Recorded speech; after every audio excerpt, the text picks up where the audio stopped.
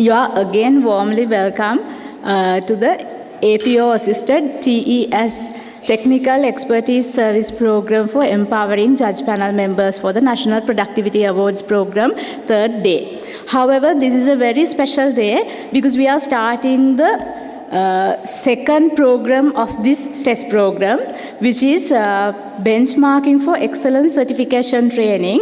It will be a 2-day program again, starting today. I understand that we have some newcomers who are joining for this program without completing the last 2 days, and who are going to complete those 2 days again on Friday and next Tuesday. So in case you experience any inconvenience, please let the NPS team at the back of the hall know. And also we have our expert resource panel here to help you. So again, the NPS warmly welcome you and invite you to actively engage with this module as well. Thank you, and over to the resource panel, please.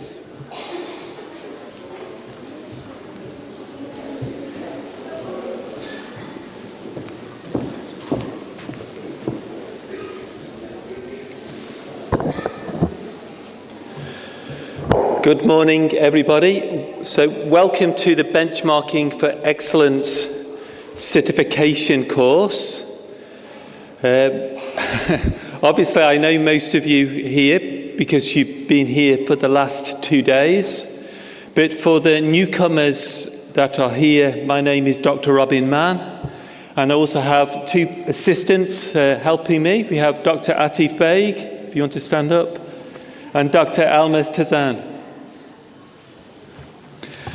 So this benchmarking training, again, is going to involve you getting involved in thinking about what projects you can undertake on benchmarking to identify best practices inside your organization.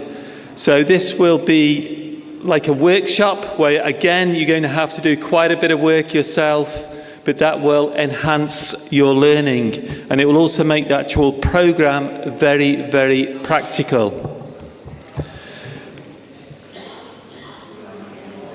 So let me just show me, for those who attended the last 2 days of training, we provided an overview of the work of the Centre for Organisational Excellence Research, and we are the developers of the Trade Best Practice Benchmarking methodology. And it is this methodology that you'll get to know very intimately over the next 2 days. And this methodology is a very powerful approach to how you learn best practices from other organizations and then adapt them inside your own organization.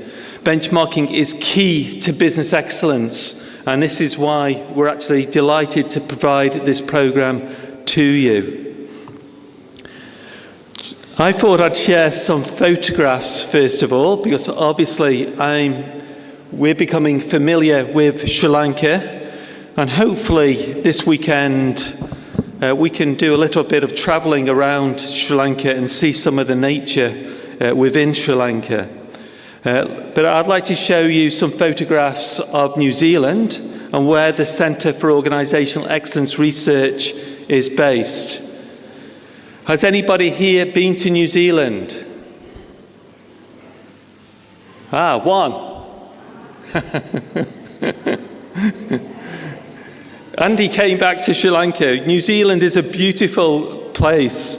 So you can see where the Centre for Organisational Excellence Research is based in the North Island of New Zealand.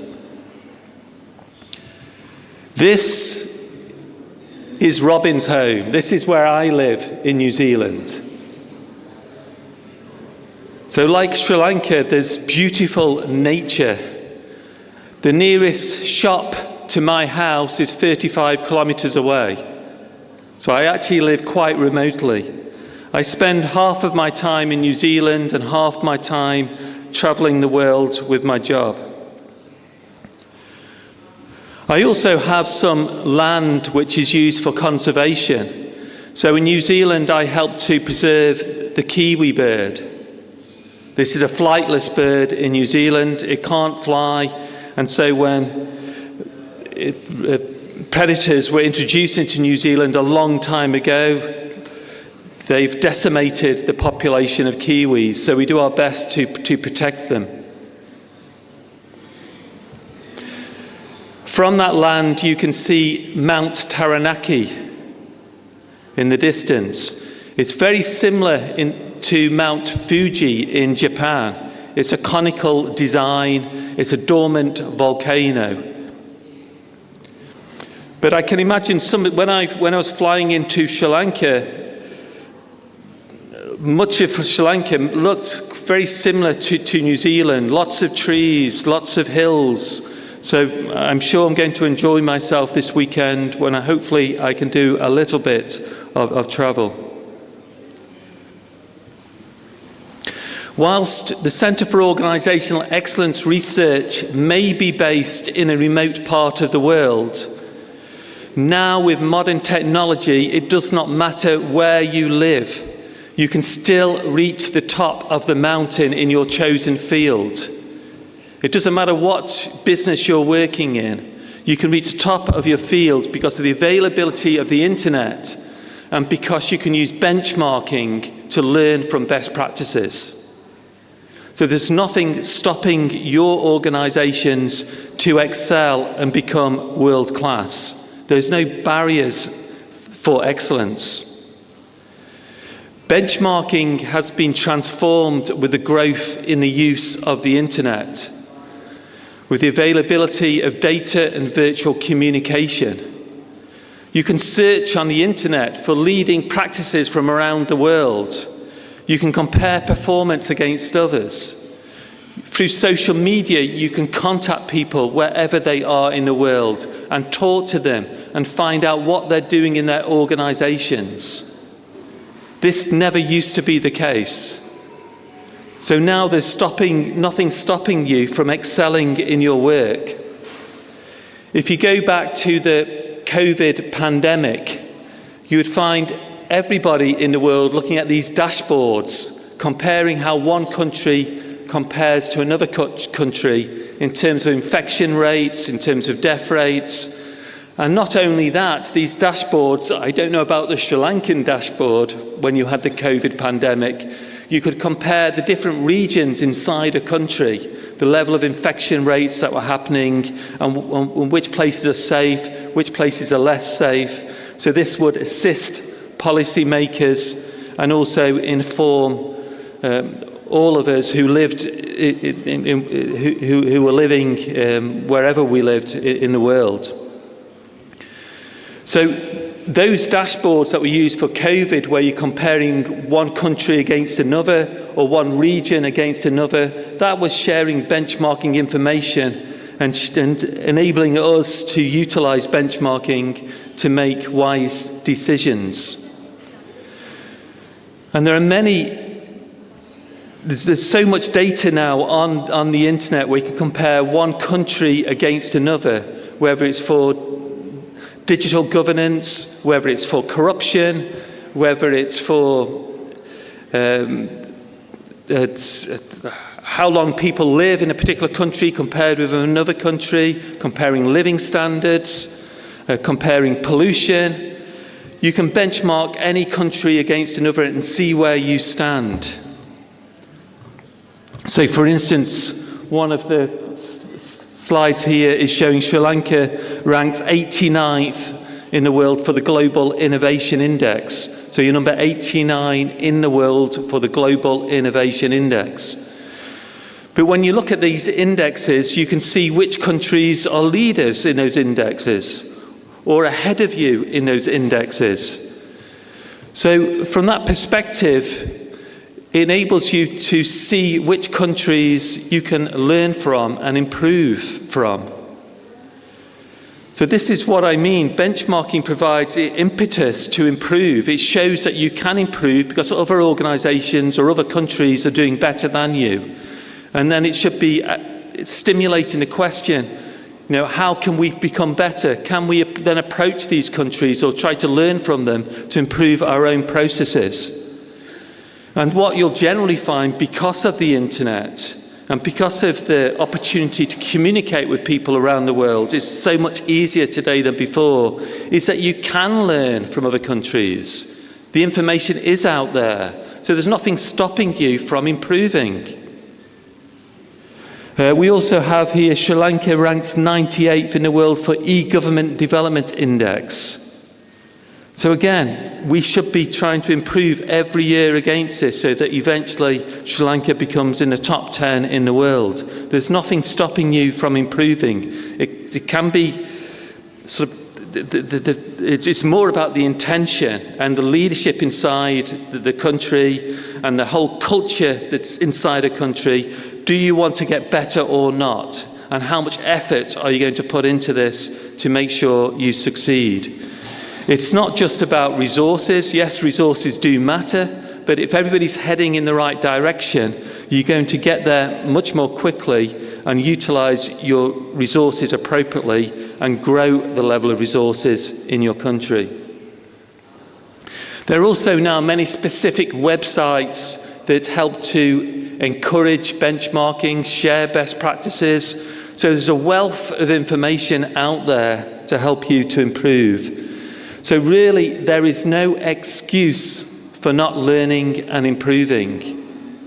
It's just down to you. How committed are you to becoming the best that you can be?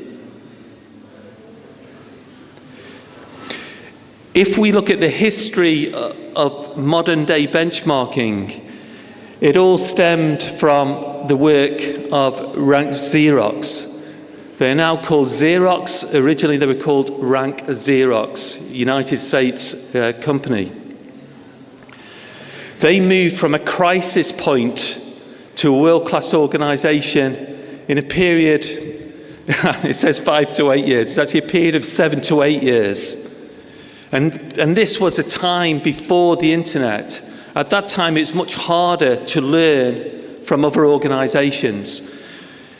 When they went through this process, this was in the 1980s. The internet came about in the late 1980s in its very early form. And yet Xerox still managed to learn from other organizations. It's much harder to do it then, but they still learned from other organizations and created this transformation to become a world-class organization. For Xerox, in the early 1970s, they had the leading market share for copier machines, photocopier machines. They had 86% of the market share for these photocopier machines. By 1984, their market share had reduced to 17%. So it had gone from 86% to 17%. This is why they were at a crisis point. They were in danger of going out of business. So what they did, which was quite radical at the time, was they said, we can either do two things. We can downsize, make our organization smaller, or we can try and reinvent our organization. And the two things that they did differently was that they said, number one, we recognize we can't compete against our competitors. Their competitors were Ricoh and Canon from Japan, and it was costing Xerox just as much to manufacture their products as their competitors were selling them at. So they said, we know we can't compete with respect to the technology. So what we want to do is look at every single thing we do inside our organization and see if we can do it better. We want to look at our leadership systems. We want to look at our governance. We want to look at how we address our customers. We want to look at our human resource processes. We want to look at every single thing that we do and see if we can improve them from learning from the best organizations in the world for those specific processes. So they said, most organizations at that time, they were just comparing against their competitors. Xerox said we want to learn how to become the best at every single process that we operate, but learn from the best from any organisation, from any industry in the world who were best with respect to that specific process. So they learned from organisations like American Express for financial control systems. They learned from DuPont for safety systems. They learned from Honda for supplier development systems. They learned from Hewlett-Packard for research and development. They learned from Cummins Engines for factory layout. So whoever was leading in a particular process that they had inside their organisation, they said, we're going to learn from them. So that was quite unique at that particular point in time. The second thing they did was to say, we're going to learn from them in a scientific way. We're going to develop a new methodology that we're going to apply so that we know when we're learning from them, we're doing this in a robust and rigorous manner to make sure we capture their best practices. And that systematic approach was the Xerox benchmarking methodology, a 10-step methodology. So it's two things they did: learn from any organisation, from any industry who is best for a particular process, and then secondly, utilising a benchmarking methodology. And in that way, they transformed their organisation from one that was going out of business to becoming world-class in a period of 7 to 8 years. And we know they became world-class because they were the first organisation to win both the Baldrige Business Excellence Award and the EFQM Excellence Award. So they won the Baldrige Award in 1989, and then they won the EFQM Excellence Award when that first came out in 1992. And to win those awards, as you've seen through the training we've had in the last 2 days, you have to write a detailed submission document. And within that submission document, it described how they utilised benchmarking to improve their performance, which was a key driving force to help them to become world-class. And once you've won that award, you need to be willing and transparent to share your secrets of success. So all organisations around the world were asking, how did Xerox become world-class? And the secret of success was in their submission document describing their benchmarking process. They benchmarked every single process inside their organisation, over 200 benchmarking projects for all different processes. And this elevated them towards world-class performance. At the same time that they achieved this recognition, one of the people working inside that organisation, Dr. Robert Camp, he was one of the people instrumental for the benchmarking methodology inside Xerox, and he wrote the first sort of major book on benchmarking called Benchmarking: The Search for Industry Best Practices. That was published in 1989. And so this, again, along with Xerox winning the award, brought everybody's attention to what benchmarking was and how it could assist their organisations. And so this is why we're here today. I know it's a long time after 1989, but this is why we're here today to show how benchmarking can improve your organisations and Sri Lanka. Whilst benchmarking gained prominence in the late 1980s, early 1990s, it's continued to be one of the most popular tools or techniques anywhere in the world, always rated within the top 5 tools or techniques in terms of popularity and importance. This goes up to 2017, this survey, because it's just not done anymore. But we know benchmarking is instrumental for success. It's a key enabler in all of the business excellence criteria that you'd see for evaluating world-class organisations. And we saw the case study of the Dubai government a couple of days ago now, and benchmarking is an essential component for their success. So, over the next 2 days, we're going to learn about benchmarking and how to do it professionally so that we all become certified as individuals who can apply the benchmarking methodology. So the agenda for today is that this morning I will be providing more information on why benchmarking is important and explaining it. And then later on this morning, after the tea break or coffee break, we'll start to use the trade best practice benchmarking methodology. Because ultimately, when you leave the training in 2 days' time, you need to be proficient in the trade best practice benchmarking methodology so that you can use it inside your own organizations to help your organization on a journey to excellence.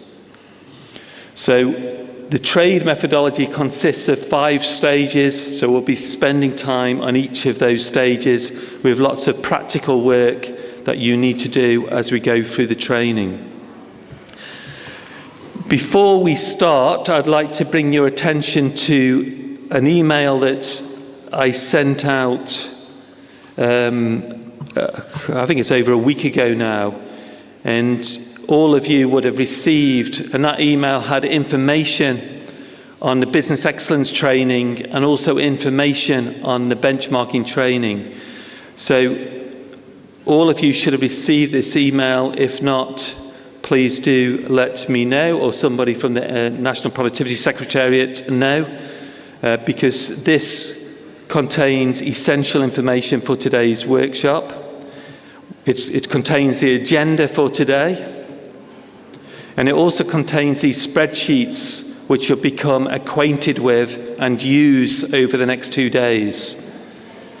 So there's one called D255, the trade spreadsheet. This is a spreadsheet you'll use for the exercises.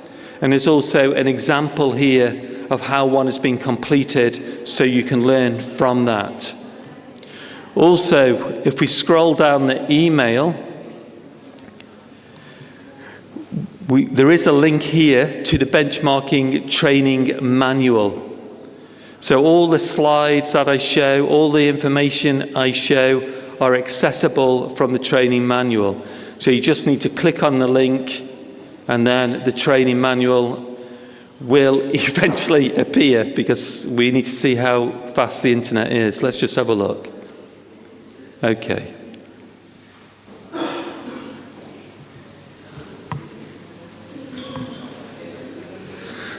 So hopefully you downloaded this before coming along, but if not, you will be able to download it hopefully at some point today. I'm just seeing how long it takes to download. There we are, I think it's coming.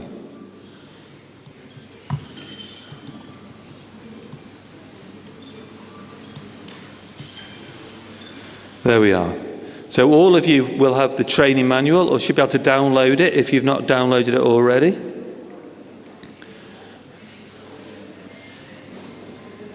And so this contains as well the agenda, all the PowerPoint slides,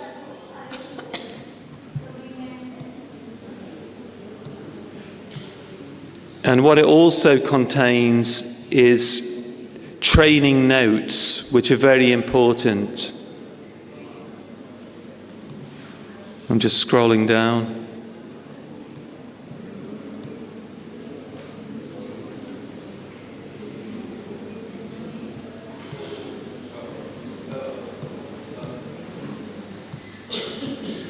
You can see there's lots of slides.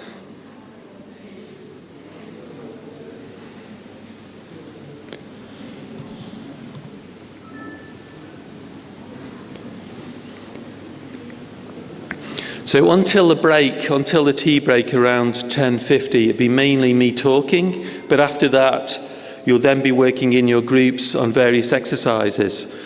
But within the training manual, you will see that there are training notes for each stage of trade. So for instance, stage 2 of trade is called the review stage, and then you'll see some training notes here describing that stage and what you would do when you undertake that stage inside your organisation. So we do provide quite a lot of information to you to help you to utilise this methodology and make sure that you apply it correctly. So let me go back to my presentation.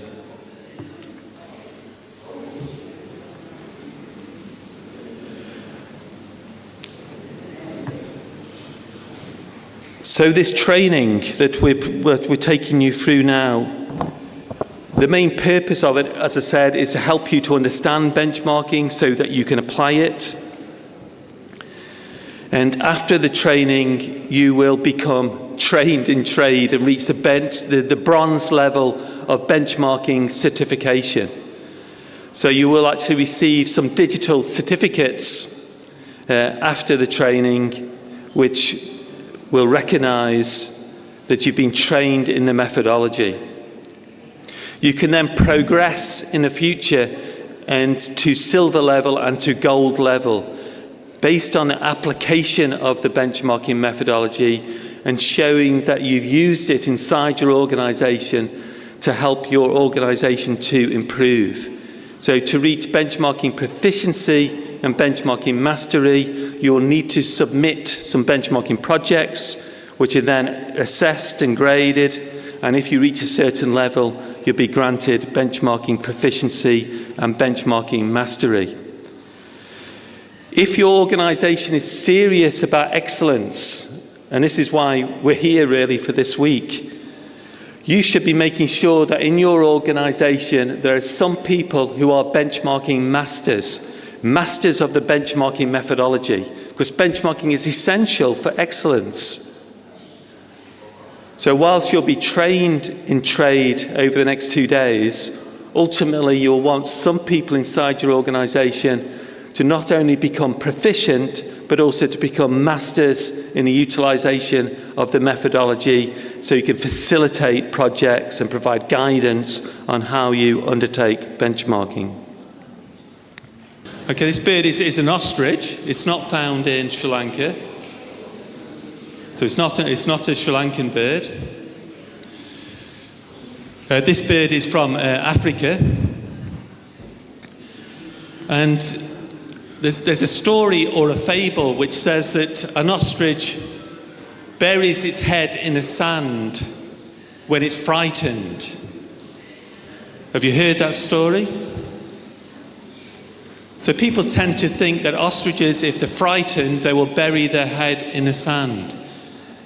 And so if a big lion comes along, the story is that an ostrich would bury its head in the sand. In fact, that story is not true. If an ostrich saw a lion, it would run as fast as it could possibly run. It would run away. But the problem is that this story of an ostrich bury its head in the sand is often how us humans are. Many humans bury their heads in the sand. And what I mean by that is they're not open to new ideas. They're not open to changing the status quo. They just accept the current way things are done, even if they're done very inefficiently. So what we want to change people from is being people who have their heads buried in the sand and not open to new ideas. We want people to be more like eagles. All of you should be like eagles. Therefore, exploring new frontiers, seeing what's happening over the mountaintop, seeing what's happening in other countries, exploring new opportunities. So if you have people inside your organisation that are like ostriches, you want them to become like eagles. The more people that you have like eagles inside your country that are open to new ideas and are willing to explore what's happening across other provinces in Sri Lanka or what's happening in other countries around the world, the more likely you're going to achieve success and excellence. So benchmarking is used by individuals, it's used by organisations, and it's used by countries. So all of us as individuals can use benchmarking. I mean, I'm a very keen sportsman. I do lots of sports, so I'm always trying to think, how can I get better at my particular sport? The example here is from Richard Flosbury. In the 1968 Olympics, he won the gold medal, and he jumped over the high jump in a totally different approach, going backwards first rather than sort of skipping over the high jump, which is a radically different approach to the high jump. Ever since then, all jumpers use a back flip, start jumping with the back, because they benchmark, they've learnt from Dick Frosbury. But they also continually make additional changes to the particular approach.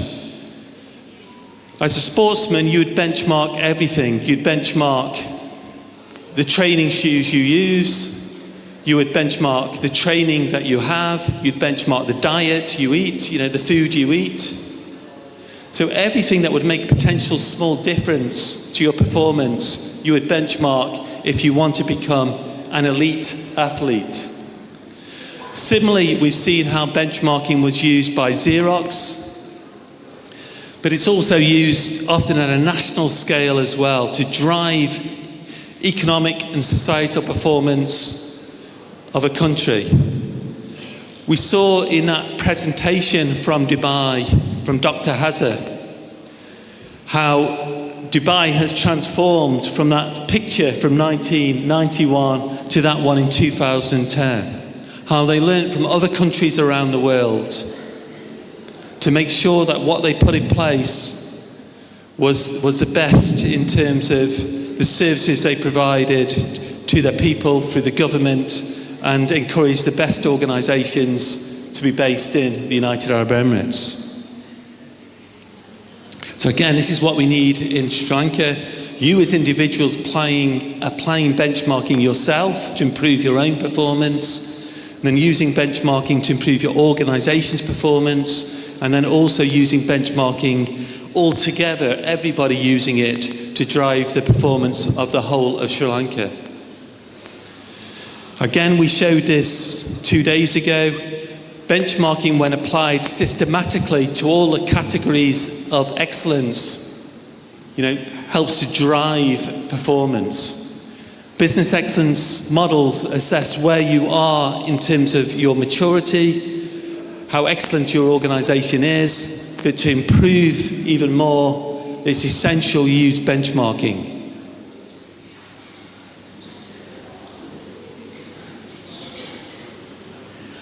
So since 2015, my organisation has facilitated over 50 benchmarking projects for the Dubai government. Previously, we worked extensively in Singapore, and previously, we do a lot of work in New Zealand and Europe, etc.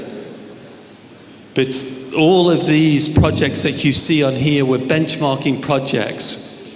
Benchmarking projects to improve the security of the country, benchmarking projects to improve environmental sustainability, benchmarking projects to improve the leadership, a whole different range of benchmarking projects.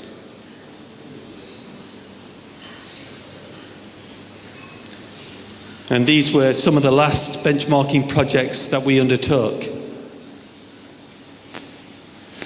Some of these benchmarking projects are really pushing the barriers as well. So there's an organisation called Dubai Air Navigation Systems. So they're a regulatory body making sure that their airspace is safe. From 2026, next year, in Dubai, there will be air taxis. So people flying in the airspace, getting from one place to another. So the benchmarking project that they undertook as part of this programme was looking at how they can manage that safely so that people can travel in taxis in the air whilst there's helicopters there, there's drones in the air, and the police are also utilising drones and helicopters to make sure they have quick response to any major problems that are faced. For these benchmarking projects that we do for the Dubai government, we make sure they deliver value. But to deliver value, they have to be undertaken in a very professional manner, a scientific manner, similar to the transformation we saw in Xerox.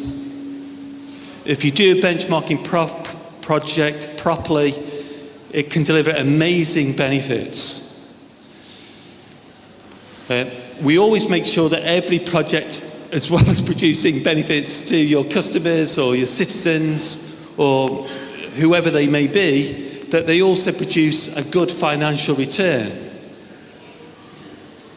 So, on average, our benchmarking projects for the Dubai government have produced a return of about $4 million per project. That's either directly in terms of savings for the government or savings or value adding for society as a whole.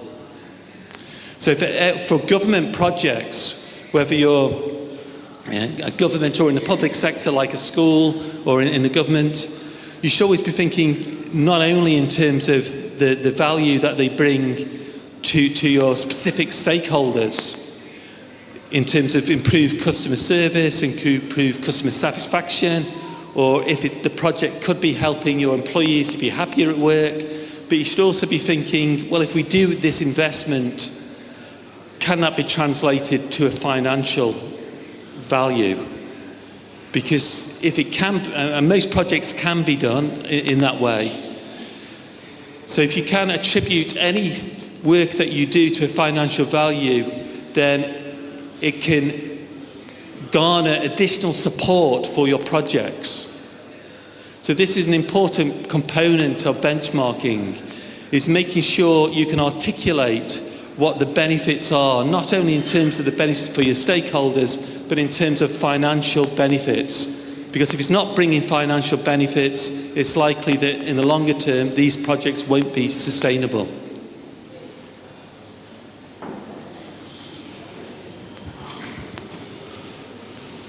Are we all following? Yeah.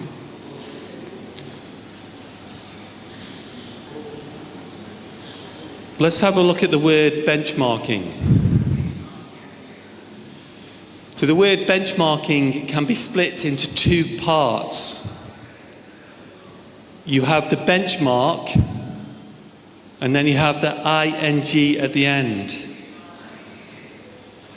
So when we talk about benchmark, it means comparison of performance. It means comparison against the standard. It is useful to compare performance because it will identify a performance gap.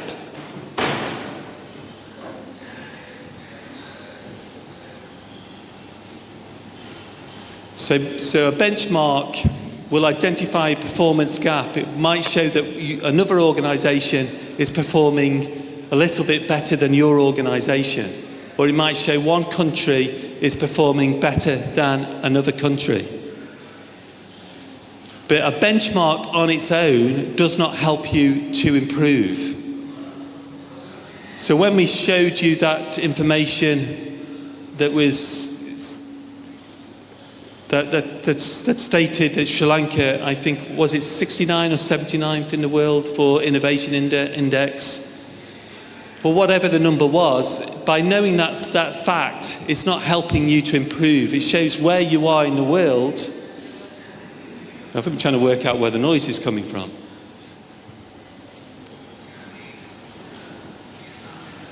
Okay. Okay. Okay.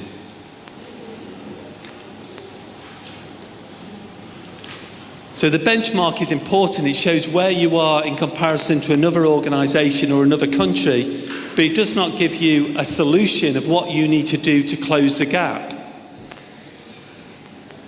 So it's like if you're an athlete and another athlete is running faster than you, it's good to know that, but by knowing that, it's not going to help you to improve. So what is important is when you add the ing to benchmark, it means that you're not just comparing performance, it means you're learning from another organisation or another country or another individual that is performing better than you. And it's not only learning from them, it's taking away from that learning some potential better practices and then applying them to yourself or your organisation or your country. So benchmarking involves not only learning, but it also involves the application of that learning and then evaluating whether that's helped your organisation to improve. So benchmarking, when I talk about benchmarking, it's not just comparison. It's really learning from another organisation or another individual and applying that learning and then evaluating how has that helped myself or my organisation or country to improve.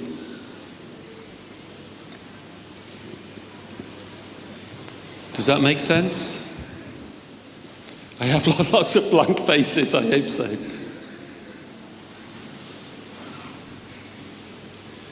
So benchmarking is learning from the experience of others and applying that knowledge to improve organisational performance.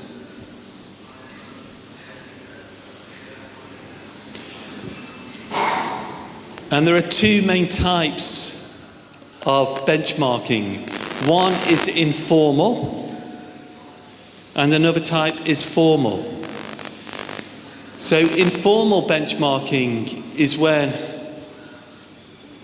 you learn in an ad hoc manner from another individual, organisation or country. You're not applying a scientific method to learning. So informal benchmarking can be like today, where you go to a conference and learn from an expert such as myself. So that can be informal benchmarking. It can also be when you talk to your colleagues at the table and they're from a different industry and they share some good practices that are of interest to you. So you can learn from experts or colleagues, you can learn through networking, and you can learn from utilising the literature or going to websites and finding out what other organisations are doing. You're not applying a scientific approach to that learning, therefore it's informal. So this is something we all do, whether we're aware of it or not. We all do some informal benchmarking.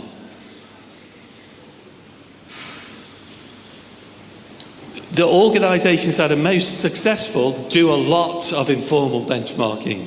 So the more informal benchmarking you do, then the better your organisation is. So organisations which are more like eagles, they're doing lots of informal benchmarking. Therefore, they'll be interacting a lot with other organisations, going a lot to different learning events, networking events, and engaging in activities that will promote informal benchmarking.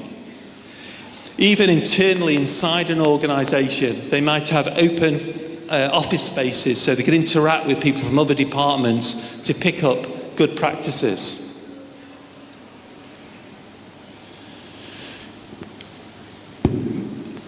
My organisation, we encourage both informal benchmarking and formal benchmarking. So one of the activities that we undertake to encourage informal benchmarking is we're the founders of what's called the International Best Practice Competition. So every year we run the International Best Practice Competition, and this encourages organisations from all around the world to share their best practices. And the way they share their best practices is through an 8-minute presentation. So it's like a talent contest where organisations quickly share their best practice and other organisations can learn from them. And we have those best practices evaluated by a jury, and then those best practices are shared on our website called thebpr.com. Maybe in the future we'll have some, we have had in the past some Sri Lankan entries to the International Best Practice Competition, but maybe in the future we'll have even more. So if there's something you're good at inside your organisation, you could participate in an event like this and then also learn from the best practices of other organisations.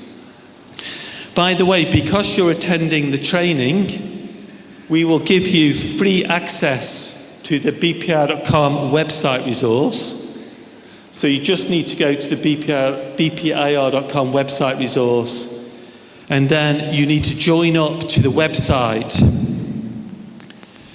But when you join up to the website, you put in the code, the discount code showed here, trade2510, and that will give you 100% discount. Otherwise, there is a fee to join the website, but that will give you free access. And once you get into the website, you can see best practices from around the world, and even some Sri Lankan ones. Maybe in the break or something like that, if you're interested, I'll show you how you can do that.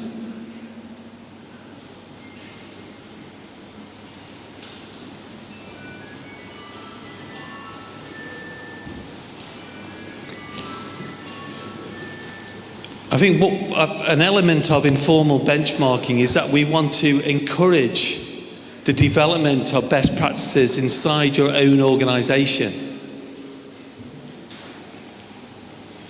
And so for your own organisations, you should be always thinking about how can we develop best practices and how can we share them inside our own organisation so that people get recognised for their good work and encourage more people to become like eagles inside their organisation. And we call this process of identifying best practices the harvesting of best practices. So organisations that are very successful, world-class organisations, they'll be able to harvest more best practices inside their organisation.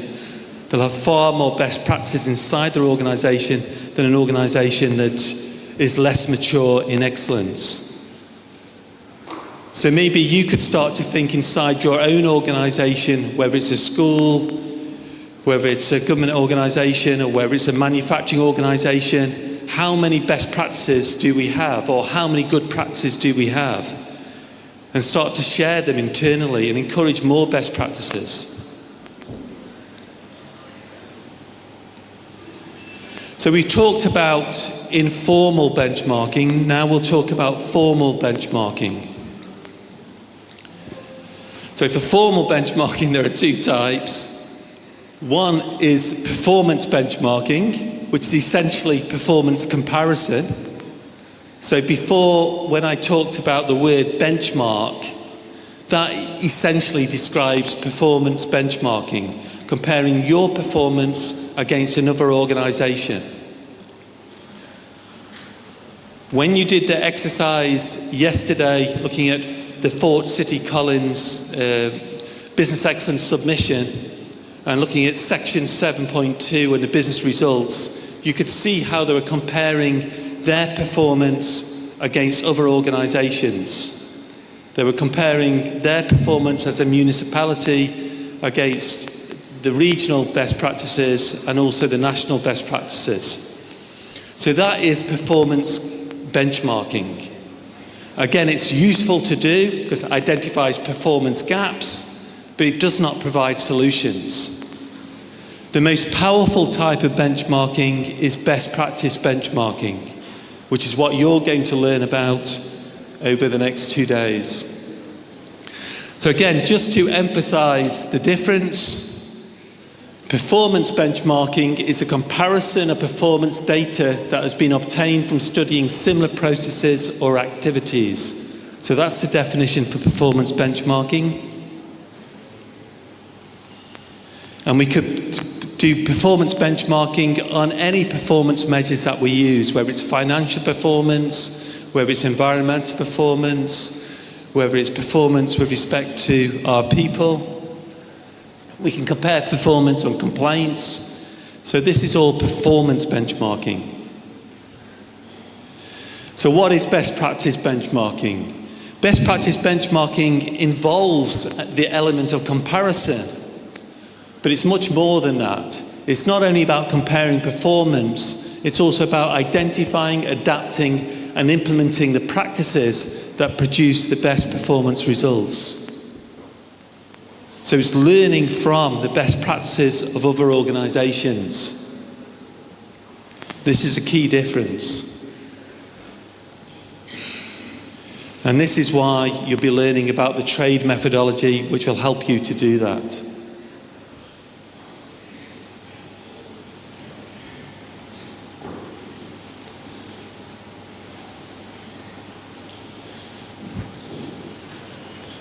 The thing is, a lot of organisations say they do benchmarking, but they don't.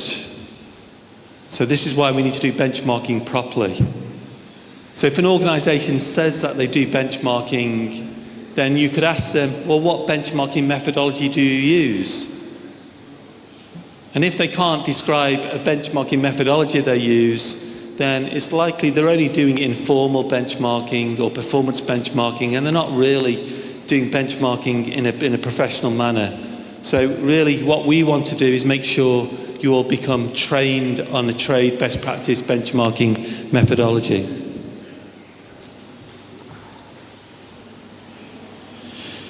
Before we do that, I will share with you an example to help you to understand the power of benchmarking. And this is an old example, so it's not related to a project that I've undertaken. Later on, you'll hear some of the projects that I've been involved in. But I think this project is useful to share because it will give you a very good understanding of how it could be applied in your own organisations. And this example relates to this young person. And it's an example from the United Kingdom, from the Great Ormond Street Hospital for Children. They were concerned at the amount of time it took and the problems that occurred when transferring patients from the operating theatre to the intensive care unit. So the Great Ormond Street Children's Hospital in the UK is famous for treating really critically ill children. So if you're very poorly, you will as a child likely to go to this particular hospital. One of the issues is transferring patients from the operating theatre equipment to portable equipment to intensive care systems, because a child is transferred from one life support system in the operating theatre to another life support system in the intensive care unit. And also in that transfer process, you use a life support system as well for transferring the patient from one place to the other. So not only can equipment transfer go wrong with the life support system, but also information transfer can go wrong, because you have the surgeons who've operated on the child in the operating theatre, and then you have a different, sometimes set of doctors and nurses helping the child inside the intensive care unit. So there needs to be proper sharing of information about the child's condition and the medicine required to make sure that everything goes smoothly. So what is the solution?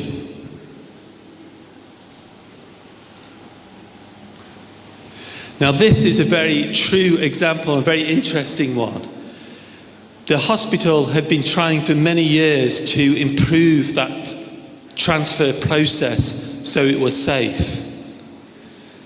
And then one of the doctors one day was watching on the television a Formula One race. And he noticed in the Formula One you have the pit stop, where you have the tyres changed of the car. And at this time, going back into the 1980s, there was also a fuel change of the cars. So you had the petrol change.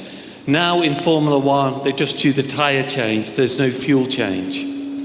But he noticed they did this tyre change and fuel change in a pit stop very, very quickly and very, very safely.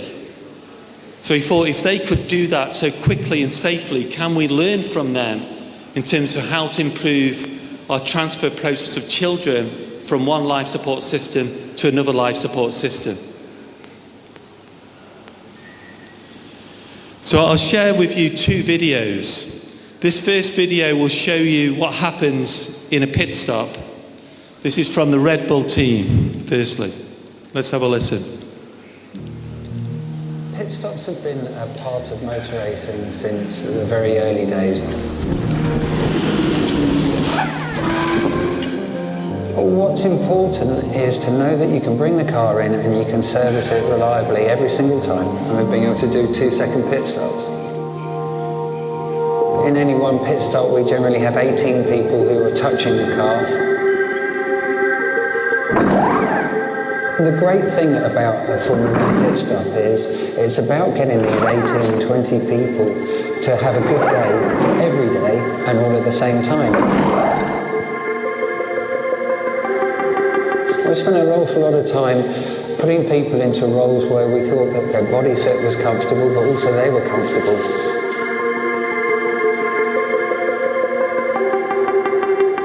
The first thing that happens when a car comes into the pit box is for the front jack and the rear jacks to lift the car up. Pretty much the second the car's in the air, the wheels are coming off. And then the magic really is in how these guys take the wheel off, put the wheel on without banging into each other. And we spend a lot of time looking at the choreography of a pit stop. We really work as a team. Every single person makes a massive contribution.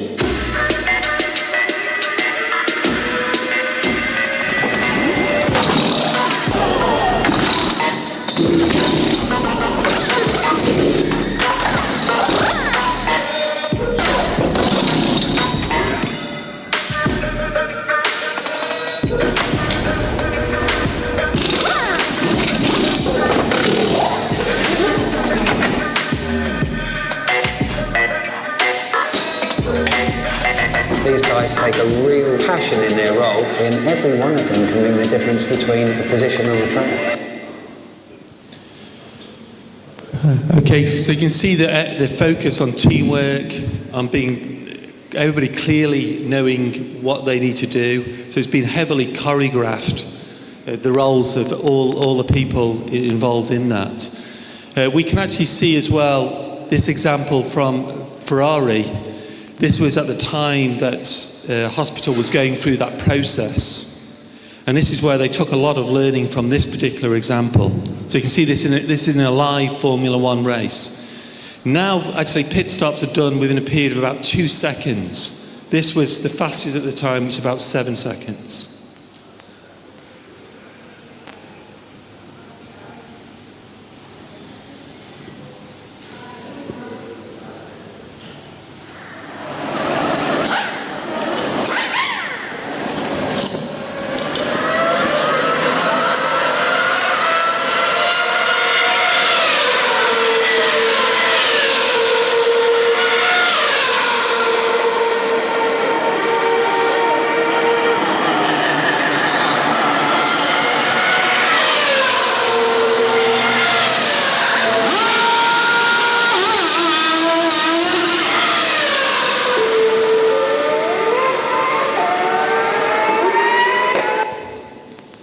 So it's pretty impressive.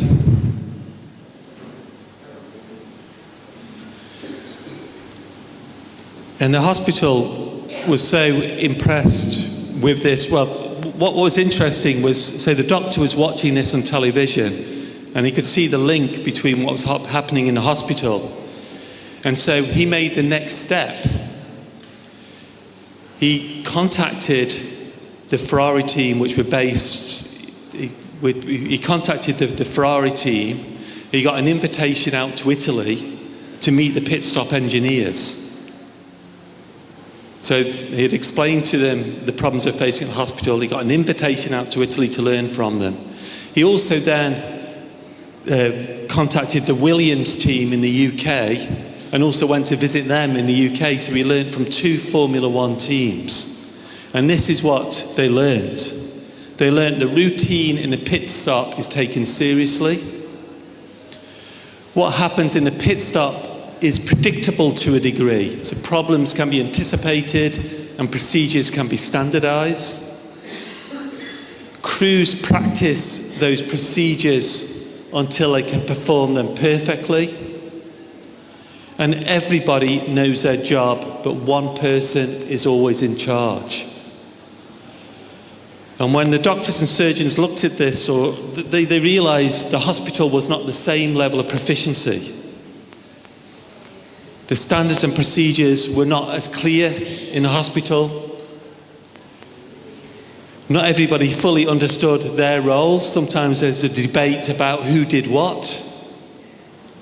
So this, through introducing these changes, started to improve the hospital's practices.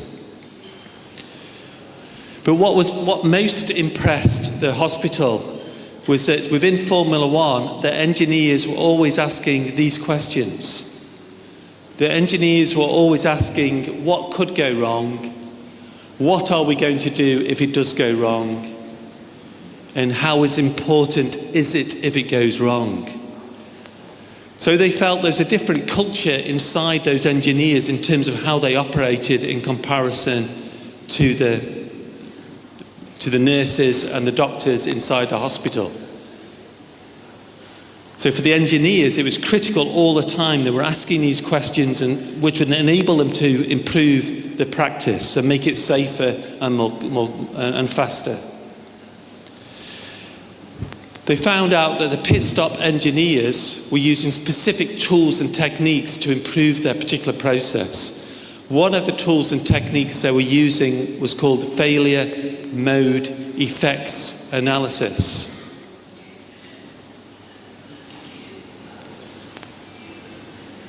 I would hope that some of you have been trained in failure mode effects analysis. Anybody know about failure mode effects analysis?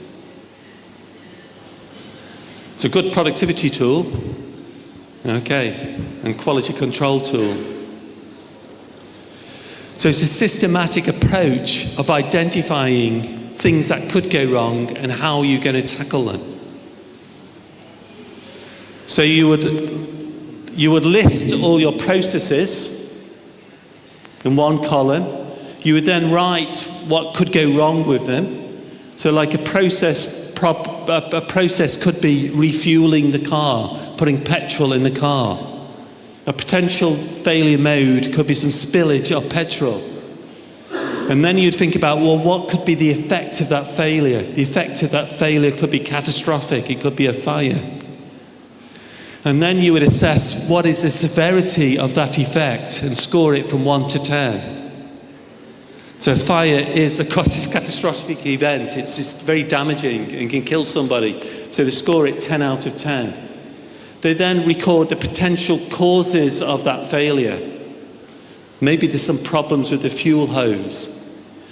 They then look at what's the likelihood of that occurring. Again, rating that from 1 to 10.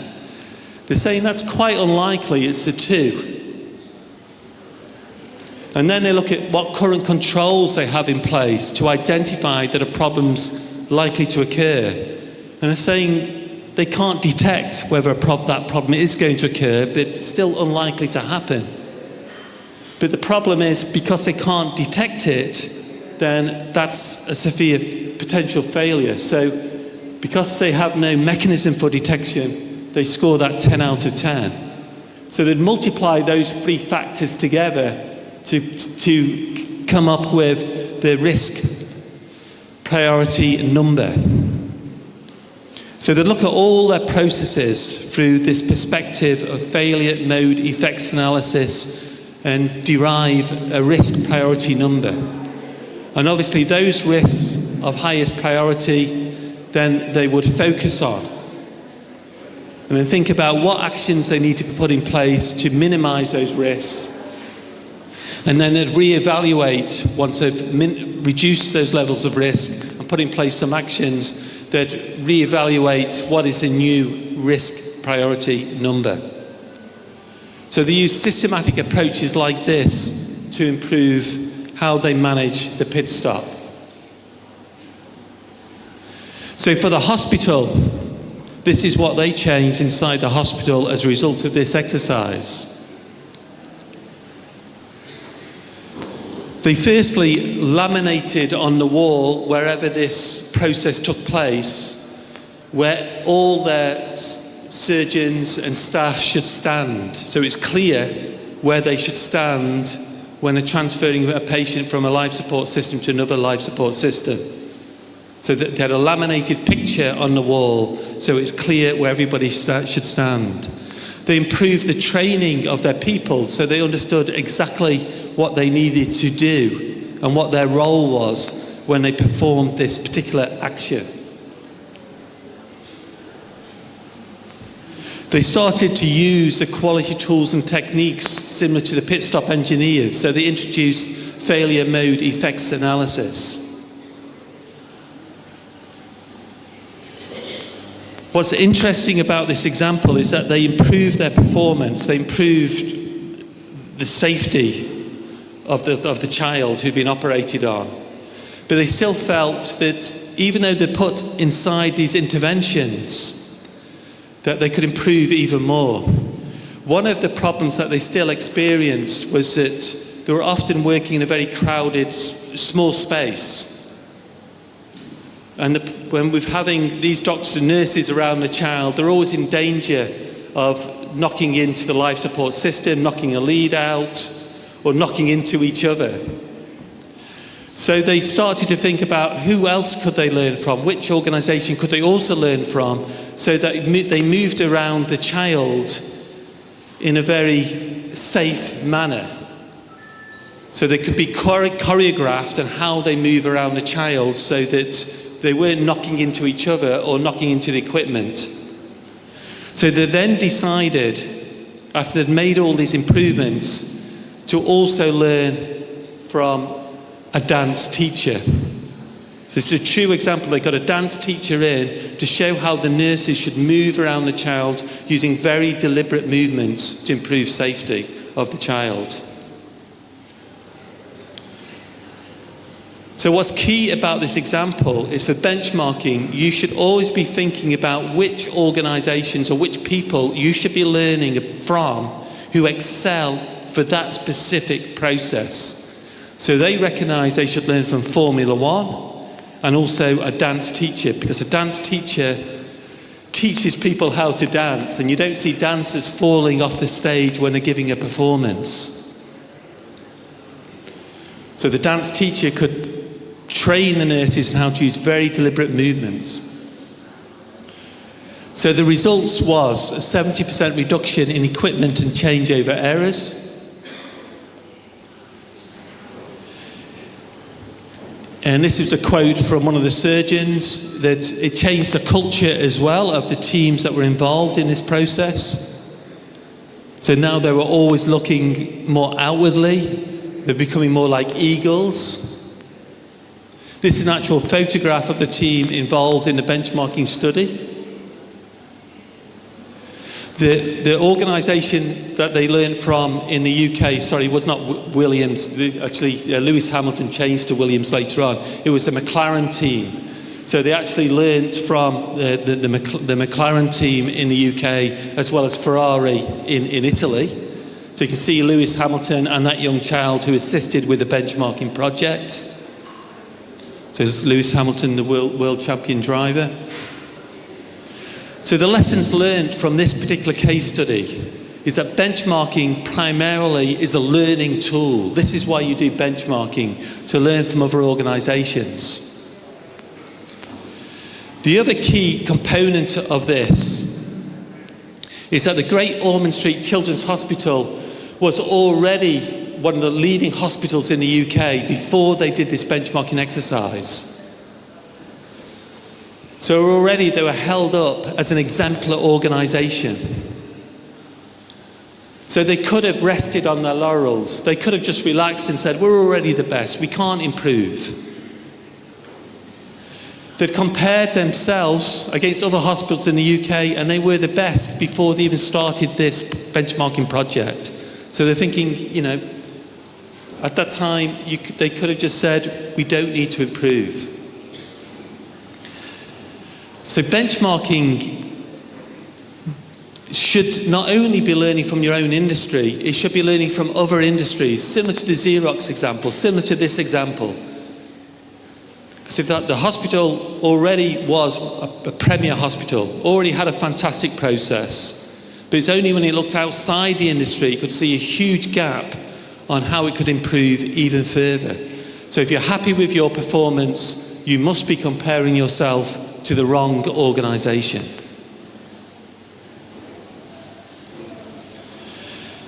There's actually, from stemming from that project, actually there's a number of case studies of how hospitals have actually learned from Formula One through a whole range of different activities. Another project which you could find is in terms of the resuscitation of babies who stop breathing. There's another whole case study on that. I won't play that video, but I'll play you another video. There's another video here which I'll now play. Is how Formula One has been used in changing, not this one, we'll go to the next one. There's another video here on how Formula One expertise has been used for changing a baby's nappies. Anybody with young children? Any babies? Anybody got any babies? Must be some. Still waiting? I don't know. So let's watch this video on how to change a baby's nappy utilising Formula One expertise.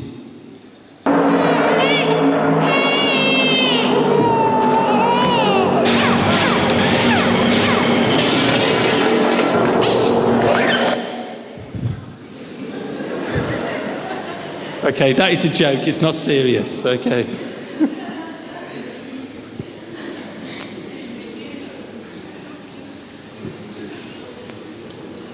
I'm thinking, when is the break? 10:30? Okay.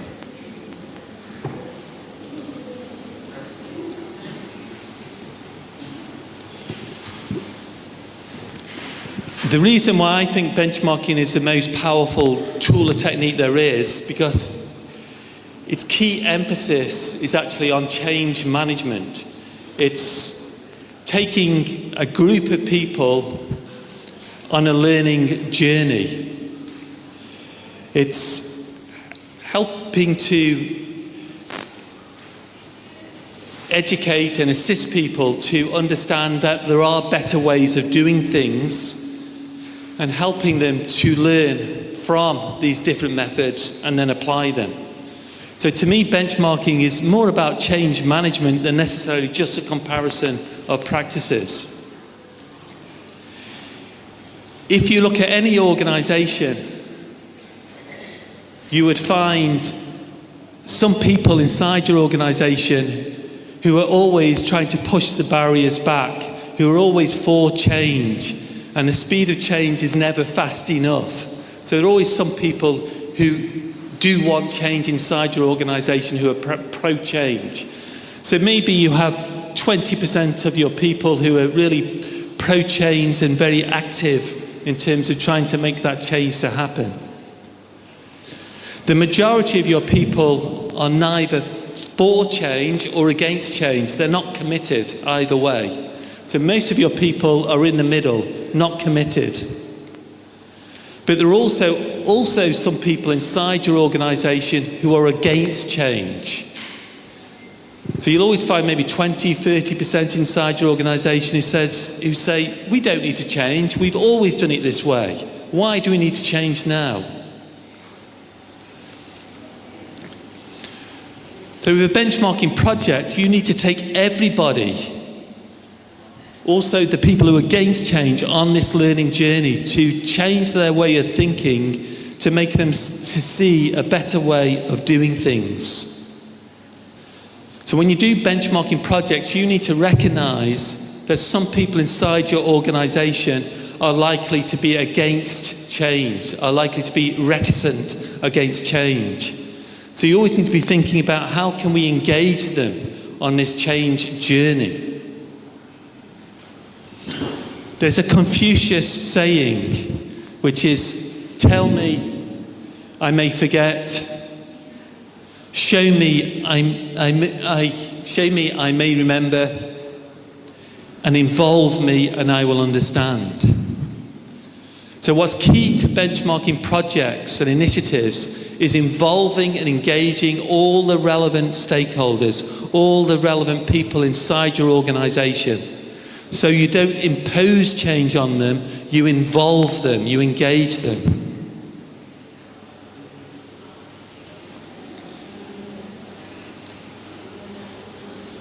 Whenever change happens, people get anxious unless they're leading the change themselves. And it's a natural human reaction. If somebody says to me that I need to change the way that I do things or the way I give presentations, maybe you can't understand my English very well, I don't know. But maybe if you say I need to change, it makes me feel a bit anxious. So it's a natural human reaction. And so we need to recognise that. But there's been a lot of research on how we can address this reticence to change. So there's a guy called Edgar Schein, a very well-known psychologist, and he says there's 8 activities required for psychological safety. There should be a compelling vision for change. There should be some formal training to support the change process. There should be involvement of the learner. There should be informal training of the wider stakeholder groups. You should practice the new techniques or methods so that you understand them and can apply them correctly. You should have positive role models. And there should be support groups in which issues and problems can be aired and shared. And systems and structures that support that change process.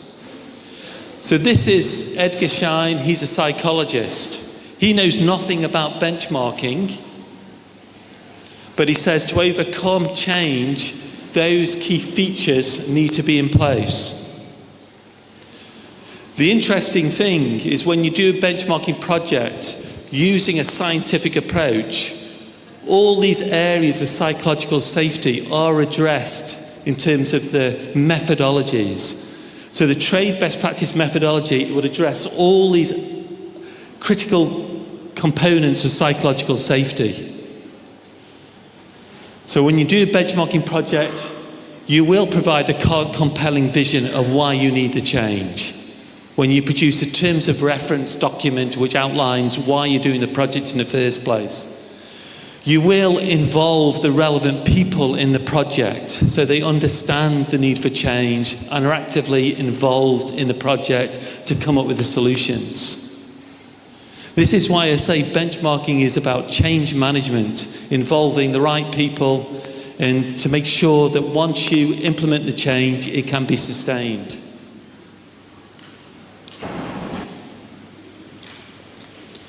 So benchmarking can change your culture, it can change the way that you do things. So let's now start to look at the trade best practice benchmarking methodology.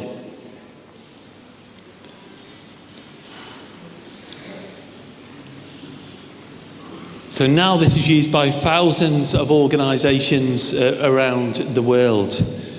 Actually, the name trade was given to me by one of my PhD students. So I've been doing benchmarking for many years, even before 2002. I've been doing benchmarking in the UK. I'm originally from the UK.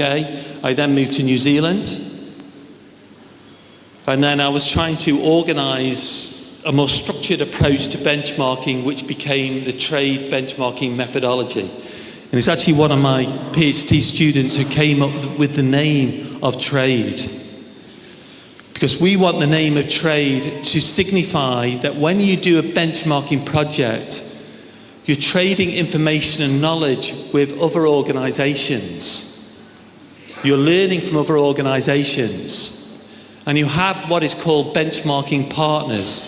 So the organisations you're learning from are called partners, benchmarking partners. And for them to want to share information with you, you must be willing to share information with them. So this is why we call it trade, trading information and knowledge to improve your processes and practices.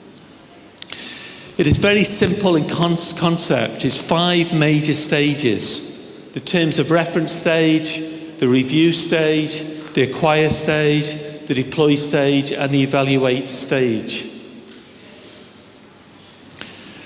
So the terms of reference stage is planning the project, identifying where you want to find best practices. It's identifying your main challenges inside your organisation or the main opportunities for improvement. So do you want to do benchmarking to improve your level of innovation inside your organisation? Do you want to improve a particular process where the cycle time is too long? Do you want to improve your customer service?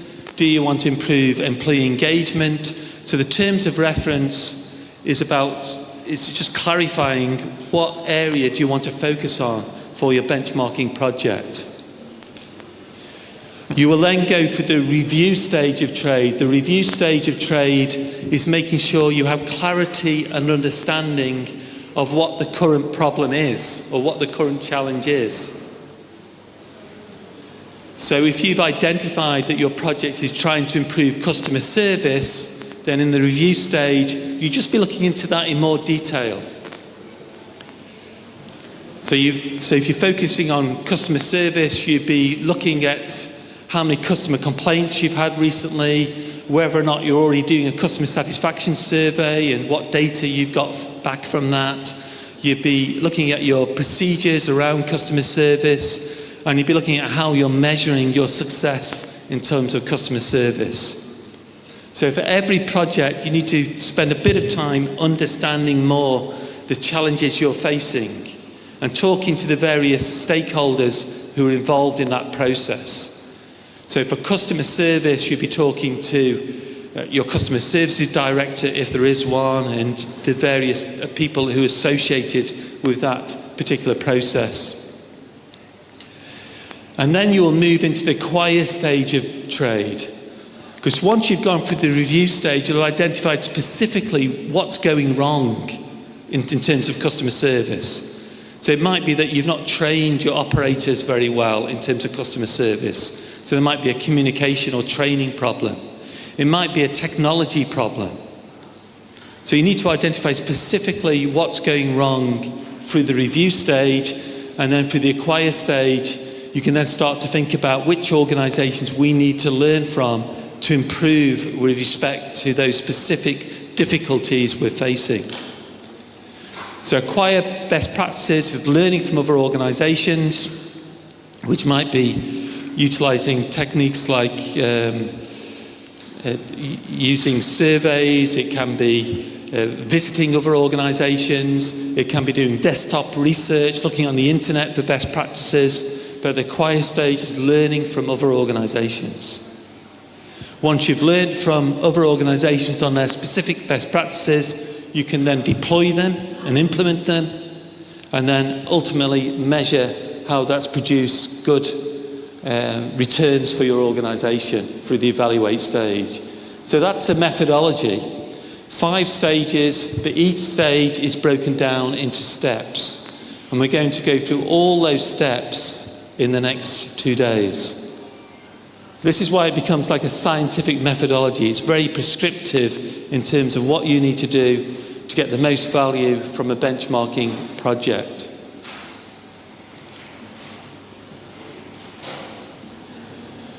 I've already explained the meaning of trade. It's a proven approach. So let's have a look at the terms of reference stage. So the terms of reference stage is 9 steps. So in the case of the hospital, then their terms of reference would be focused on that transfer process from one life support system to another life support system. But the aim of their project could be to transport patients safely and quickly from the operating theatre to the intensive care unit. So again, you need to think for a project that you would like to undertake, what would be the aim of your project? Later on, we're going to go through this together.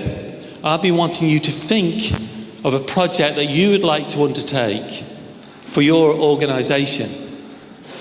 And then through the next day and a half, and now, you'll be working on that specific project. So the training is going to be focused on a project that's of interest to you. Every team here will have a project that they want to undertake.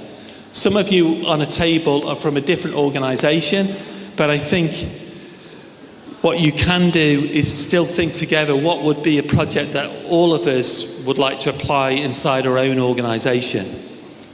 So you can start to think of even that now. What projects would you like to take inside your own organisation? Because this is about setting up the terms of reference, which is having an aim for the project, thinking about your team members, thinking about the resources required for the project. Good planning is essential when undertaking a benchmarking project. These are all the components of a terms of reference. So actually quite a bit of detail goes into a terms of reference document. The review stage, as I explained previously, is all about understanding the current situation, and there are 6 steps for this.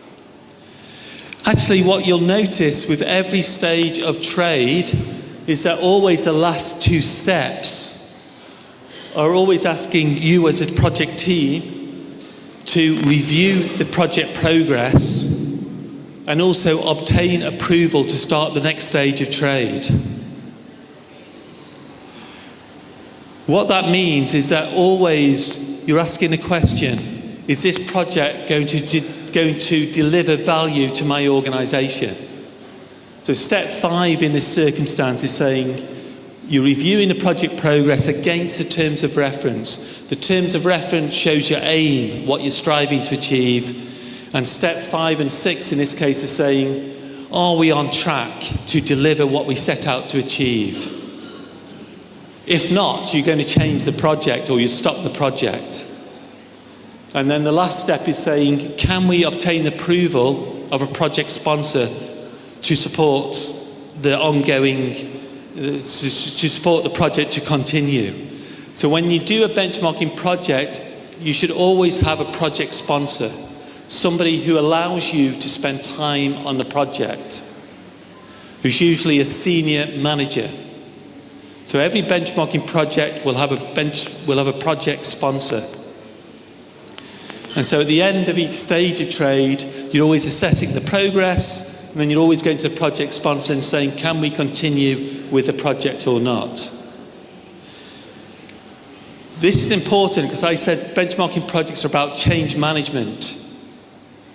So this is a way of ensuring that what you're doing, the work you're doing when you're inside a benchmarking team is relevant and is going to deliver value, because you're always getting support of your project sponsor. We're going to break for a tea and coffee in a second, don't worry. For the acquire stage, it's about learning from other organisations. Again, we've got all these steps.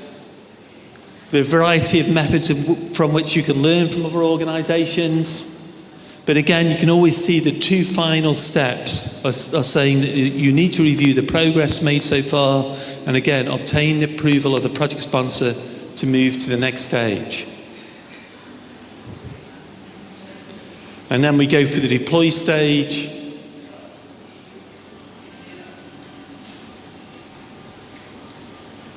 Again, it's always communicating what needs to be deployed with the various stakeholders, implementing the action plan, and then ultimately you're going to be monitoring the impact of that deployment phase. And then the evaluate stage is really concluding the project, checking against your terms of reference. Did you achieve what you set out to achieve? If not, why not? Do we need to go back and do something again?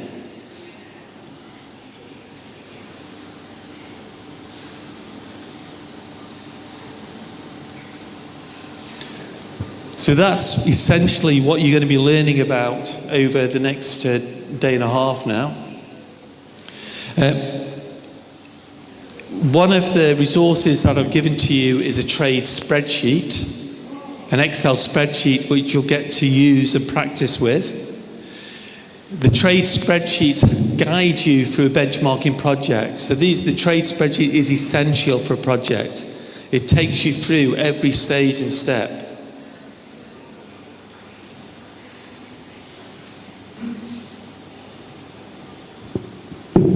I think with that, if we have coffee and tea available, is it available at the moment? NPS, can we have the break now? Or shall I continue? Is it break time? Can we find out?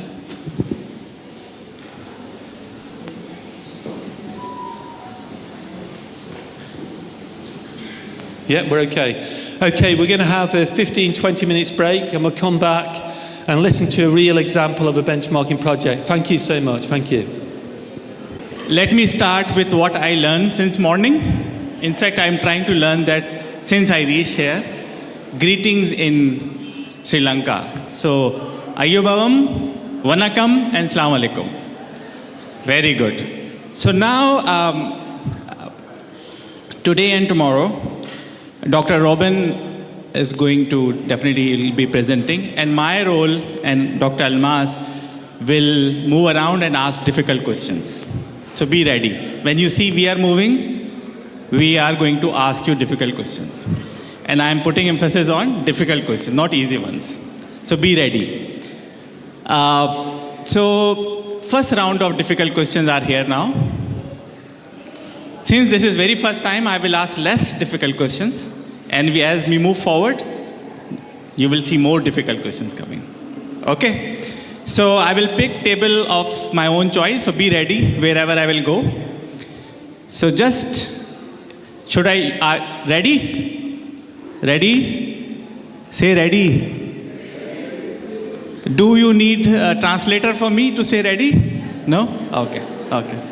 So let me start with the table number 11. Okay. So we started with benchmarking. Okay. So the question to you, what do you think? What is benchmarking? What is benchmarking? This is what we started with, isn't it? So what is benchmarking? You have 2 minutes. Okay. Yes, basically it's a noun and the verb. One is compare and action. Comparing and acting on. It's a noun and the verb. Very good, very good. I would say it is the use of others' experience and apply into our organizations for improvement. And practice it. In English we say, don't reinvent the wheel. You see, learn from others and then apply. The second question, what is R in trade? You know trade now? T-R-A-D-E?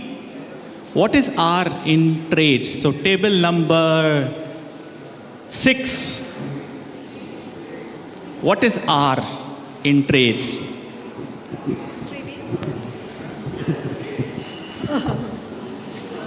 Review the situation of the success company and our company and identify the gap. Who else will explain? Yeah. What is review? What is review in your, what do you think? Reviewing the gap versus where we stand and the benchmark. That's the review. You will know more as we move forward. Dr. Atif, you should ask them what is the full form of trade. What are the 5 Oh, stages? yeah, I think that's a good start maybe. So what is T-R-A-D-E, trade? T stands for? T stands for? Term of reference. R, review. A, acquire. D, and E, evaluate. Great. Clap for everybody. So it means that everyone is understanding, and now Almas will prepare more difficult questions and will come later. Sure, Over to you, sir. wait. Okay, thank you so much. What I'll do now is share an example of a project that was done in Dubai. And so, where they utilised trade best practice benchmarking methodology. And this is an example from Dubai Police. And their project was to find and implement best practices in police vehicle fleet maintenance to improve vehicle availability and labour productivity of the vehicle workshop to world-class levels. Okay, Dubai Police has got 30,000 employees. It's huge, very big organisation. It's got 800 patrol cars, so 800 police cars. Each car costs a lot of money. I think each car with all the equipment and technology is probably about $100,000 US. There's a lot of money for each car. So they need to make sure those cars are used sensibly and that all those cars are being utilised as much as possible. So they don't want the cars sitting in a garage and not being utilised when they cost so much money. So the project here is about the car availability, trying to increase the level of availability so it's used for the majority of time. Otherwise, it's money just sitting in a garage or sitting by the side of the road, adding no value. So let's hear this video of how they undertook a benchmarking project. Dubai's police benchmarking project is carried through a unique benchmarking methodology called TRADE.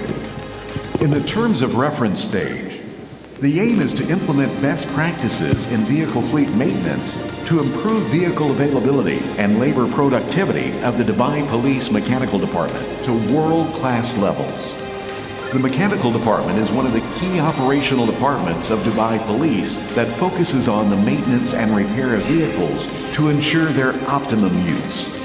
The department has 7 main sections with more than 150 employees. The specific targets set were to increase productivity for the Mechanical Department from 40% to 70% and increase vehicle availability from 88% to 95%.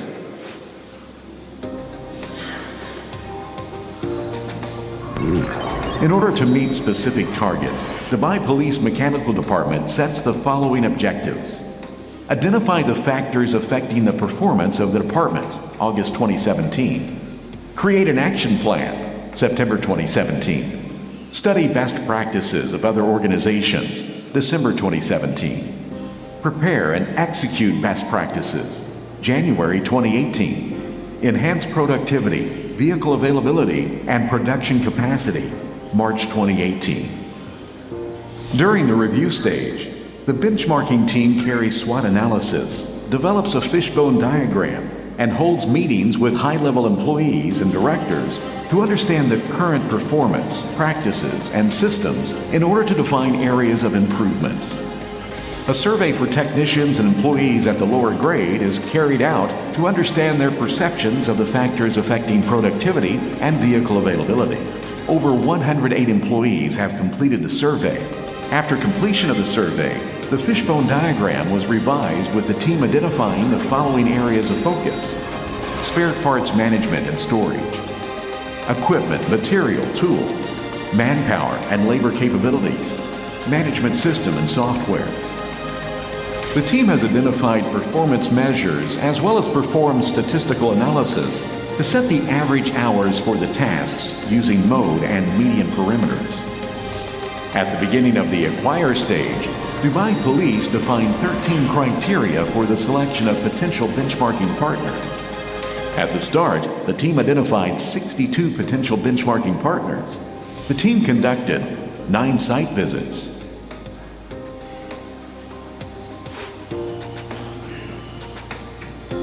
At the end of this stage, the team identified the following: 31 best practices identified via site visits, 35 improvement ideas suggested by the benchmarking team, 86 best practices ideas reviewed, desktop research, site visits, and ideas, 23 best practices improvements ideas recommended for implementation.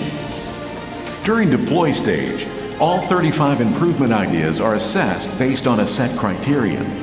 Key activities implemented at this stage included data cleansing, closing the Burr Dubai mini workshop to improve efficiency, establish a workshop with audio-visual screens to improve productivity and visual management, launch of the incentive scheme and working hours management system.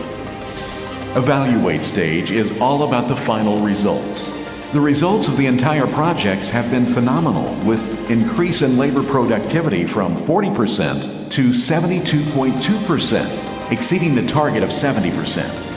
The increase in labor productivity contributed to a savings of 5,120,367 dirhams. Increase in vehicle availability from 88% to 95%, which resulted in a savings of 14 million dirhams, with future savings estimated to be in excess of 20 million dirhams.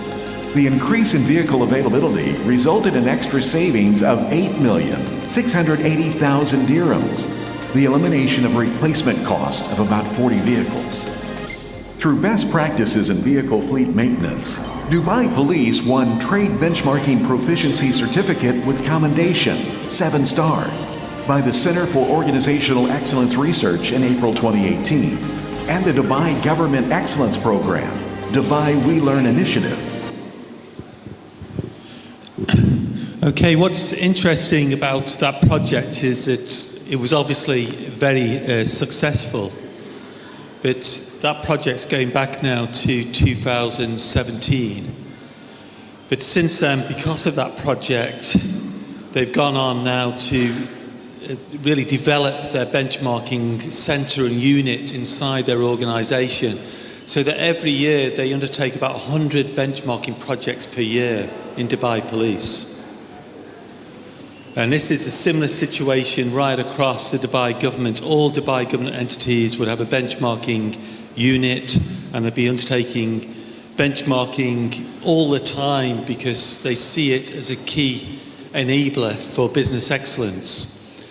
And within each of those government entities, inside those benchmarking units, they would have some people highly trained in benchmarking who are benchmarking masters.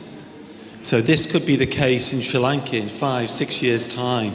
Every organisation could have a benchmarking unit, benchmarking centre, learning from best practices and guided by benchmarking masters inside each organisation.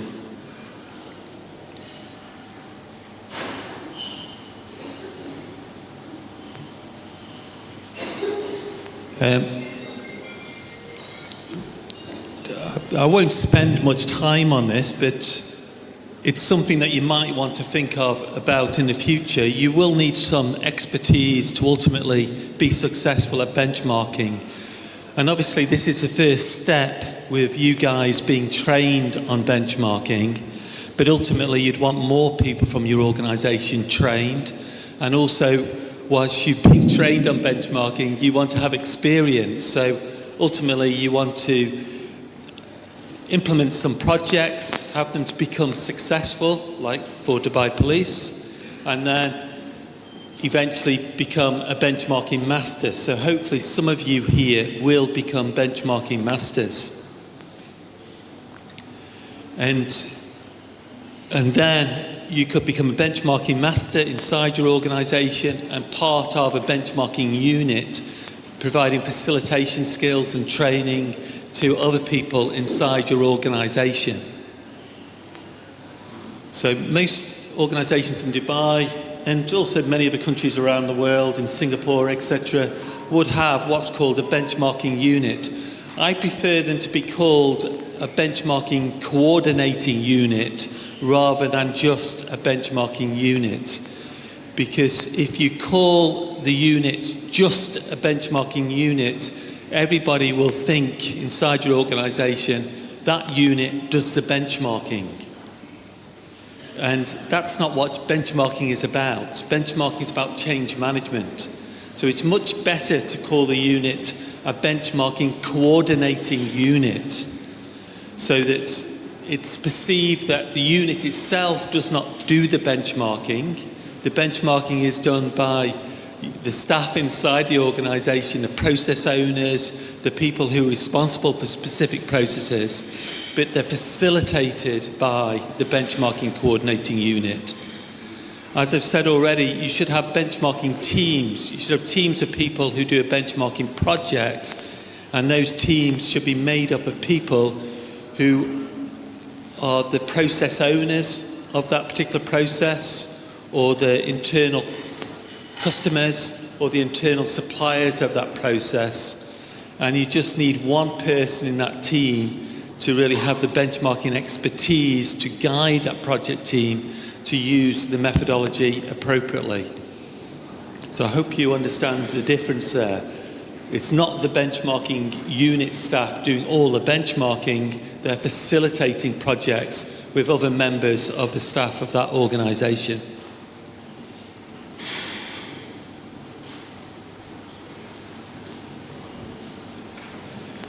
And previously I discussed about informal benchmarking and formal benchmarking.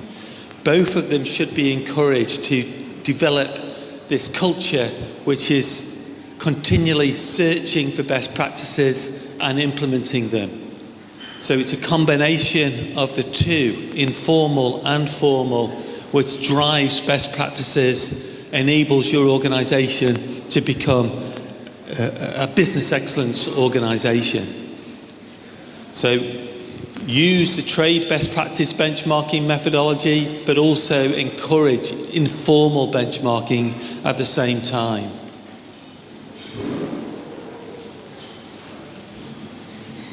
We're not going to go through this exercise now, but there is actually in the training notes, there is a maturity assessment that you can undertake which will assess how mature your organisation is at benchmarking.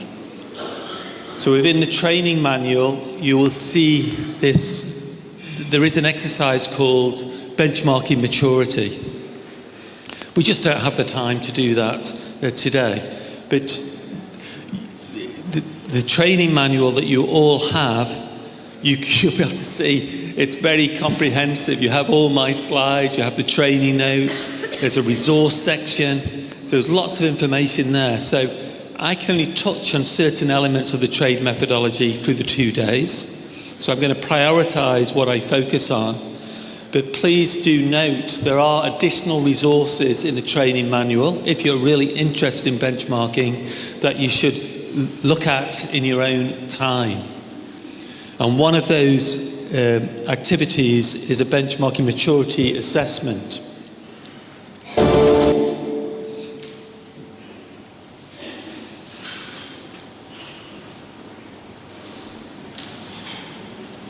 I just want to move straight on to the methodology because this is where you're going to get most benefit from this training. I want to make sure you understand the trade best practice benchmarking methodology thoroughly. So we're going to go through each stage of trade and each step of trade one by one.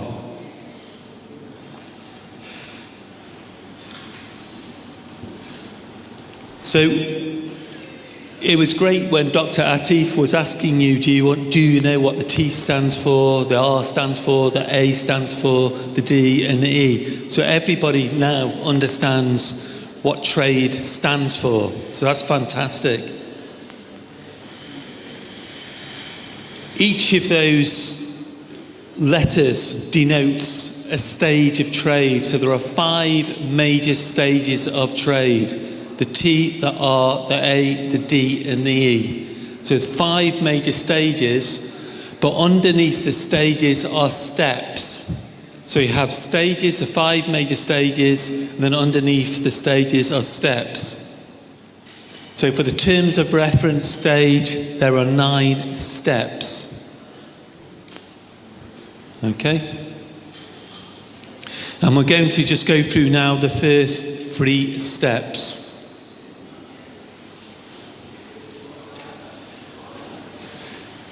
So when you start a benchmarking project, you need to think about what should it be on? You know, where should we focus our effort? So, you know, where does your organisation want to find best practices? Which areas of your organisation are causing a problem which needs to be addressed? So you can select a benchmarking project to undertake for a variety of reasons. It could just be that you know that something is of such critical importance to your organisation and you realise you're quite immature in that area that you need to undertake that project. In other cases, it might be that you know you're getting a lot of problems in a certain area. Maybe your customers are continually complaining about your particular product not satisfying their needs, or the product breaking down, or some difficulties in utilising your product or service. Or maybe you've got a problem with a particular supplier.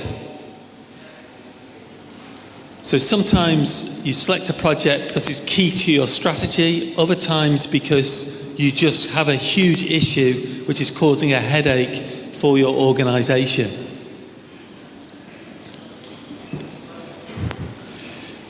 In other areas, you might choose a benchmarking project to undertake because you know your performance can be significantly improved. Maybe you've done some elementary comparisons with other organisations and you know that your performance is lower than your competitors or lower than other organisations in the state sector if you're a government organisation. So maybe this could be a reason why you select a project. You just know your performance is much lower than you would like it to be. In other cases, you select projects because you know a small improvement could potentially generate major benefits, such as a dramatic increase in revenue. So it could be you're already operating at 90%, 98% level, but you know 1% improvement could generate, an extra $1 million for your organisation. So there's lots of different reasons why you might choose a particular benchmarking project.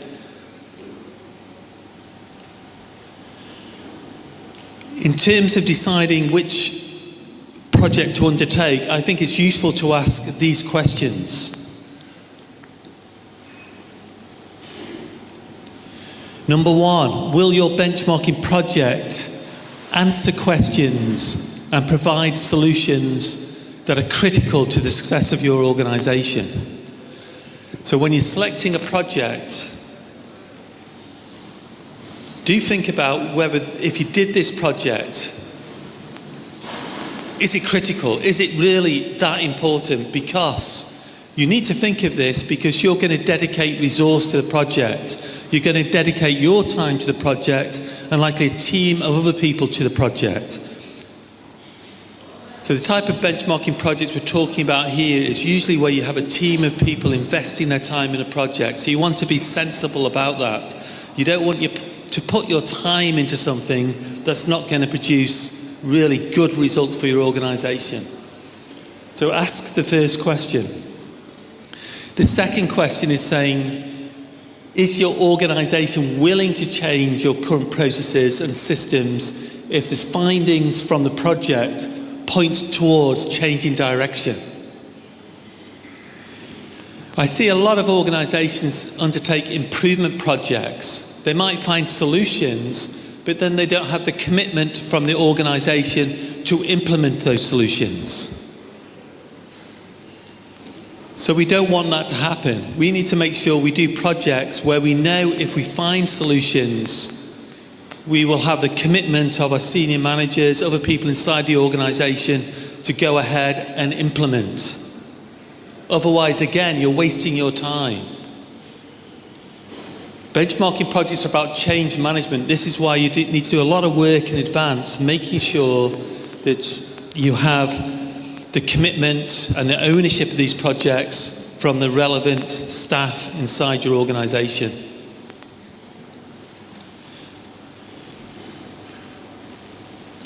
So it's saying, the bottom point is saying here, if the responses to these questions are no, your benchmarking project will likely have a low return investment and you should reconsider pursuing it.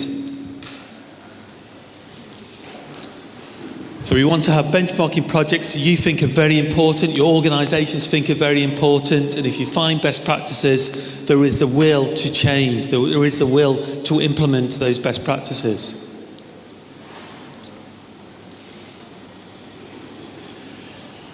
So this first stage really is quite exploratory. You might have an idea of what a project should be, and so you need to develop an initial project brief.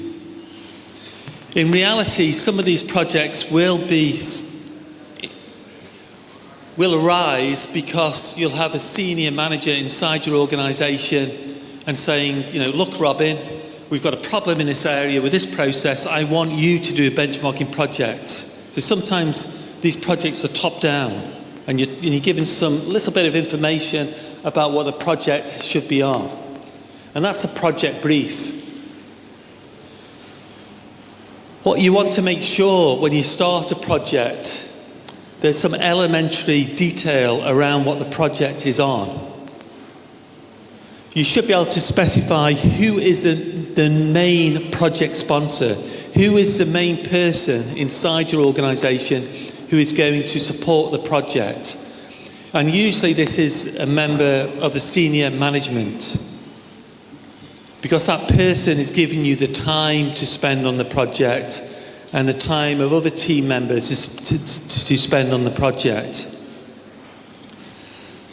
The project sponsor is not normally involved in actually doing the project. They're just providing the resources and giving you the time to do the project.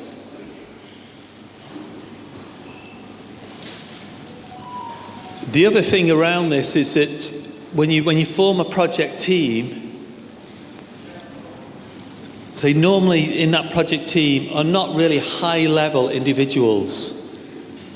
Because when you do a benchmarking project, it requires a lot of fact-finding, a lot of research, a lot of work. Normally very senior people are too busy to do that. So normally senior people are the project sponsors rather than the people actually doing the projects.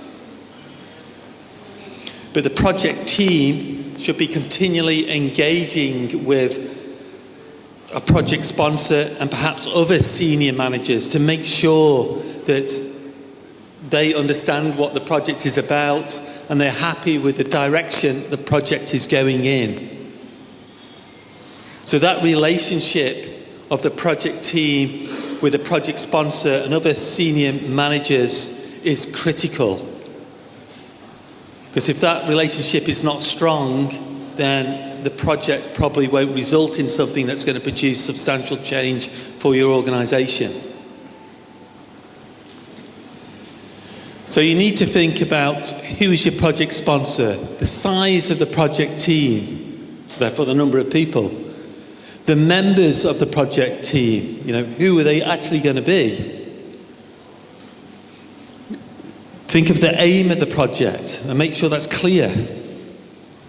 And the scope of the project. The scope of the project refers to the boundaries of the project. Therefore, what's included in the project and what's excluded from the project. Therefore, if your project is about improving employee motivation of your staff, so if your project is to get all your employees more motivated, because that's the problem for your organisation, which is affecting the retention of your staff and affecting how they deliver perhaps services to your customers. So if your project is on employee motivation, then the scope could be clearly articulating whether this project is just focused on improving the motivation of staff within one department or right across the whole organisation, or is this project just focused on full-time workers, or does it also include part-time workers? So this is what we mean by scope. It's making sure it's absolutely clear of the boundaries of the project.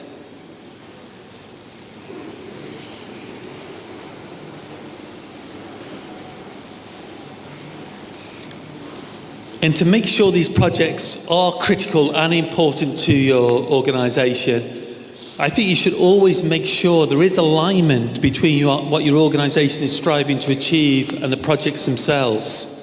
So there should be some alignment between the project brief and your strategy. So you should be able to link the project to your vision, mission, and objectives or organisational values. Because again, then it's more likely to get the interest of your senior management team and get the relevant amount of support.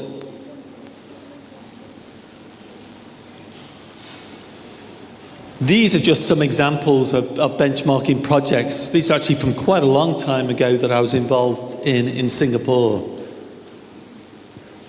So these were just initial aims that some project teams wrote down for their particular projects. The project aims initially are just your initial ideas of what the project could be about. They will become refined over time when you start the project. So initially I want you to think for yourselves, what project would you like to undertake? And sometimes you have in your mind a very broad project with not necessarily a lot of detail in it first of all, but you know there's a problem. So here at the top, you've got a project from Singapore Science Centre. They're wanting to focus on improving the frontline customer services towards a world-class standard. So that's quite a broad initial aim, because there's lots of elements involved in how to improve customer service of frontline staff. So they're not being particularly specific, but they know that's fine. That's their initial ambition for the project. Well, you have the second example here, which is from the Central Narcotics Bureau. Their initial aim is very specific. They want to reduce the recruitment processing time from an average of 3.5 months to 2.5 months for frontline workers. I'm just sharing really there can be a variety of initial aims for your projects, and they could be refined as you start going through the trade methodology. But ultimately, they need to be agreed, or that needs to be agreed with your project sponsor and senior management team. So everybody knows what you're focusing on. Some projects can be specific, and some projects can be much broader. And again, this last one is quite a broad project from Public Service Division to identify and implement best practices in leadership. They know there's a problem with the leadership inside the organisation, so they need to focus on it, but they're keeping the scope of the project quite wide initially. It might become more refined later on. So the second project is a very refined scope of the project, while the other two are quite broad scopes. Step 3 is form the project team. You would need inside the project team a team leader who provides direction, who is the person who's in regular contact with the project sponsor. Is ultimately responsible for making sure the work gets done. You'd also have inside the project team a benchmarking facilitator, somebody who should be really the benchmarking expert. Because you're starting the projects for the first time, hopefully inside your organisations, you're not initially going to be the benchmarking expert. You'll develop that expertise over time. But you should be thinking about, if you are interested in benchmarking, you should be thinking about, well, who in my organisation who wants to become an expert in this area? Because they should become the benchmarking facilitator for the team. And as a benchmarking facilitator, your job is to know the benchmarking methodology thoroughly. So your job is to make sure you understand the trade best practice benchmarking methodology and can live and breathe that methodology and provide advice to your team members through every stage and step of the methodology. You should also have inside your team somebody who's willing to take on some of the administrative roles. Because otherwise, I find when you form a benchmarking team or any team, normally you do have a team leader. Normally, maybe you have got somebody who's providing some also guidance or assistance. But often the workload is given to those people. They take on too much of the work burden. They start to do too much of the work, and it's putting too much pressure on one or two people. So I think in every team you have, improvement team, there should be somebody who's given an administrative role, who supports the team leader, who supports the benchmarking facilitator in their roles. And it can just be such things as coordinating the meetings, sending out emails to your team members when the meetings are. It can be organising the meeting rooms. It can be taking notes of the meetings. It's just an additional body to support the team leader and the benchmarking facilitator. And then you have team members. The team members are people who understand the process that you're focusing on. You know, you've got the technical competence in the area that you're focusing on. So if it's on customer service, you'll have people from the customer service division in the team. If it's on a particular manufacturing process like packaging, you'd have people from the packaging team in the benchmarking team. So you've got to think about who are the process owners. They certainly should be part of the benchmarking team, but also you might want to involve the internal customers or internal suppliers to that process. Because either they've got a problem with that process and want it fixed, or they're part of the problem as well if they're a potential supplier to that process. So again, you're thinking about change management here. Who do we need to be involved to make sure this project is going to be successful? Generally keep the benchmarking teams quite small. I'd say a maximum of eight people. Generally, I would advise 6 people, 5 or 6 people. But the thing to remember here is, whilst you might have quite a small team, this small team are doing the majority of the work, they should be engaging all the time with a wider stakeholder group. So whilst this team is going on this learning journey, understanding in detail your current processes and systems, identifying best practices and deploying them, they will also be engaging the wider stakeholder group, which is more, they'll be engaging with more senior managers, involving with more internal customers, more internal suppliers. So they'll be engaging with a larger pool of people. So when they do the project, it's a larger pool of people who go on this learning journey together. The bigger the number of people that go on the learning journey, the more likely it is, when you find best practices and implement them, that everybody is on the same page. And so that when you identify and implement best practices, everybody agrees with what best practices should be implemented, and everybody agrees with the mechanism for implementing them, and so they're going to be more likely sustainable in the future.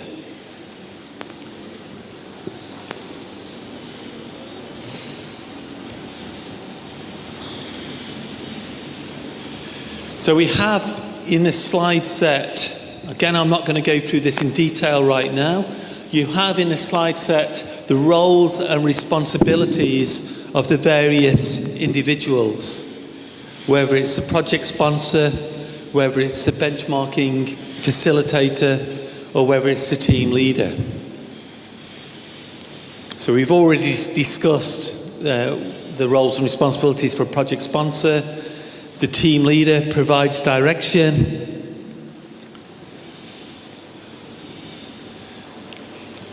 And the benchmarking facilitator needs to become that expert in the trade benchmarking methodology to guide everybody on the journey that they're going to undertake.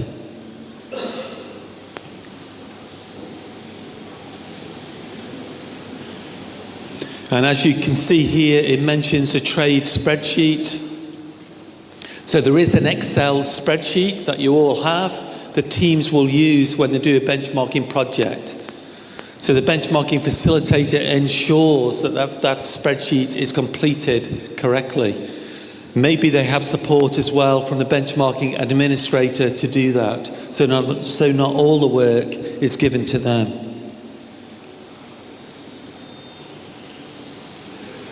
And here we have a list of activities the benchmarking facilitator is responsible for. So a lot of the information that I'm providing through the training, I'm just trying to emphasize what is important. When you do a project for real, you'll have to read the materials again just to make sure that you are following the recommended approach. So he's saying here, for instance, for a good benchmarking facilitator, before any project meeting, you should review which trade stage and step you are on. You should read the trade training notes for the relevant stage and step. You should review any videos that we provide to you which will help you for that stage or step. You should prepare how you'll facilitate the meeting. So it's like when you have meetings even, as a team, as an improvement team. In advance of every meeting, you should prepare how that meeting is going to be managed and what is the different role between the team leader and the benchmarking facilitator in managing those meetings. So you don't just turn up for a meeting and think it's just going to happen and be effective. You need to think in advance of how to manage the meeting most appropriately because everybody's time is precious.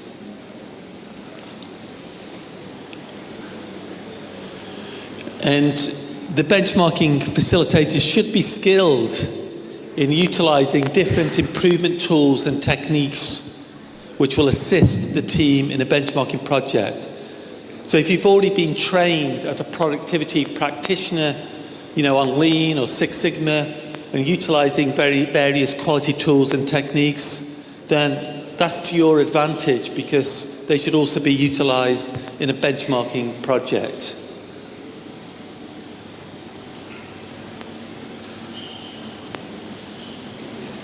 So again, there's more guidance, information here of what happens after a project meeting.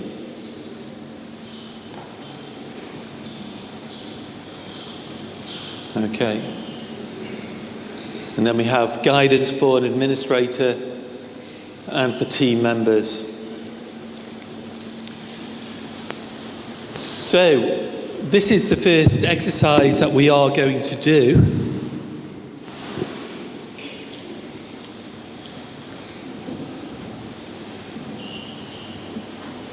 You're all sitting at specific tables. I'm quite open on how you are going to do this. The main thing that I want to make sure is that the training is relevant for you and it's going to be very helpful to you. So you have been allocated to specific tables. What I'd like you to think about is a particular project that would be of interest to your own organisation. And then throughout the rest of the training, you'll be focusing on that project and be utilising the various trade tools and working through the trade methodology stage by stage, step by step. So whatever project you're putting forward now, you'll be working on through the rest of the training. I mean, if you need to change the project later on, you can do, but we'd like you in general to work on the same project that you put forward now throughout the rest of the training. So the key thing for me is making sure the project you're putting forward is of interest to you.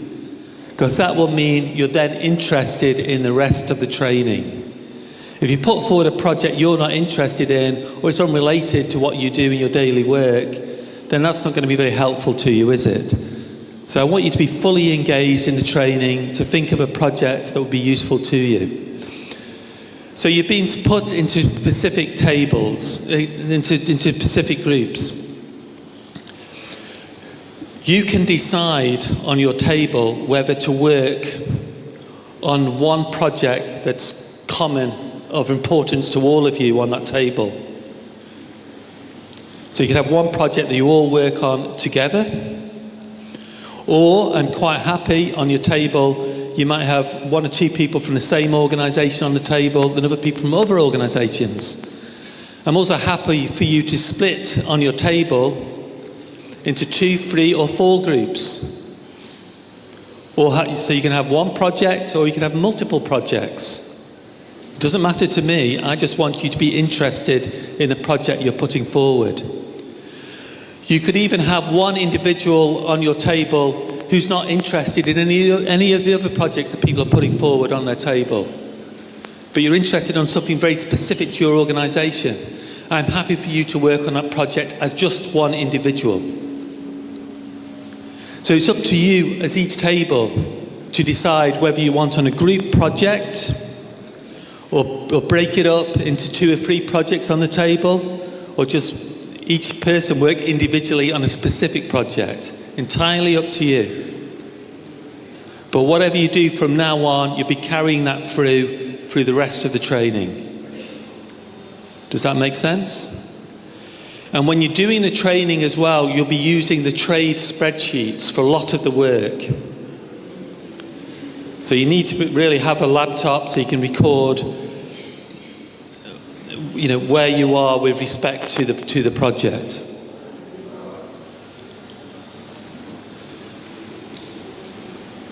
Initially, for this first activity, you don't need to use your laptops. You can just write this down on a piece of paper, but if you want to use your laptops, you can use it. All I'm wanting you to do for this first activity is to think of a project that you would like to undertake, to consider a real-life challenge or opportunity that your organisation is facing, where you would like to find and implement best practices. And all I want to know at this point in time is who is likely to be the project sponsor, or what level of the organisation should be the project sponsor for that project. I want to know who will be your team members, or the types of roles they would have to be as team members. I would like you to think about what would be the aim of the project. What are you trying to achieve?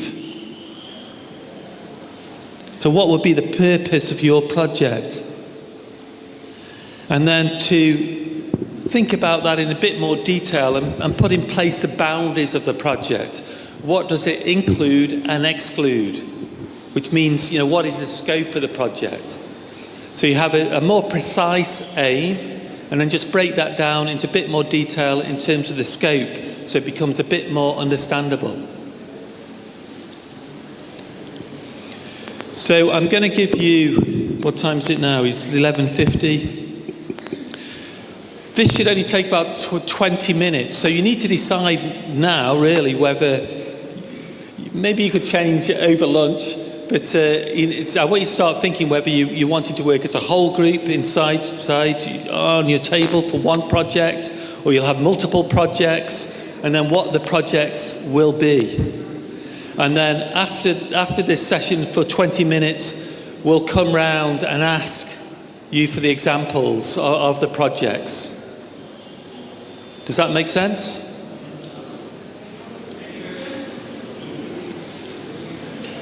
So if you want to write down the projects, you could write them. You could, if you want to start looking at the trade spreadsheet, you're quite welcome to do that. Because you could go to the trade spreadsheet, and there is a worksheet called the TOR. So if you want to write down in electronic format your project, you go to the trade spreadsheet, which is not the example one. The other trade spreadsheet is called the current one. And you go to the TOR worksheet, and you can actually put into a table the aim of the project and the scope. But otherwise, you can just write it on paper. It doesn't matter at the moment.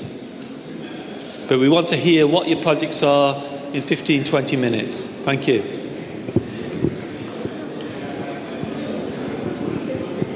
From X to Y. Yeah, you say this. Hello everyone. When you're deciding on your aim, try to be objective. Don't just write a very broad, like we want to achieve customer satisfaction. What level you're at and what you're trying to achieve. Like for example, if you're at 65 and you want to achieve 95, write that in your aim. Don't be very elusive and very broad. Be very specific. It can be broad, but if you know precisely what you're trying to achieve, it can be very precise. It's really, I think it's up to you. But try to be clear about what you want to improve for your project.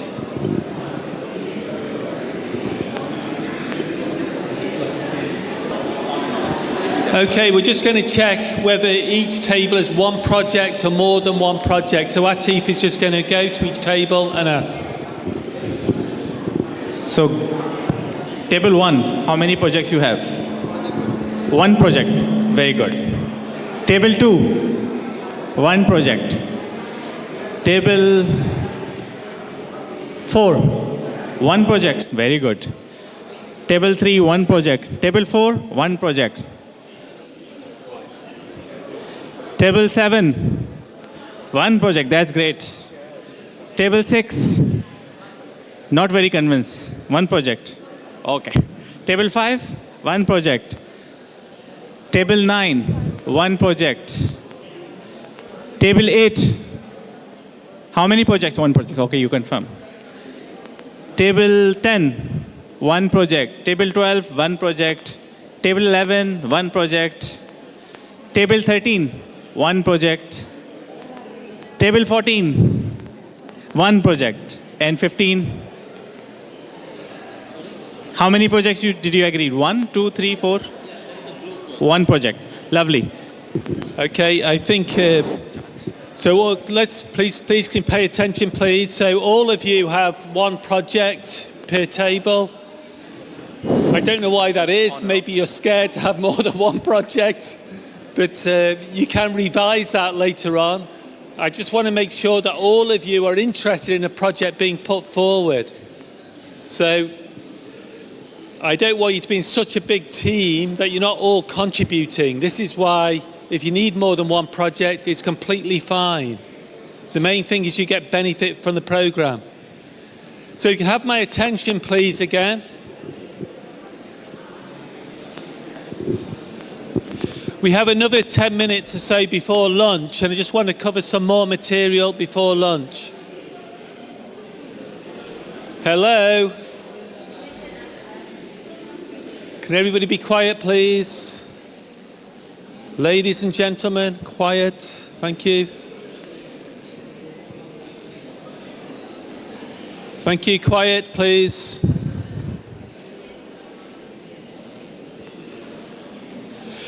So, what I wish to explain to you, some of you are already using the trade worksheet. I will just explain to you again where that is if you do wish to use it, because you will use it for later exercises. Everyone, please be seated. Come back to your chairs.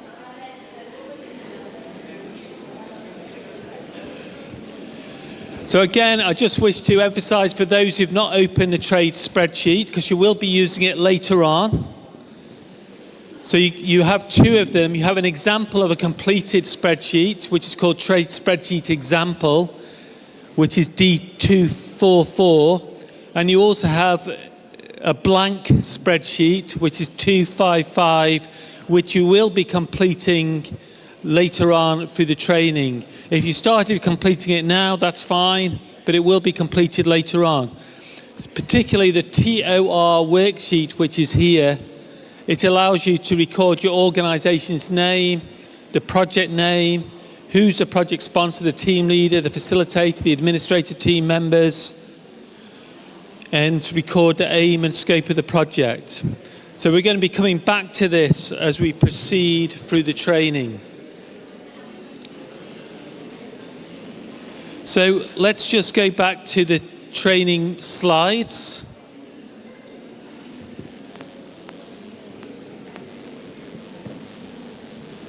So really what we've just been through in the last 15, 20 minutes, if we just go back here, we've just been focusing on step 3 of the first trade stage. So now you completed step 3 of the terms of reference stage, where you developed a project brief.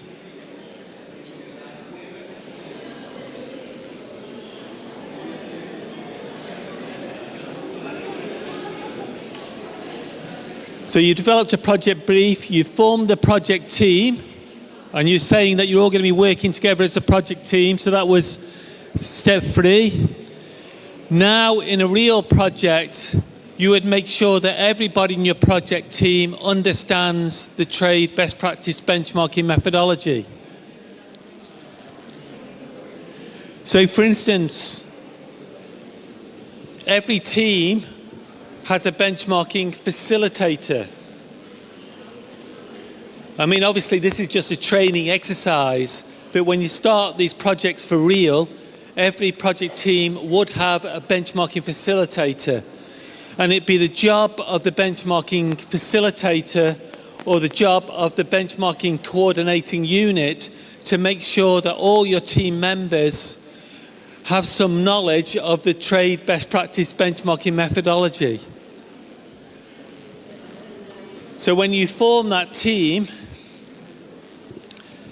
most of the team members would have no knowledge of benchmarking or have no knowledge of the trade benchmarking methodology.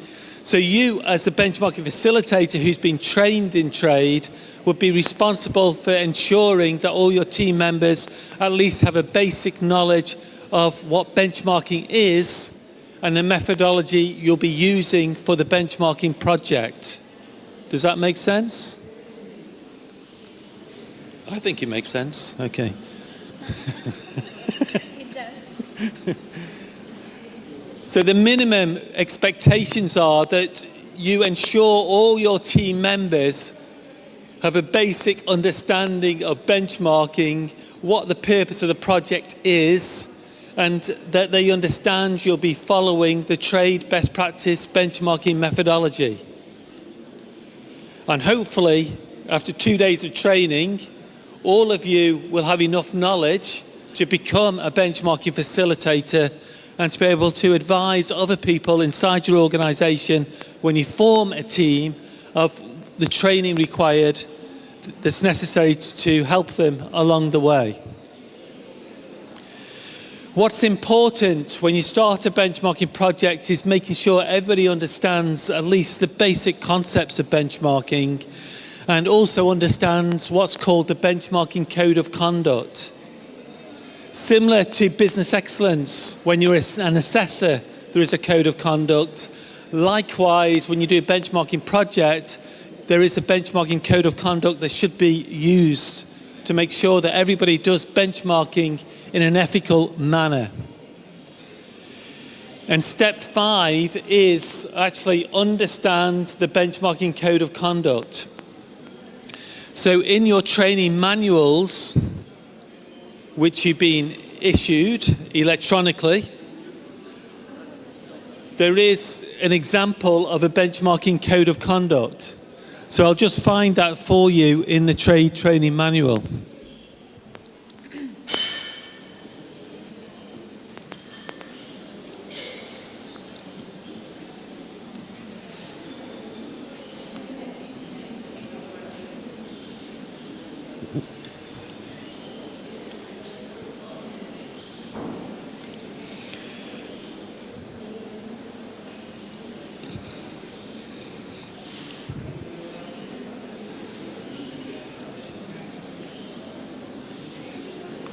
So all of you have a copy of the trade training manual, and as I've shown earlier, it has all the slides that I'm showing over the next 2 days.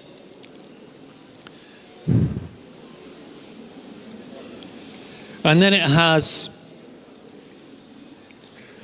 some training notes for each stage of trade. So it has training notes for the terms of reference stage, for the review stage. And the beauty about this approach is that it's quite comprehensive and quite detailed. So even if you don't understand what I'm saying or I'm rushing a little bit, when you start these projects in reality, you could actually just follow the guidance that is given in his training notes, because they explain step by step what to do for a benchmarking project. So for instance, the training notes will explain exactly what you need to do for 1.1, what you need to do for 1.2, 1.3, etc. So if you look for 1.1, it explains exactly what's required to do. For 1.2, similarly explains. So as a benchmarking facilitator, you just need to spend some time reading these training notes. Also, the training notes refers to some various resources that you should utilize when doing a benchmarking project. And there is another section within the manual called Training Resources, which is on page 221 of the training manual. So this explains the various resources that you could utilize when you do a benchmarking project. And inside the training resource section, there is what's called the Trade Best Practice Benchmarking Code of Conduct. So what we're saying in step 5 of trade is that you have all your team members read and understand the Trade Best Practice Benchmarking Code of Conduct so that they undertake the benchmarking project in an ethical manner. So if I go to that now, resource number 1, it's got a copy here of the Code of Conduct.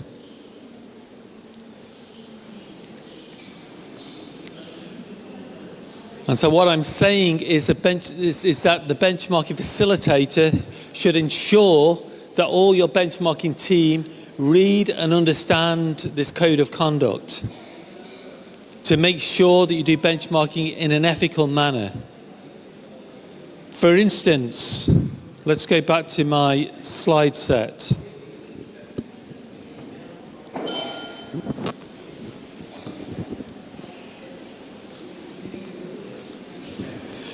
So for instance, one of the critical components of the benchmarking code of conduct is the code of confidentiality. So this is one of the clauses of the code of conduct. And what it says is the following. It says, treat benchmarking findings as confidential to the individuals and organisations involved. Such information must not be communicated to third parties without the prior consent of the benchmarking partner who shared the information. When seeking prior consent, make sure that you specify clearly what information is to be shared and with whom. An organisation's participation in a study is confidential and should not be communicated externally without their prior permission.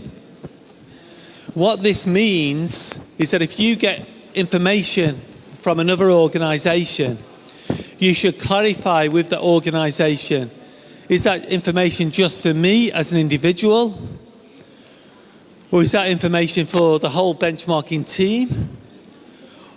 Or can that information be shared with my whole organisation? Or can I even share that information on a website publicly around the world? So this is important. When you do a benchmarking project, you should clarify, where you can share that, where that information can be shared and who with. So this is just sensible things that are provided by the benchmarking code of conduct, making sure that people are not just using information in the wrong way. So if another government organisation gives you information about their best practice, You need to ask the question, is this just for me? Is this for my team? Can we share this internally inside our whole organisation? Can we even put this on a website to share the whole world? So it needs to be clarified, because some of this information can be quite confidential.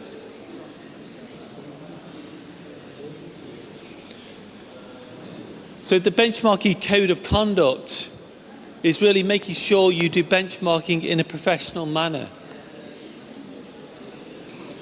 Do you remember the Toy Story? Yeah? Okay, we'll play the video of the Toy Story here. So this is... Stand back, everyone. This is Woody and Buzz Lightyear. To infinity and beyond!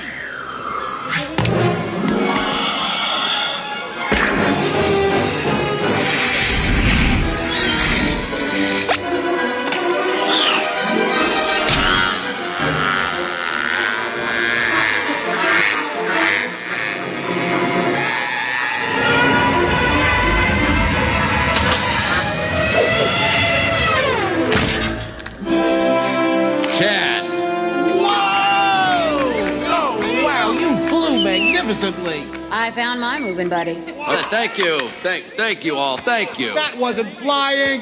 That was falling with style. Oh, so Buzz Lightyear thought he could fly. And then we had Woody saying that wasn't flying, that was falling with style. What the benchmarking code of conduct does, it gives you a good style of how you should do benchmarking. It adds a professionalism around the benchmarking approach.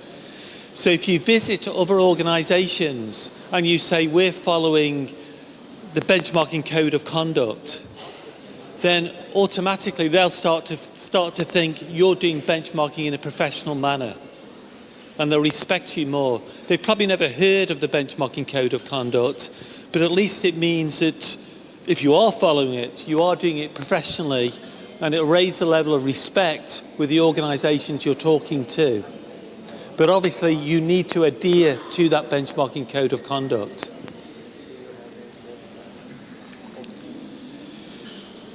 And what the benchmarking facilitator should ensure is that every team member signs what is called a benchmarking agreement form. Again, you'll find a copy of this in a trade training manual.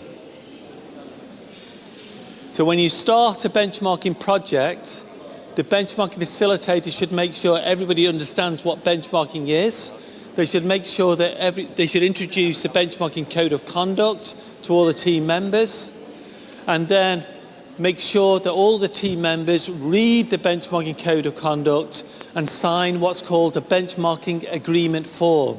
And on the benchmarking agreement form, it'll be saying, have you read and understood the benchmarking code of conduct? And all your team members will then sign that particular form. So it's protecting you as a benchmarking facilitator to ensure that everybody in your team will be taking the project seriously and do benchmarking in a professional manner. The other thing is, this benchmarking agreement form can contain additional elements to it. Not only getting your team members to agree to the benchmarking code of conduct, but you can add additional clauses to this agreement form about the professionalism of your team members. So you can add an additional clause saying all team members will attend the meetings on time. All team members will inform. While we wait for some other members of your team to join us, I will just answer some of the questions I had in the break, and just to clarify a few things. Number one, you will be able to get access to the bpr.com, and I'll show you how in just 1 second. But just to let you know, once you are a member, it does have actually many best practices inside here which you can search. Most of these come from the international best practice competition, so these are organisations that participated in the competition and it will show an 8-minute video of their specific best practice. As I've said before, we have had one entry from Sri Lanka in the past into our international best practice competition. So you can even look for Sri Lanka, and you can see the organisation here, which is actually Eco-Earth Engineering, and their best practice was about building yourself a house with sustainable eco-bricks. And then you can actually watch the presentation that they gave in the International Best Practice Competition. Sri Lanka, once a thriving economy, years ago, but due to an economic crisis, the island nation collapsed, devastating the construction industry. Skilled labor was scarce and highly expensive. I'm not going to go through that, but just saying at least we've got one best practice from Sri Lanka inside our resource. You'll see actually many from the United Arab Emirates and many from elsewhere around the world if you wish to search the database. So to become a member of the resource, I'll just quickly show you how to do that.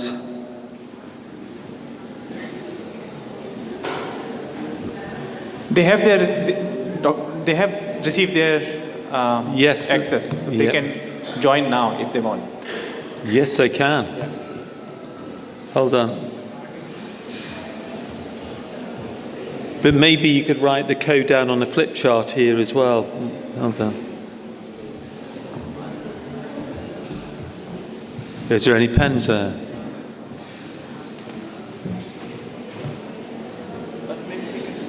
No, because I'm going to show it on the slide, but then I'll only show it for 1 second on the slide. So we have a flip chart, but no pens. That's great. Any pens for the flip chart at the back, please? NPS.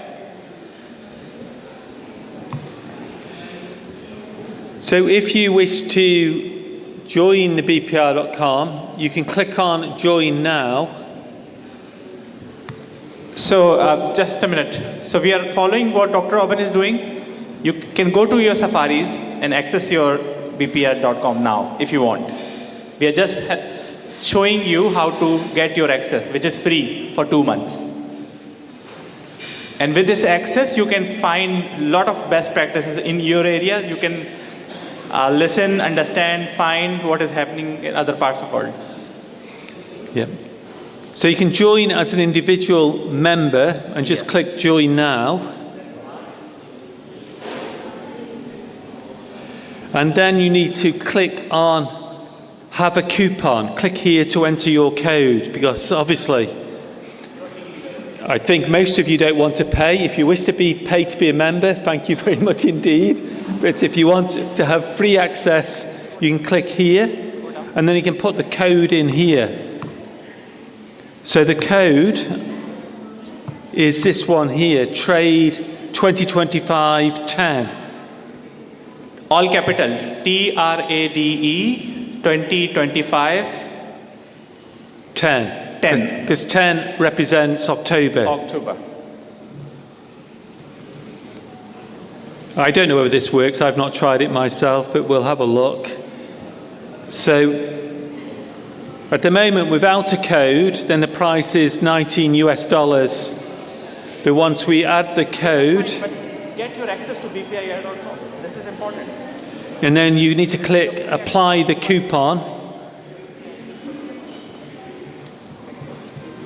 Then the fee will have become $0. Okay? But you need to write your details in here to actually register. But you should not be charged for your application. And I think it works if you just have direct bank transfer if you just click, if this is clicked as well. I think, so I don't think you certainly don't have to transfer any money. Even if you click the credit card, it would not take any money because you've used a code to reduce the price to $0. But if you do put your credit card on there, it will try to get money off you after a month's time. So once you've joined, you could then disengage your membership and you still have membership for the 1 month or 2 months that we've given you for free. So maybe you could try that later. Maybe try that tonight after the session tonight. That would be best. So you can do it later if you want. Yeah, join now. Join now, yeah. Probably best tomorrow, because otherwise they're going to spend all the time doing that rather than the exercises today. I also had a comment about a slide I shared earlier.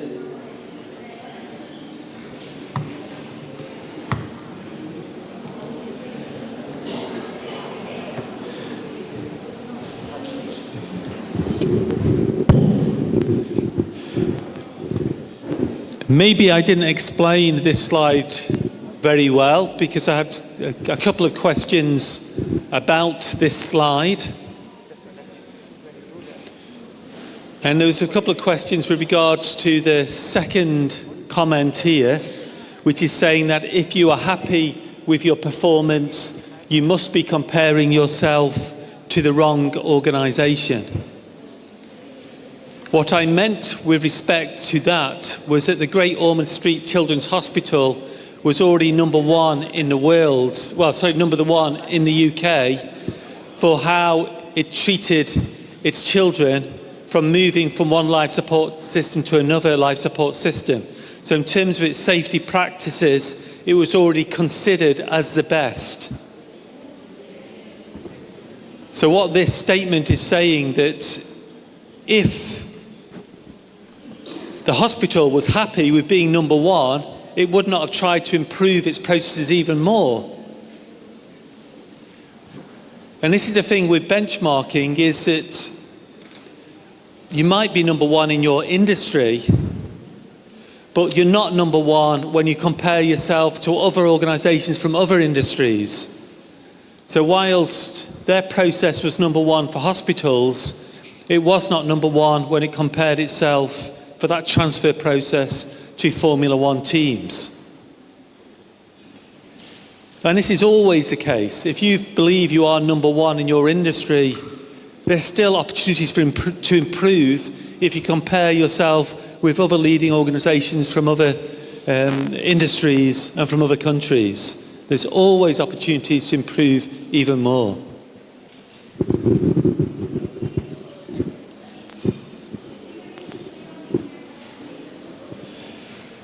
The other question that some people asked was respect to the training manual. So once again, you have been sent the training manual in your emails.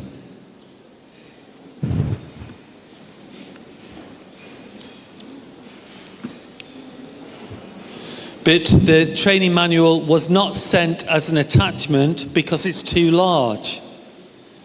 So you need to scroll down the email, and there is a link here. So it says, for the benchmarking certification training, you've been given these particular resources, the benchmarking training manual, and you'll access that through this link. So to get the training manual, you've got to click that link, and then the training manual will be downloaded. Because I think the training manuals may be 15 or 20 megabytes, so it couldn't be attached to the presentation. So hopefully that is clear.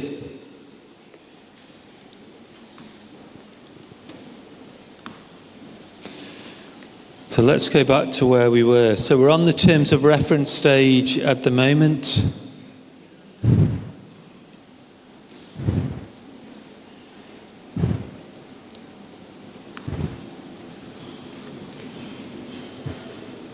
And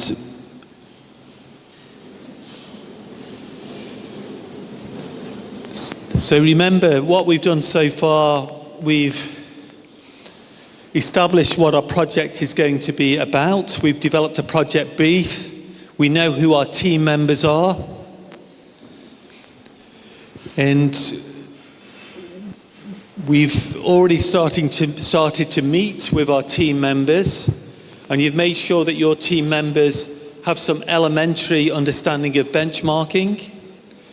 and that they've read and understood the benchmarking code of conduct. So please make sure today or tonight you do start using the trade training manual and you look in the resource section, because you will see the benchmarking code of conduct, and I would like you to read that tonight so that at least you are familiar with it. So let's think that if in reality you were undertaking this project, you'd have your team, you'd be having the first meeting of your team, you'd be explaining to them, if you are the benchmarking facilitator, you'll be explaining to them that they are now going to participate in a benchmarking project. You'd explain to them that they will be following the trade best practice benchmarking methodology. You will explain to them the trade stages. You will share with them the benchmarking code of conduct. You'd spend 5 minutes allowing them to read the benchmarking code of conduct, and then you get them to sign a benchmarking project agreement form to say they've read the benchmarking code of conduct and they will abide by it. So now really everybody's on board with the project and you're ready to start. And you've got the project brief. In this case, because it's a training exercise, you have developed an initial project brief. In reality, what often happens is the senior management will come to you and say, I want you to undertake this I want you to lead this benchmarking project. So they will give you an initial project brief and then you start your first meeting. So in that first meeting, you will then start to prepare a more detailed terms of reference based on the project brief. So you've got a simple outline of what the project is about, but now you need to probe into a bit more detail. So now you're going to prepare a proper professional terms of reference for the project. And the terms of reference will contain all these elements.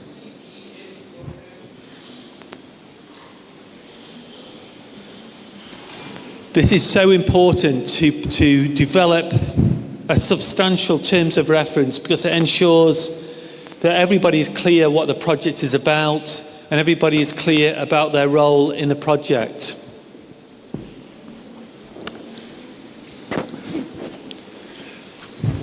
As I said, in many cases, it's your boss who will come to you and say, look, please do this benchmarking project. So this little illustration emphasizes that. Sometimes you have your boss say to you, go and do some benchmarking, and your response is, what exactly? You still don't know the detail of exactly what needs to be done. So somehow you need to figure this out so you can write a more complete terms of reference, a more complete project plan. Also, sometimes you have your boss come to you and say, this is a major project of utmost importance, but it has no budget, no guidelines, no support staff, and it's due in 15 minutes. At last, here's your chance to really impress everybody. I don't know if you've ever had that in your business, of people having unrealistic expectations. The terms of reference helps to ensure that everybody has realistic expectations. Everybody knows what the project is about, why it's important, and the necessary resources are in place. We've walked around the various tables, and there's a variety of different projects. This is the beauty of benchmarking. You can apply benchmarking to any type of challenge that you face. It can be improving a critical manufacturing process. It could be a cultural project, looking at how you change the culture inside your organisation to have more of a business excellence culture. It could be a project based on your strategy, or it could be a project introducing new technology inside your organisation, similar to the one for Dubai, where they're introducing air taxis into Dubai. So it's looking at what are the best practices to doing something new. So it's an applicable methodology for any challenge that you may face inside your organisation. When you write the aim of the project, this is a general guideline. There can be some variation on this. But initially when you come up with a project aim, it might be quite broad. It might just show you want to improve customer service.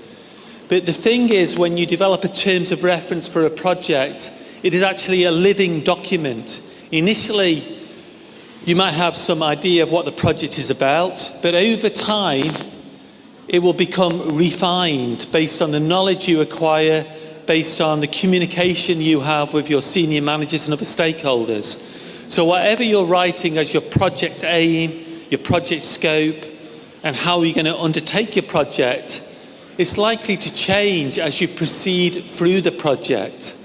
So this is why we say the terms of reference is like a living document. So you should be monitoring all the time when the terms of references change. So if you look at the terms of reference worksheet, it asks when was the terms of reference last revised, because it will go through multiple revisions based on acquiring new information as you proceed through the project. Ideally, a project aim would be written in this particular manner. Often it can't be written in this way, first of all, when you're starting a project, but ideally it would be written something like this: to identify and implement best practices in something to improve performance from Y to Z. Because this is why you're doing a project, you want to improve performance. So you need a way to measure your current performance, and then ultimately what you'd like your performance to be.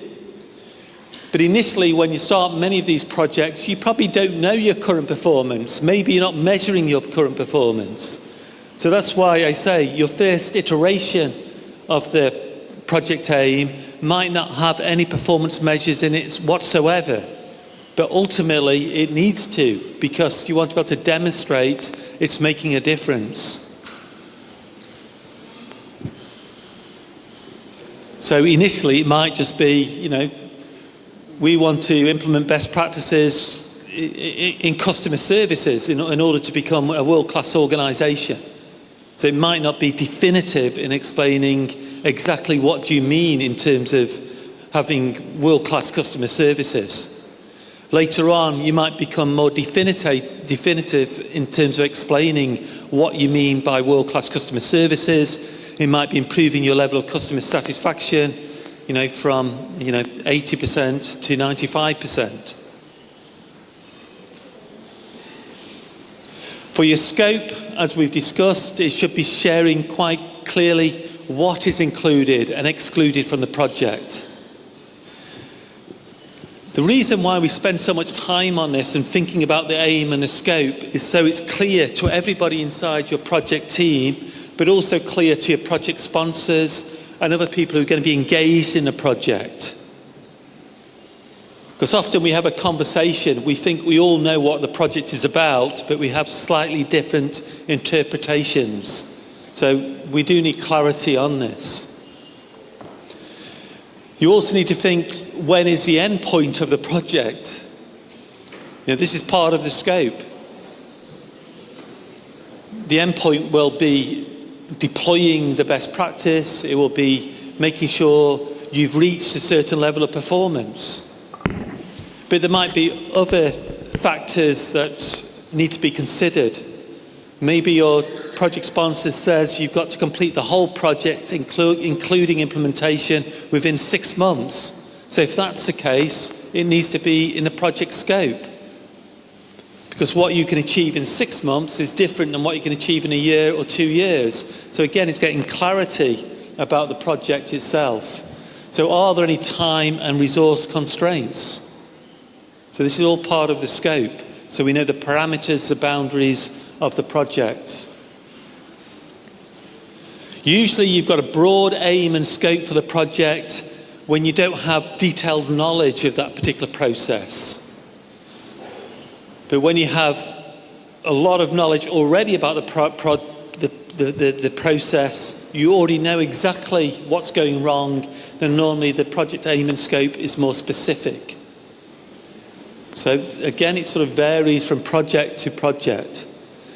Generally for broader projects produce major recommendations for change, while more specific projects produce more specific recommendations for change for that particular process.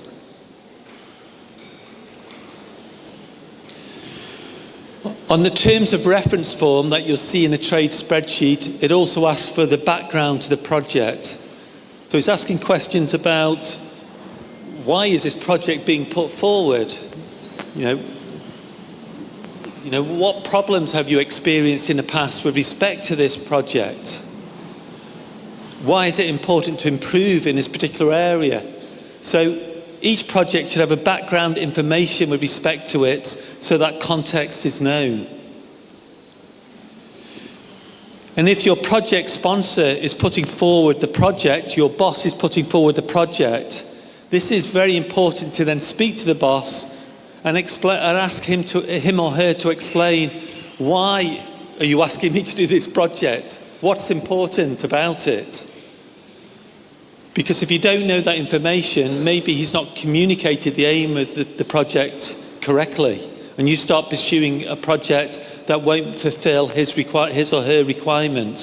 So knowing the background, knowing the context, helps to ensure alignment between aim and expectations.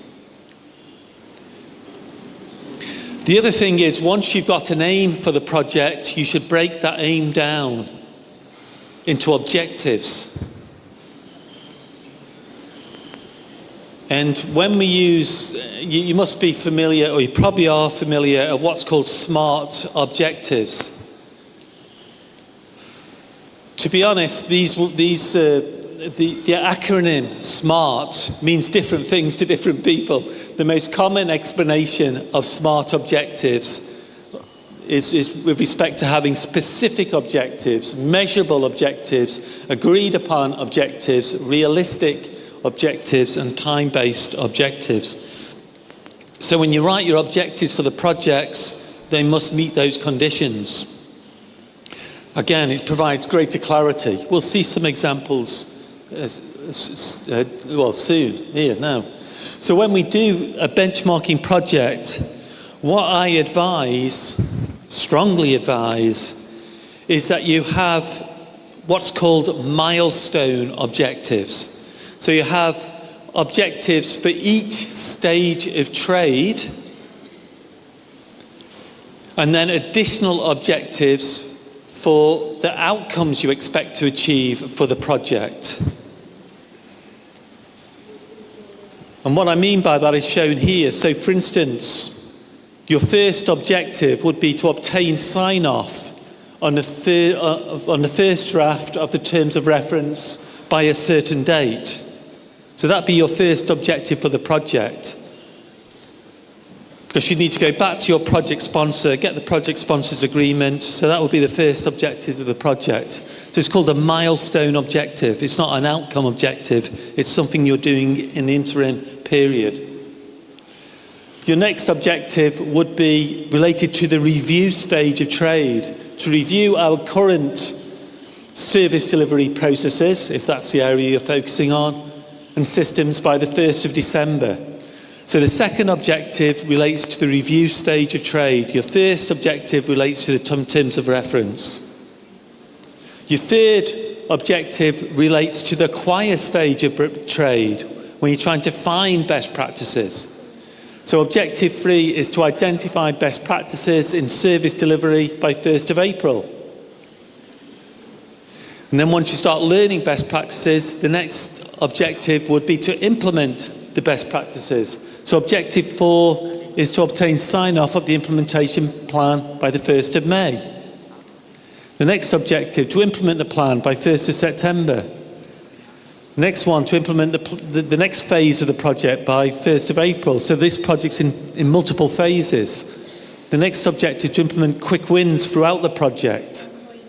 And then the final objective relates back to the outcomes you're striving to achieve for the project, which is to improve service delivery time with respect to this particular project from 156 minutes to 120 minutes. So what we're doing is providing objectives which are milestone objectives, breaking down what you need to do month by month as you proceed through the project. Again, it's providing clarity. It's giving everybody an understanding of the timelines for the project, what needs to be completed by when. So it's setting expectations, and it's making sure you're being realistic with the project. Many projects just have objectives related to the outcomes that they want to achieve. So they would just have the objectives listed in Objective 8 to, for instance, reduce service delivery cycle times by a certain percentage or by a certain amount. So if you just set objectives related to the final outcome, it's very difficult to see what's required to deliver that final outcome. And it's very difficult to ensure that you've allocated the right amount of resources for the project. So it's always a good idea to break down objectives into milestone, time-based objectives. The other key thing with benchmarking projects is you need to articulate what the benefits are, because if you can't articulate the benefits of the project, you should not be undertaking the project. So start to think straight away, if we did this project, what would be the benefits? What would be the benefits to the organisation? What would be to the benefits for each stakeholder? What would be the benefits for our customers? What would be the benefit for our suppliers? What would be the benefits for our people? What would be the benefits for the community as a whole? So always think about the different stakeholders when you think about benefits. How will they benefit from this project? It's best when you think about benefits, always think of non-financial benefits first of all. So benefits directly related to each stakeholder group. So non-financial benefits can be things like time saved. If you're digitising processes inside your organisation, it's saving time for your staff, but if you're a government organisation, you're then saving time for the citizens. And that produces financial benefits from two perspectives. It produces financial benefits for the government organisation. You probably need less people now to man those particular services. But it's also producing a financial benefit for the customers, because it's saving them time. Your citizens' time is valuable too, and you can put a cost on that. So for any project, you should write down the non-financial benefits like time saved, increase in productivity, or improved customer service from A to B, whatever it may be. And then you work back and think, if we improve this non-financial benefit, is there an implication financially? So if it is time saved for your staff, or for your citizens, or your customers, how does that equate in terms of financial benefits? So every non-financial benefit, always think, is there a financial benefit associated with that? Sometimes it's hard to attribute the correct amount of financial benefit. It takes some time to work out what is the financial benefit. But you should be trying to estimate that. Because again, if you're not doing that work, why should the project be undertaken? If I'm a senior manager and I've got 5 people come to me with 5 different projects, and one of them says, my project's going to be fantastic, we're going to improve customer service delivery, everybody's going to be happy. Yeah, that sounds great, but if somebody else comes along and they can say exactly what will the contributions be in terms of delivering customer service, how much it's going to raise customer satisfaction, how much money it's going to save my organisation, how much money it's going to save for the customers, then I'm far more likely to support that project. And also, if you become good at this, it means when you do benchmarking projects and you can financially cost them appropriately, it's going to help your career, because you can say, for this particular project, I saved the organisation X amount of money. You know, you can probably get a pay rise from it, you can get to move somewhere else. So everything you're doing inside your organisation, you should be adding value and thinking, how much value does that account for to your organisation? It can take some estimation, it can take some difficulty in trying to calculate that, but as long as you show the formula you've used, then that can be assessed by the project sponsor to validate that and say, yes, that seems roughly correct, how you're validating those financial benefits. As well as the financial benefits, you should, and the non-financial benefits, you should also be thinking about the costs of the project. So if you're spending time on the project, that's a cost to your organisation. So your time should be costed as well. So if you have 5 people working on a project full time, you know, over a couple of months, then that starts to cost quite a lot of money. Most benchmarking projects, you're not working full time, it's part time, it's something else you do in additional to your normal job. But again, you've got to work out how much time are you expecting your team members to spend on the project, because that's taking them away from their normal work. And that is a cost to the organisation. I know they're going to pay your salary anyway, but they could have been getting you to work on something else. So you should be working out, you know, how much time and of your salary is really being devoted to this project. Because then you can compare the expected cost of the project with the expected outcomes of the project and make a considered decision whether to go ahead or not. In addition to the costs of you working on the project, there will ultimately be costs in terms of the implementation of the best practices. So that normally is not very well known because you've not done the acquire best practices part of the project yet. So in that case, you might leave that blank at the moment and say later on we're going to investigate the likely costs for implementation, or you might be able to give it a broad estimate as well. You might already know that you're going to invest heavily in some new technology or some new resources, so you might be able to give a rough estimate. Obviously, if you can estimate in some way the likely resources, that's going to be to your benefit, because again, you always want to be comparing expected benefits against expected costs, just to make sure this project is going to deliver value.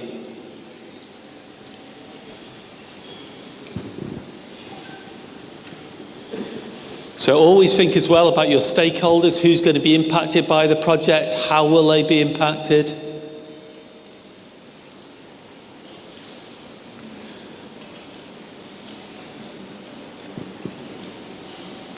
This guy is now not alive. He was a quality expert. He's called Peter Schultz. He would always ask this question when he went to visit an organisation. I hope you understand the English here. He would always ask the question, do you have some dead wood in your organisation? Therefore, do you have people in your organisation who are not contributing? Maybe I'll ask that question here to the audience. Do you have some dead wood in your organisation? Do you understand the question? Any organisation here which has some dead wood in their organisation? Hands up. Anybody got dead wood in their organisation? Wow. Most haven't got dead wood. You must be highly effective and efficient organisations. Well done. Okay, so he would go around and ask an organisation, do you have some dead wood in your organisation? And the next question, usually the answer is yes. They can see some people who are not contributing to the organisation or working effectively as they should be. Then he would ask, were they dead when you hired them?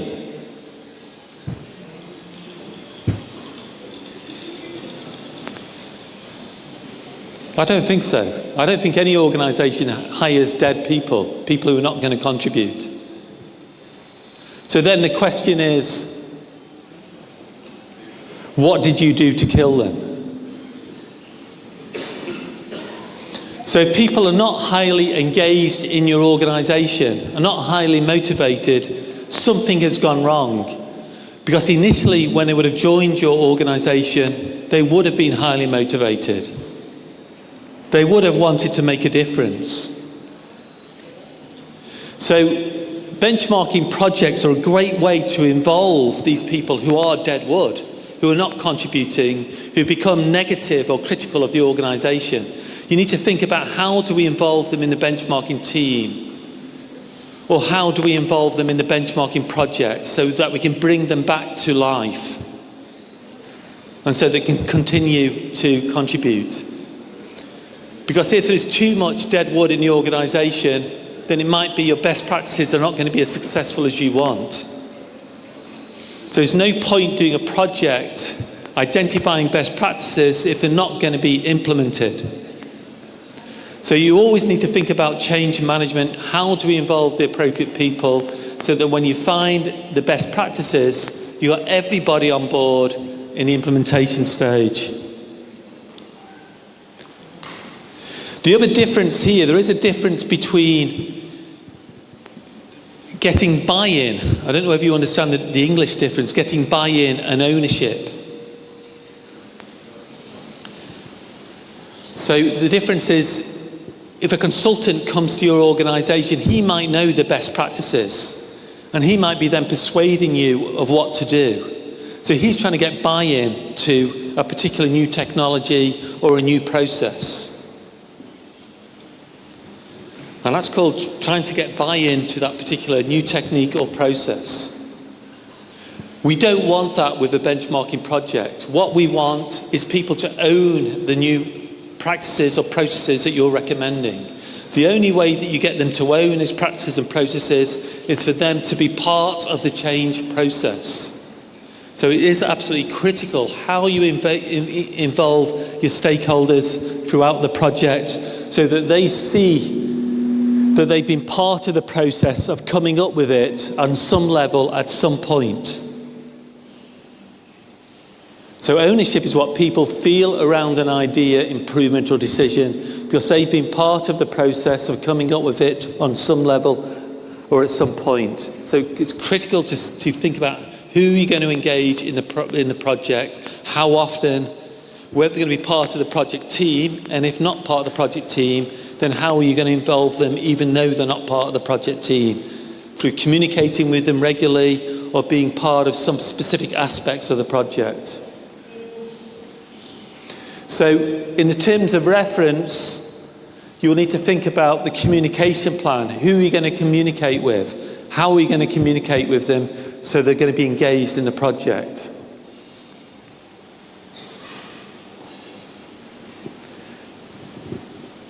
And I'll now play this video on communication. This video is talking about communication in general when you do a project, not talking about benchmarking projects specifically, but still the good practices that are shared here are still relevant for benchmarking projects. No communication is going to be a problem on the project, and you say, but not my project. So, what can we do about that? That answer is simple too. You plan in your communications. And so part of project management in that planning piece is talking about what needs to be communicated to whom and when. A mistake a lot of project managers make is they sit in the corner, hiding their heads. Oh, I can't help it. Let me try this one. They sit in the corner, hiding their heads. Okay, I'm in a good mood. And they send send out reports, send out reports, send out reports, send out reports, send out reports, and they think they're project managers. And the one thing about reporting is it's too late by the time you get a report. It's happened already. Great project managers are out preventing problems, not just finding them in a report and doing something about it. That's not project management. You can get almost anybody to do that. So what we're looking at is what needs to be communicated. What successes need to be communicated? What information, two-way street, from somebody and to them? What do you need your bosses to tell you? Other people? What do you need other industry members to tell you? Or what do you need to find out from them? And what are you going to send out? Two-way street. Two-way street.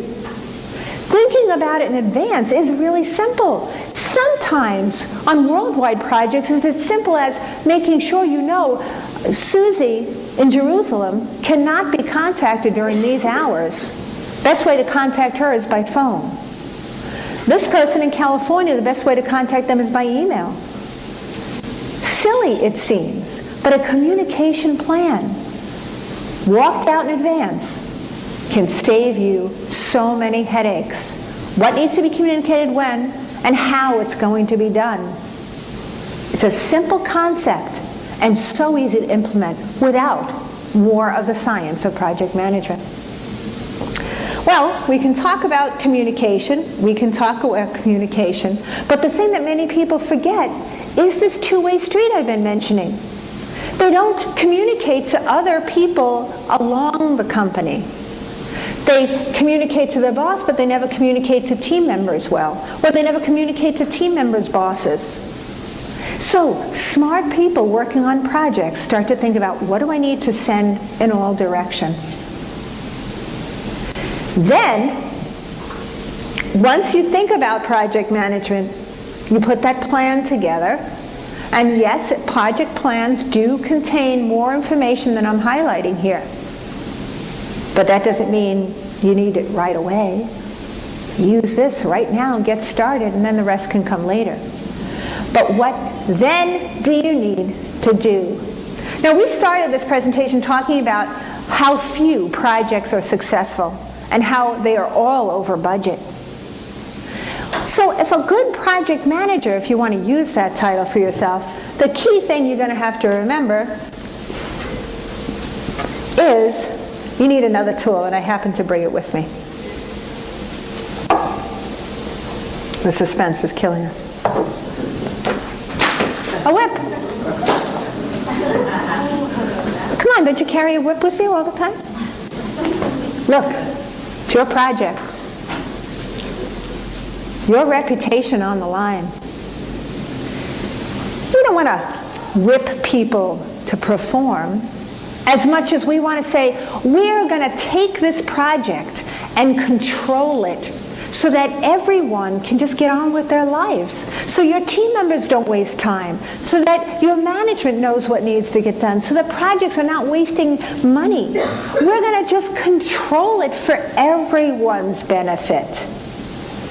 Bad people who manage projects are always saying, do this, do this, do this. Great project managers say, what needs to be done? What needs to be done? If we're not managing projects, we might as well. If we're not managing them well, we might as well just do this. Because everyone in your organizations know who's good at it. And if you want to move up in your organization, you have to realize that everyone knows who they can trust with the new initiative. And you want to think and make sure that it's you. Managers, when they're assigning work, project, or initiatives, or whatever you want to call them, they pick those who can get it done. Can you get it done? So we're talking about moving on when the work is being done to getting that whip out and starting to control our projects. Okay, so hopefully you understood that. I mean, most organisations, you do know who can get the work done. But what we're trying to provide here through the benchmarking training, and particularly through the terms of reference stage, is providing that control over the benchmarking project. So that's why you've got to spend a bit of time on the terms of reference stage so that you can control the project. And as a benchmarking facilitator, that's most important. So if you can understand the methodology and you're following the methodology and guiding your colleagues, you will be controlling the project and it's much more likely to be successful. So there are actually worksheets in the trade spreadsheet which enables you to develop communication plans and for each stage of trade. So you might communicate with different stakeholders at each stage of trade. Again, it's thinking ahead. What do we need to do to make this project successful? Right, this next exercise, I'm wanting you to spend time now on your terms of reference document using the trade spreadsheet. So let me go to the trade spreadsheet. And this time, after this exercise, we'll ask a few teams to give a presentation.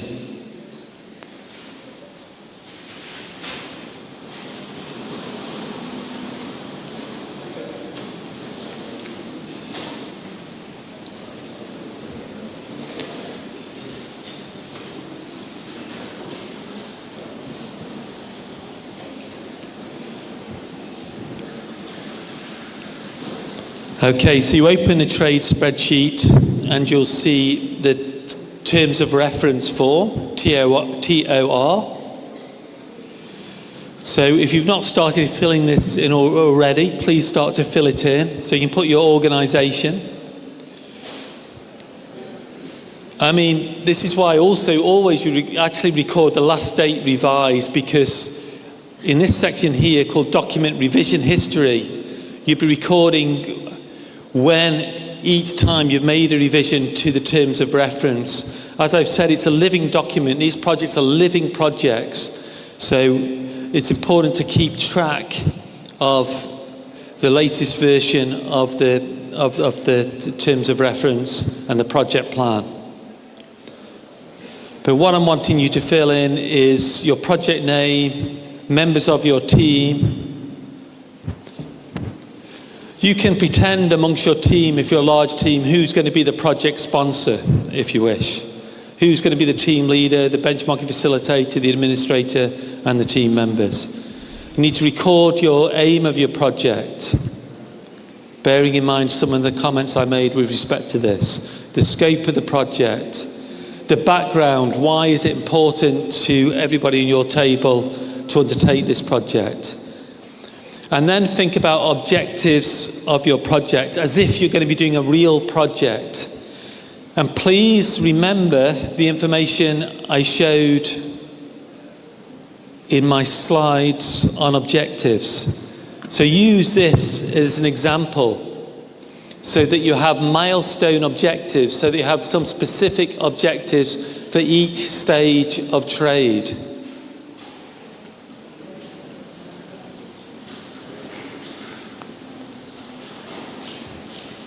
And then you should start to think about, well, what would be the non-financial benefits of undertaking such a project?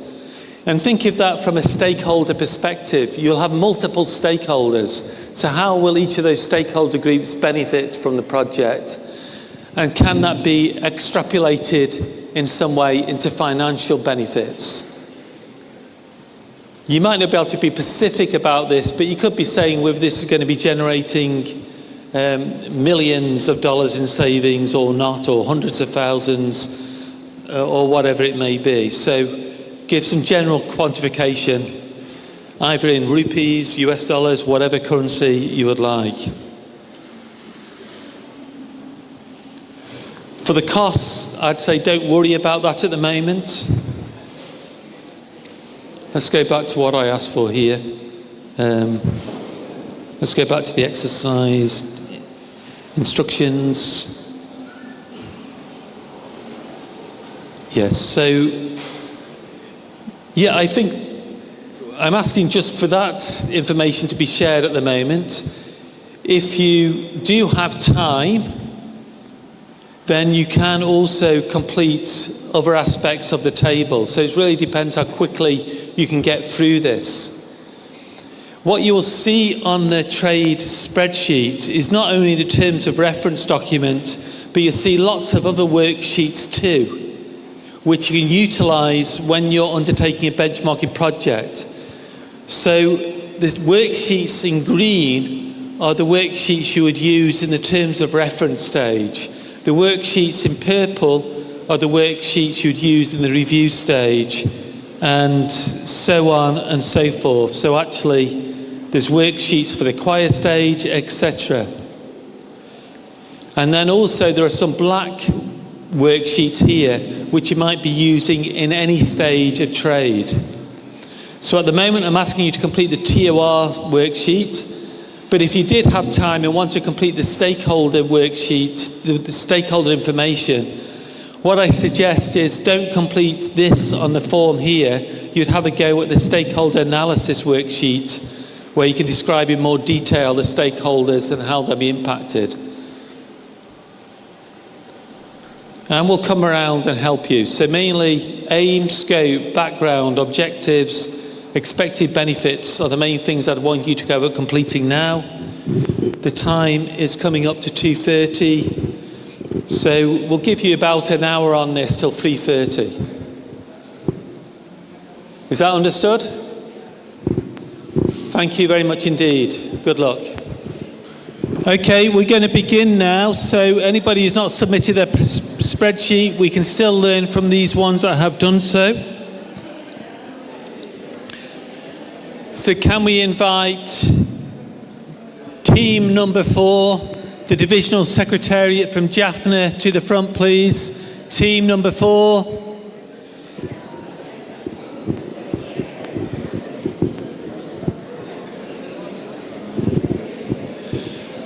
So everybody, please listen to these presentations because it will assist you when you develop your own trade spreadsheets.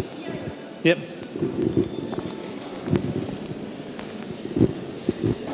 Good evening, everyone. In this case, we identify NIV. Thank you. In here, we identify a special organization. It is Divisional Secretary Jaffna.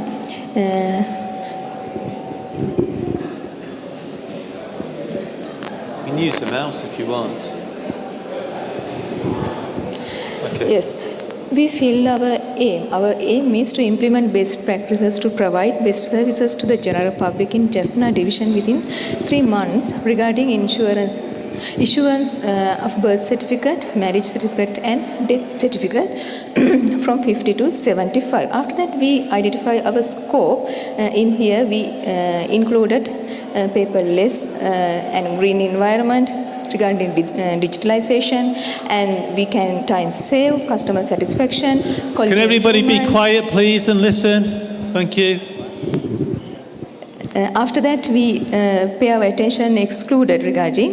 In here, we identify, avoid the manual system, use human resources, reduce unnecessary movements, and reduce cost. After that, we identify our boundaries, government rules and regulations, lack of equipment, lack of knowledge of staff, and resource constraint is technical issues. After that, we fulfill our background item.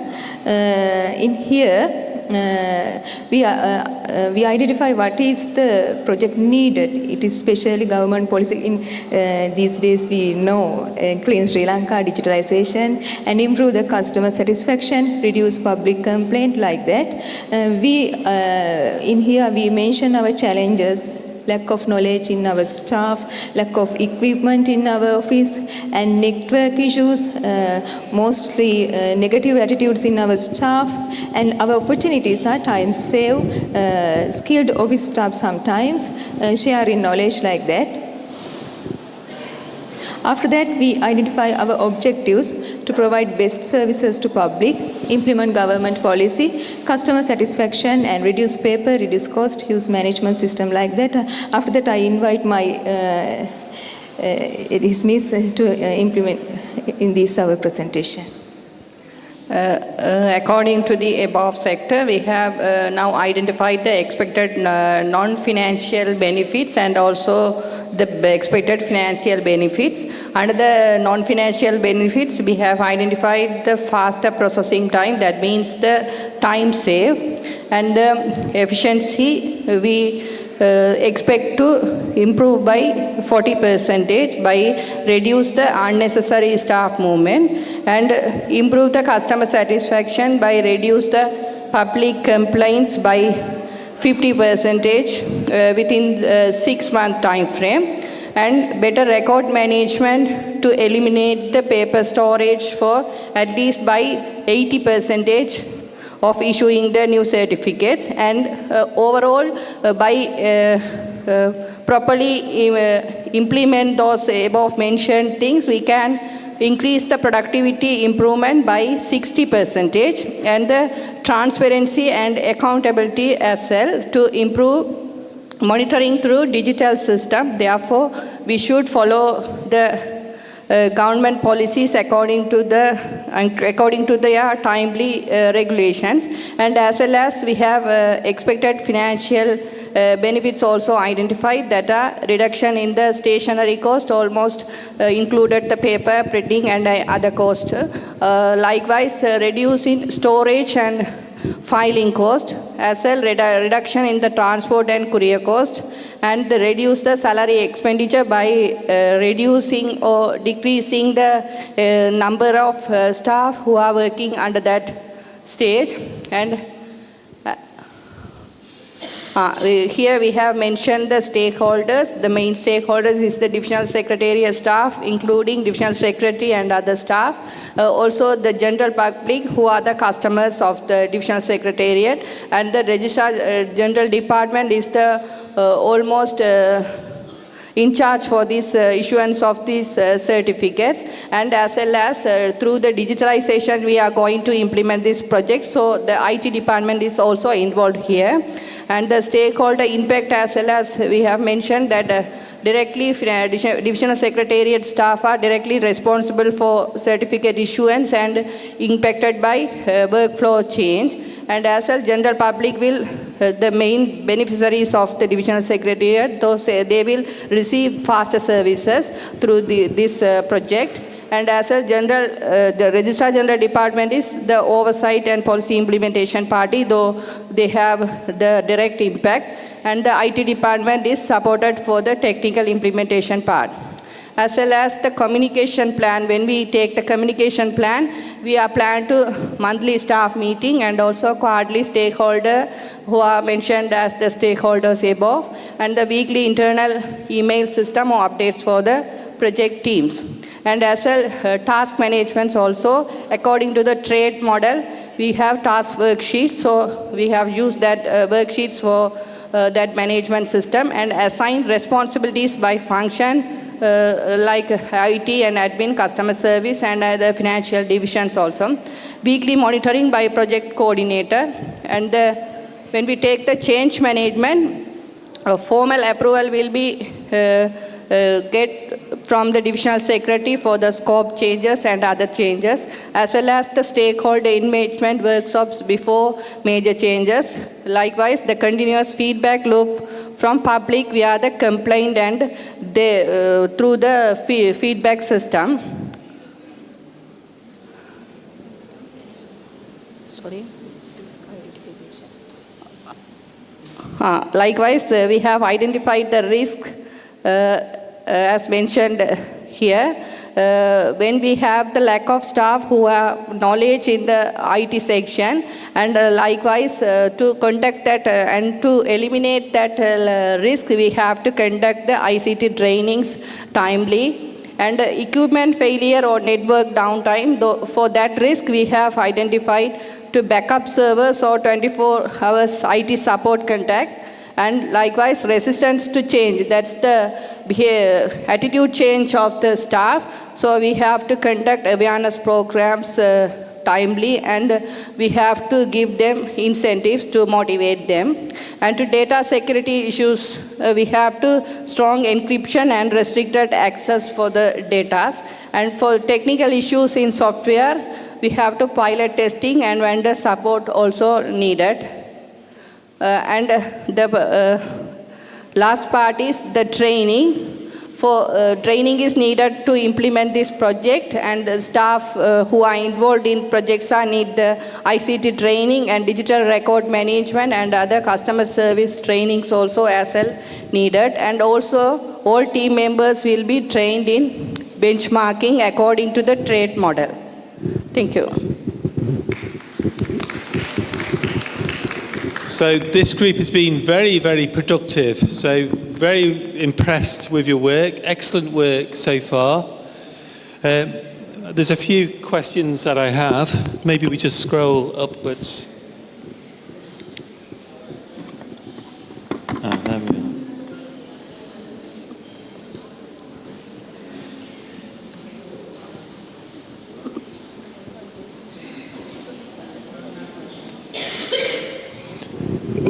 There we go. What do you mean by 50 to 75? Is that how many certificates you produce? Percentage from. 50, sorry, that's a percentage. mistake. Yeah, that's a percentage from 50 to 75. Okay. Okay. Thank you.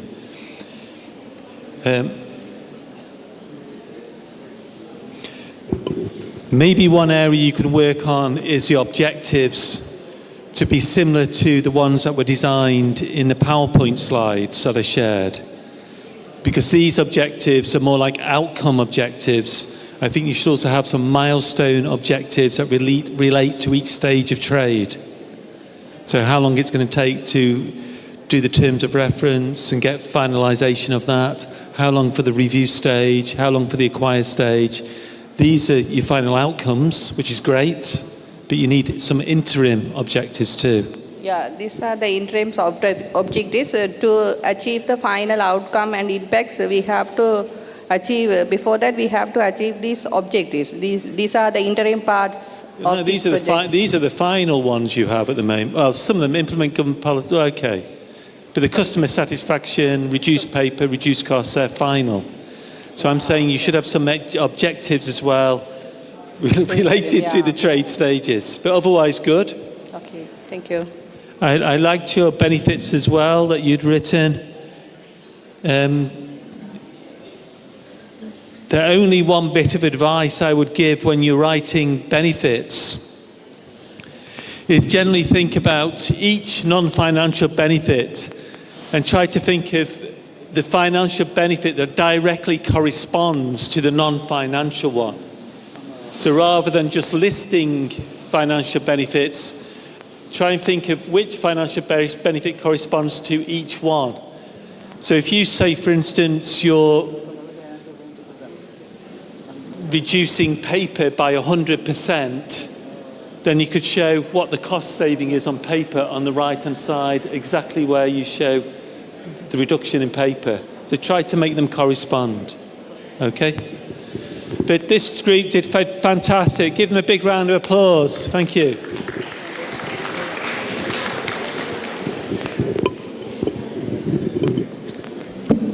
Okay, we'll go with group 2, please. Group 2 to the front.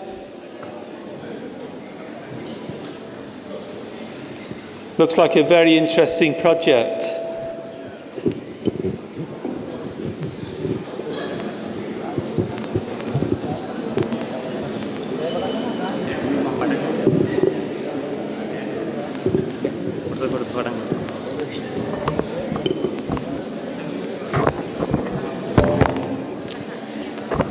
Good evening, ladies and gentlemen.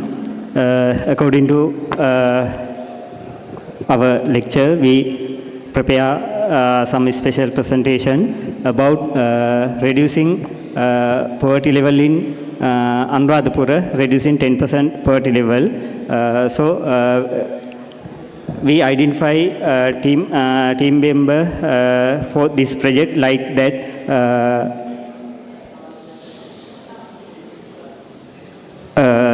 Sponsor district secretariat, team leader, director planning, benchmark facilitator as a productivity development officer, administrative officer admin part, team members like that. Finally, we identify division secretariat, NGOs and CBOs as a team member. Our project aim is to reduce poverty in Anuradhapura district by 10% within 3 years through livelihood development, social protection, strengthening and benchmarking best practices. Our project scope is mapping and analysis of current poverty statistic in Anuradhapura, review of poverty reduce approach used successfully in other districts, stakeholder engagement with community leaders, Samurdhi program officers and beneficiaries, development and rollout of pilot intervention, program monitoring using district level poverty meters over the project timeline, executed direct financial assistance beyond available government program, interventions outside the administrative boundaries of Anuradhapura district, structural infrastructure projects required executive capital investment, boundaries and construction limit to a 12-month timeline, budget and resource provided by the district secretariat. Those are our scope. I invite to my colleagues to continue other detailed background and objective.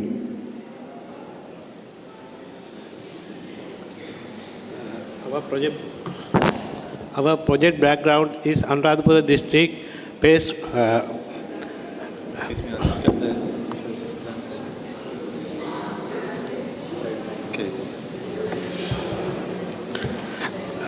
Our background is Anuradhapura district faces the persistent poverty challenges, especially among rural, landless and marginalized population distribution. National progress on poverty reducing in Sri Lanka. Factors such as limited access to credit, low agriculture productivity and unemployment have contributed to the household vulnerability. Interventions like microfinance,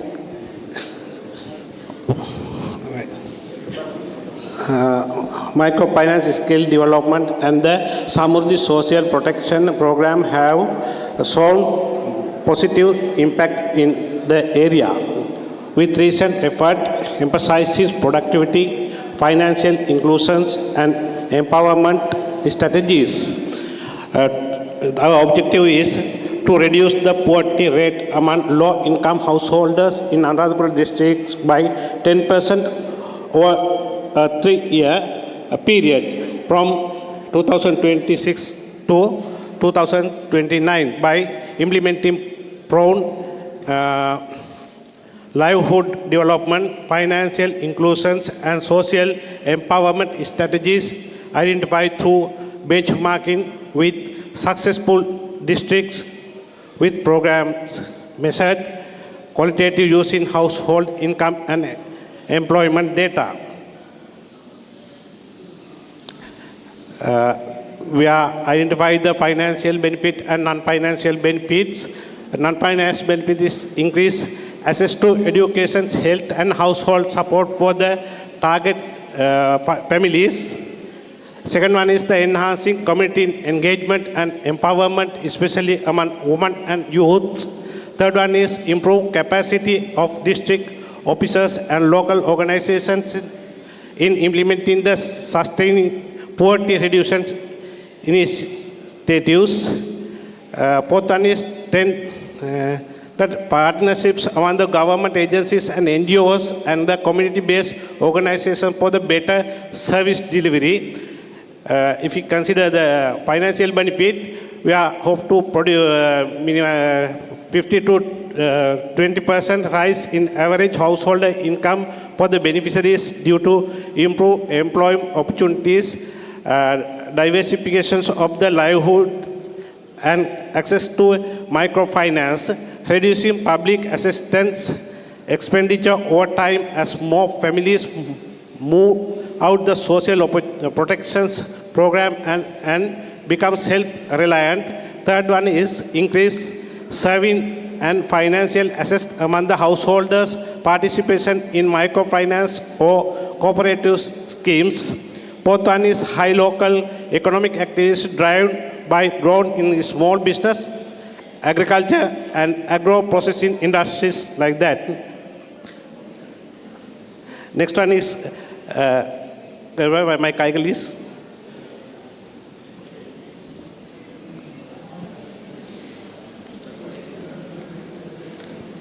Expected cost developing SMEs, administration,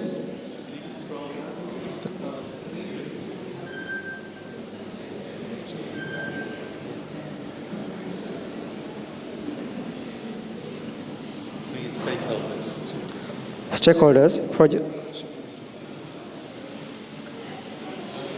project sponsor and leadership, and implementing agencies, provincial council, local authorities, some of the beneficiary families. I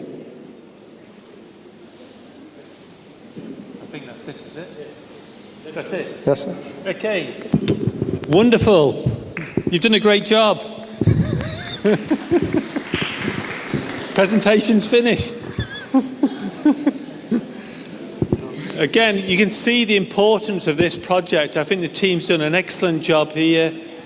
The only thing I would say is spend a bit more time on those objectives and break them down into milestone objectives, similar to the example I showed on my PowerPoint slide. But very well done indeed. This is a very powerful and important project where benchmarking could make a big difference. Very well done. Thank you.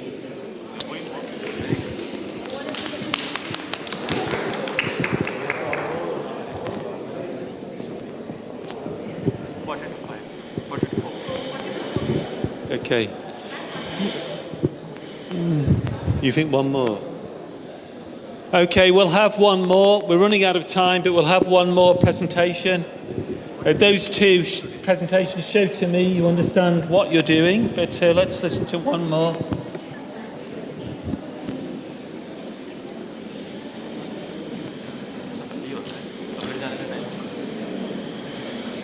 I just want to check the presentations before I invite the teams to present, because I want to see whether any of the teams have done the milestone objectives like I suggested. So they have not. I'm sure some teams have.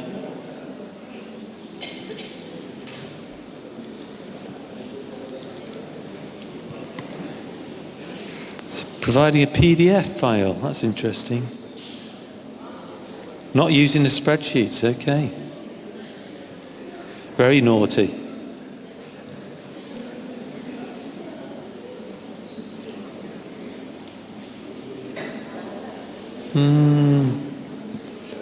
Still does not follow exactly what I was asking. All very interesting though.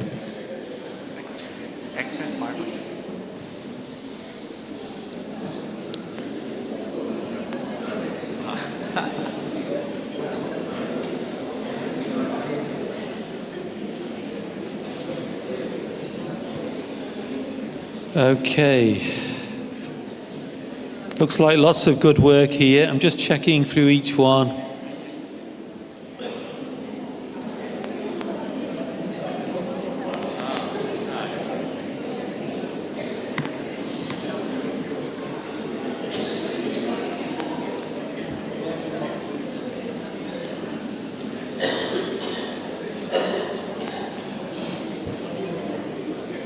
Okay, well, I think we can have this team present.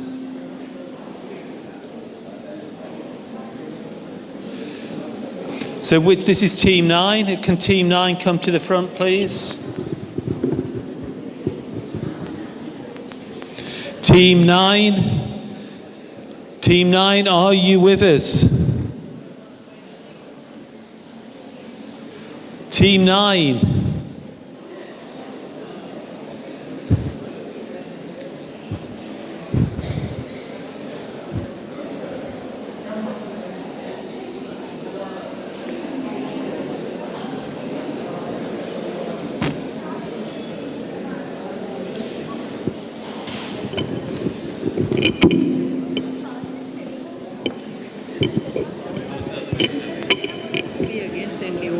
Sorry? We again send new one because latter part not yet completed. You sent a later Yes, one? just send. Okay.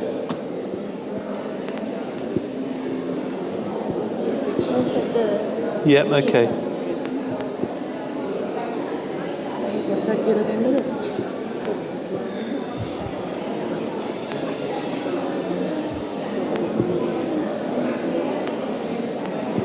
When you present, I think you just need to start from the aim to save time, okay? You don't need to introduce all your... Start first one. Huh? Oh, sorry. I think just start from the aim. Otherwise they can't. Just start from here, because just to save time. Is that okay? You can use this as well if you wish.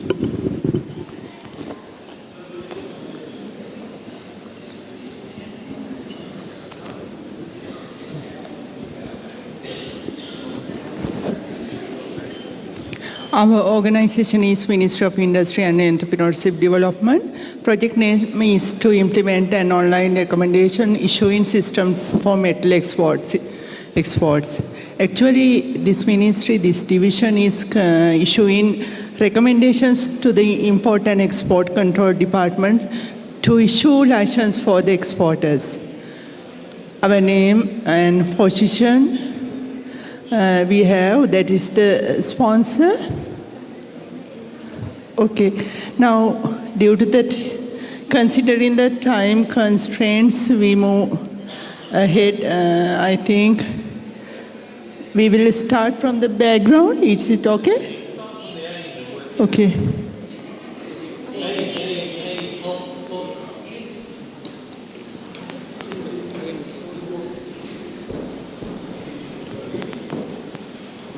Yeah, this one. Okay. Aim is to transform the existing manual system of providing recommendations of metal exporting to an online system to improve the efficiency and customer satisfaction. Scope is implemented by Sector Development Division, Ministry of Industries. It's a special division, metal export. People, awareness of the staff by the system development team. Process 1, requirement analysis, system development, trainings, signing MOU regarding data declaration. Technology, web-based online system, QR, SMS and emails. Time span, 6 months. Included only for metal sector, excluded other industry sectors, which is the ministry provided export recommendation like tea export, there are another 19 sectors, all 19 are excluded. Background, ministry need to provide its service without delaying exporters' request as well as create work-friendly environment of the staff. Therefore, need to automate export recommendation issuing process to be obtain export license from import and export control departments. And need to determine by the Ministry of Industry based on the country manifesto and the customer requirement. It means there is a manifesto for that has mentioned the priority one of the sector is digitalization. Challenges, lack of skill and knowledge of the staff in the new technology, not having expertise team to develop the system. Staff is not ready to adhere the new system. Lack of funds.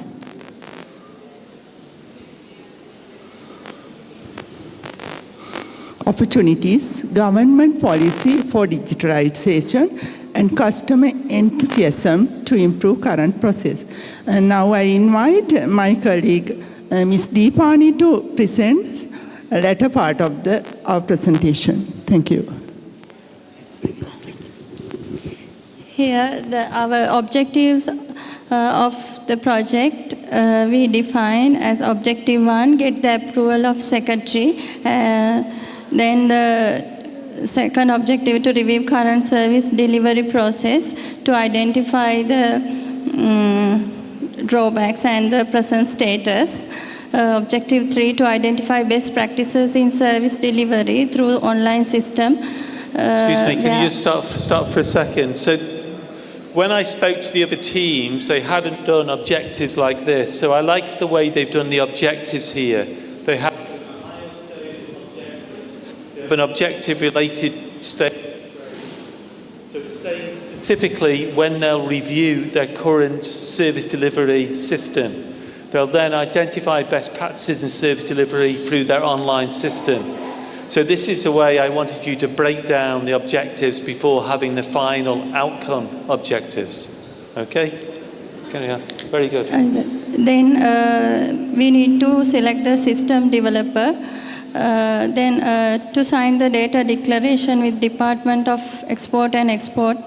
Then objective 6 to conduct awareness and training programs. Objective 7 to implement the project. Then finally to, oh God. What a wonderful presentation. It's gone. Yes. Then final to evaluate the outcome. We have just roughly mentioned the time span for each objective according to our estimated time duration of 6 months. Then expected 9 financial benefits. We not detail mentioned here, but improve efficiency, improve customer satisfaction, user friendliness, improve accuracy, and improve transparency. By implementing this online system, we expected to achieve these non-financial benefits. Then expected financial benefits. Mainly, we through the online system, we expect to reduce the stationery cost. We estimated it per month cost as 6,000 rupees. And reducing human resource, we hope we can reduce the staff for according to the per month. We mentioned the salary of 2 staff members.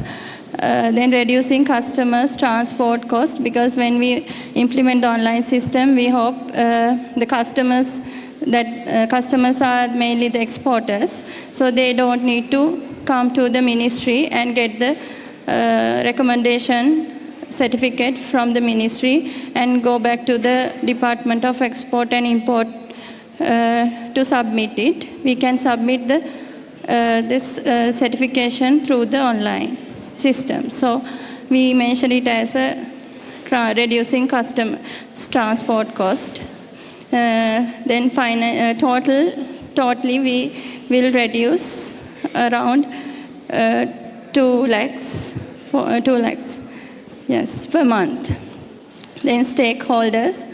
Mainly our stakeholders will be the ministry staff, especially the division who handles this providing recommendation, and the exporters in this field, metal sector. Then the Department of Import and Export, because this service is between the ministry is also engaged with the Ministry of Industry and the Department of Import and Export. Then we identified the impact of each of these stakeholders.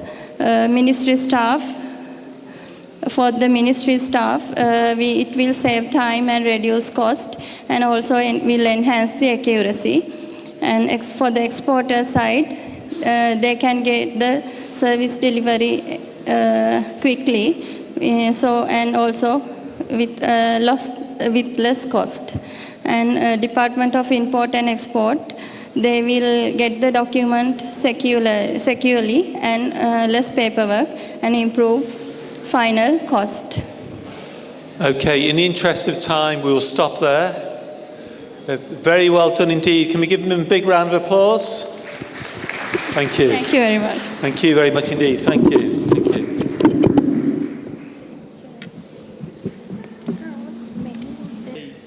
you. Is there a coffee or tea break, by the way? I don't know whether there is one or not today.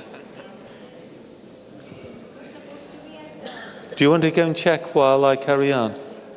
Okay, we need to move on. We actually don't have much time left, really, and we're way behind schedule. What I want to make sure is that we complete the terms of reference stage today.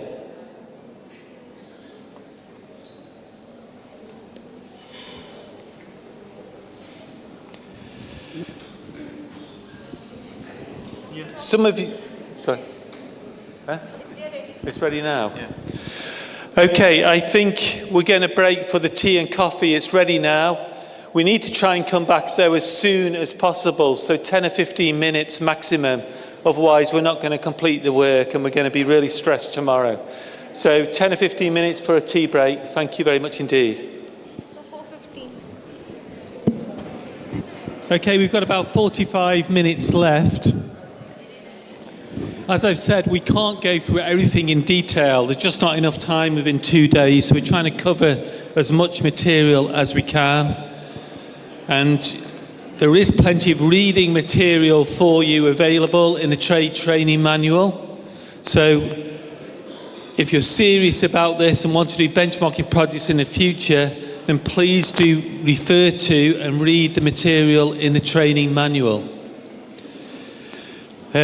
Just a reminder again, when you set your objectives, please do it in a way that's described on this particular slide. So you've all got this slide in your training manual. So again, please refer to it, and then it'll make sure you do develop milestone, sort of short-term objectives for your project, as well as outcome, more longer-term objectives for your project.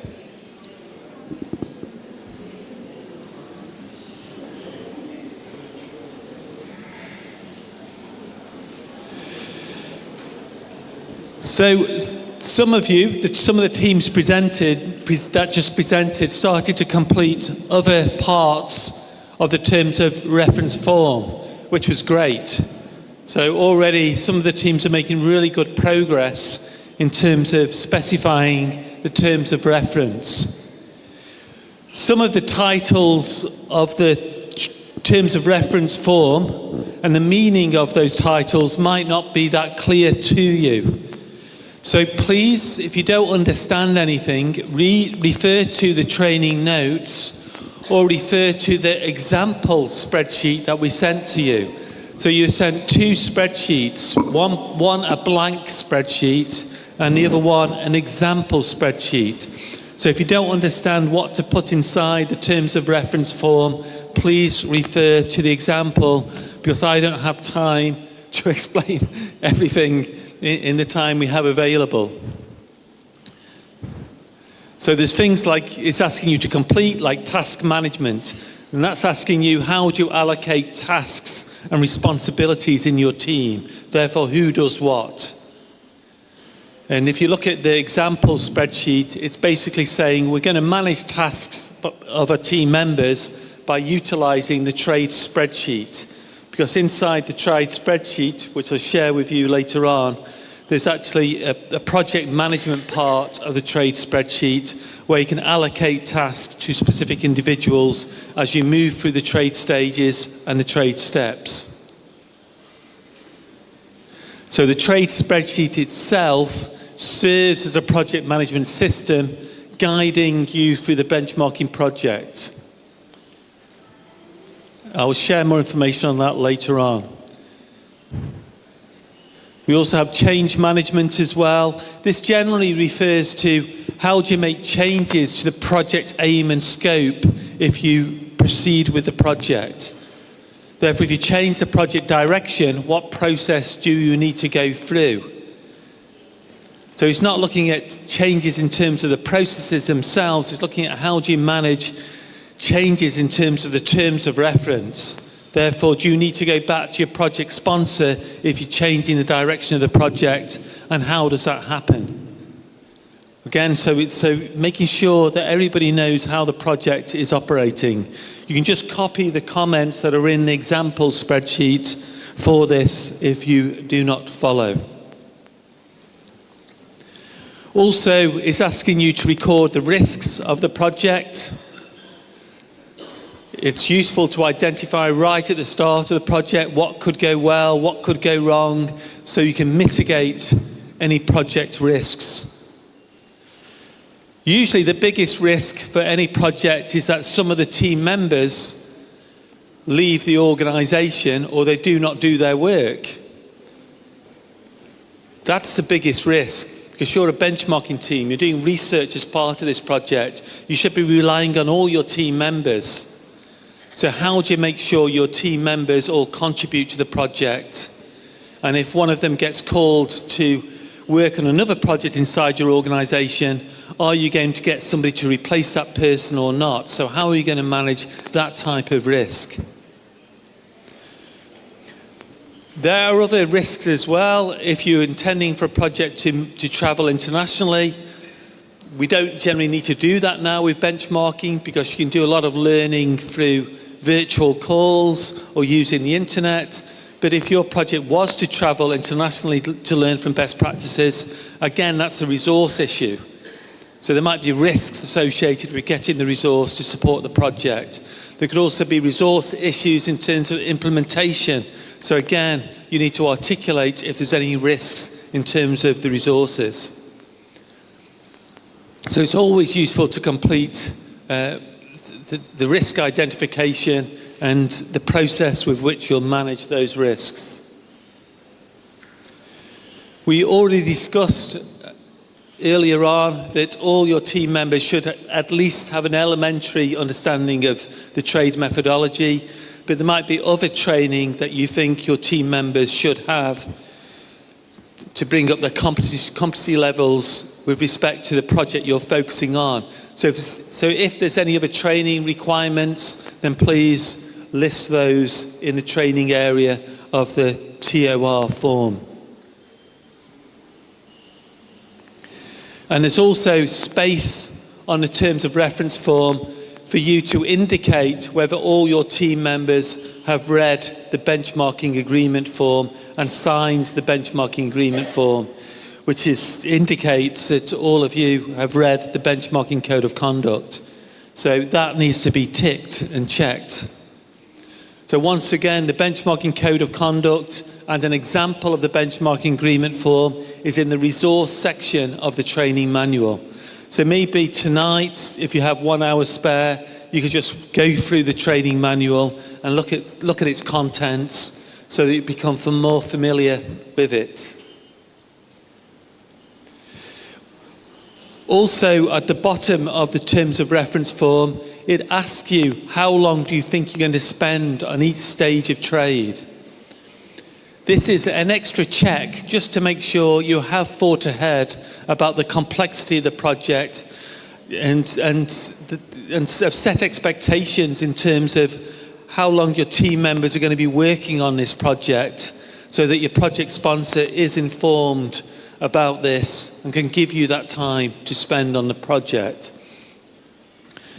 Already, if you've written the objectives as I advise you to do, this should have already been stated. But this is an additional check just to make sure you have considered the timeline.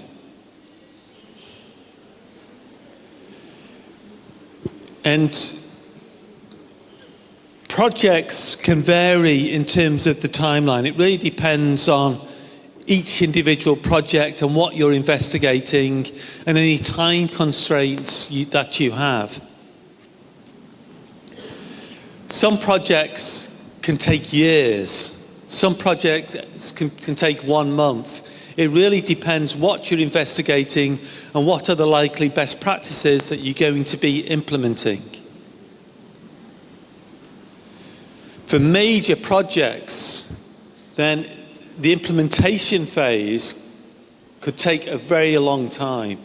So if you're having to implement new structure or introduce new technology, there's often quite a long timeline for that. So again, it's worthwhile thinking in advance about the length of your particular projects. Normally for quite large and substantial projects like we have for the Dubai government, the terms of reference stage and the review stage would take 1 to 3 months. The acquire stage, learning from best practices, would take 2 to 3 months. But the deployment can take anywhere from a few months to a few years, dependent on what they're implementing. And then you'd be tracking all the time the outcomes of the project. Usually with most projects, you start to get some quick wins quite early on in the project. Even when you're doing the review stage of trade, reviewing the current situation, often your team members will come up with some good ideas on how to improve your processes before you even learn from best practices. And so if you do come up with some good ideas, which don't cost much money to implement, it might be just making a simple procedural change, then don't wait to the end of the project to implement them as soon as you can, if you know it's going to make a difference. So often you get many quick wins with a benchmarking project that can be implemented as you proceed through the review stage, and then going on to the acquire stage, and then through the deploy stage. So many quick wins can be implemented before you implement the bigger practices that you want to implement.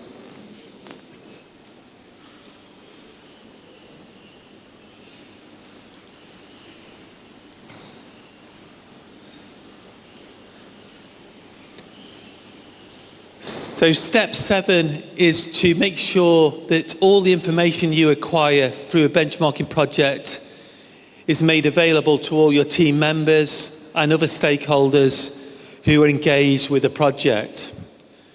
If you're completing the trade spreadsheet properly, the trade spreadsheet becomes the main documentation system because you're using it throughout the project and you're using the various worksheets. So that becomes the main documentation system.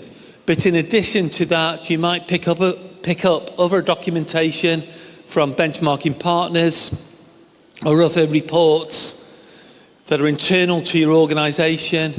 And so you do need somewhere that you share, somewhere that you can share this information with the rest of your team members. So normally you would develop a folder in Google Share or use a cloud-based system to make sure that all the information on the project is available to everybody in the team.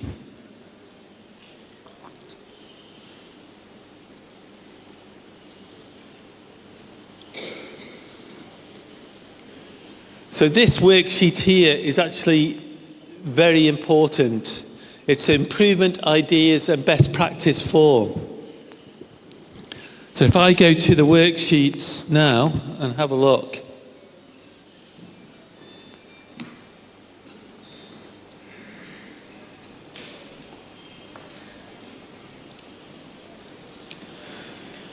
So we can see all the different worksheets inside the trade spreadsheet. As I've said, the black worksheets refer to multiple stages of trade, while the green ones are specific to the terms of reference stage, the purple ones specific to the review stage, and then I think it's yellow ones for the acquire stage, and then we have orange ones for the deploy stage, and pink ones for the evaluation stage.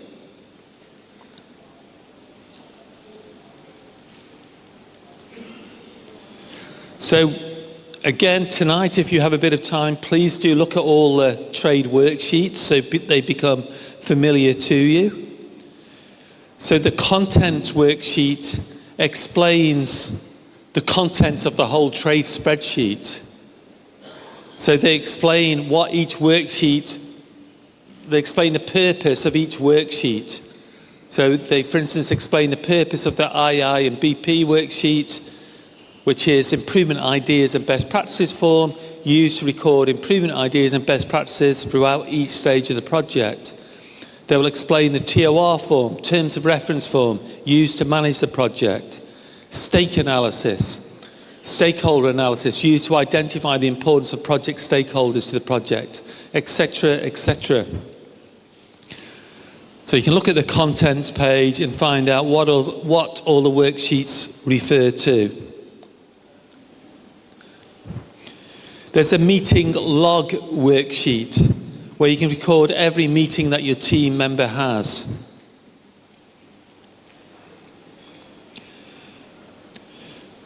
These worksheets have been developed over many, many years across many different benchmarking projects. It's up to you as a benchmarking team to decide which forms to use. So we're not prescriptive about saying which forms you have to use. Certainly every benchmarking project should use a terms of reference form. But there are different tools and techniques within this group of worksheets. And we've picked up different worksheets through different benchmarking projects. So some will be useful for some benchmarking projects and some not as useful for other benchmarking projects. So you need to decide which projects to use based on what you're investigating for your own specific benchmarking projects. So there's a meeting log worksheet. So whilst we have this meeting log worksheet, it might be that you record your meetings somewhere else. Maybe you've got already a good project management system in your organisation and you prefer that to log your meetings, which is fine, but you should be recording your meetings in some way. There's also a checklist here which you can use, which describes each stage and step of trade and describes what that step is trying to achieve. And then you can record on this checklist whether you've completed that stage or step, the start date and finish date and any comments. So some project teams complete this, they like using this form, other ones don't. You need to decide as experienced benchmarkers which forms you want to use for each individual project. You can also record on this form here the findings from each project stage, what you found out. So all that information is logged. But this worksheet here, I think, is relevant to all of you. This is why I came up here to talk about it. This is improvement ideas and best practice form. So as soon as you start meeting and discussing a problem, even at this very first meeting today, I imagine that already some of you are thinking about solutions. It's the way that we are as humans. As soon as you write a problem down, you start thinking of solutions. So any good ideas any of your team members have, I recommend that you log them. You write them down so you don't forget them. And this is what this form is about. That if you have any good ideas at this meeting today or a meeting next week, record them. And you can record here the date of that particular idea, the name of that improvement idea or best practice, a description of it, and how will such a best practice or idea improve on the current situation, what would be the expected benefits, what would be the ease of implementation, whether it could be implemented quickly or not, what would be the impact, and then those two factors would be multiplied, because you can put figures in there, and they'll be multiplied to generate a figure. So you could say ease of implementation. You could say it's very easy. So we would assess that as a 5 out of this scoring scheme. And you'd say the impact on the project aim and objectives would be a 3. and then it would come up with, I'm not sure how that was calculated, an ease and impact score. Let's have a look at how that was calculated. It describes here how it's calculated. So it says the ease impact score column gives a score out of 10 with a higher weighting for impact in comparison to ease. This ratio can be changed dependent on the importance of these criteria to the specific benchmarking project. So it's not a straight multiplication between the two factors.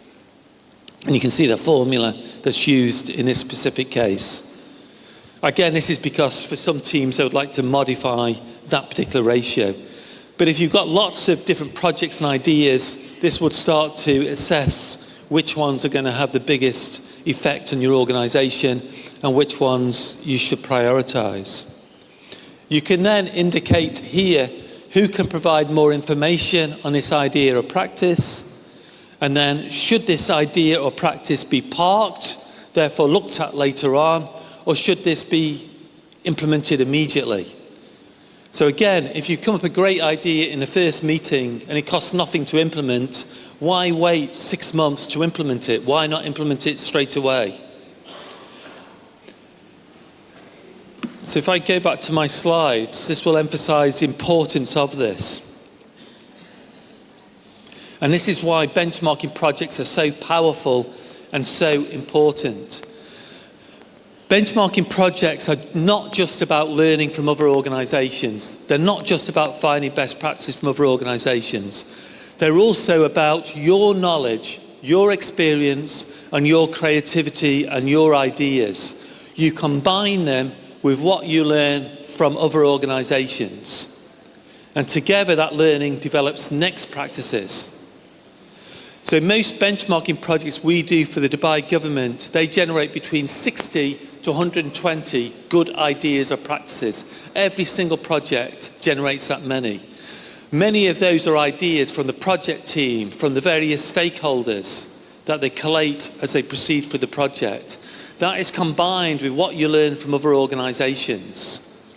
So together these projects generate a wealth of good ideas and practices which you can then assess and decide which ones you want to implement.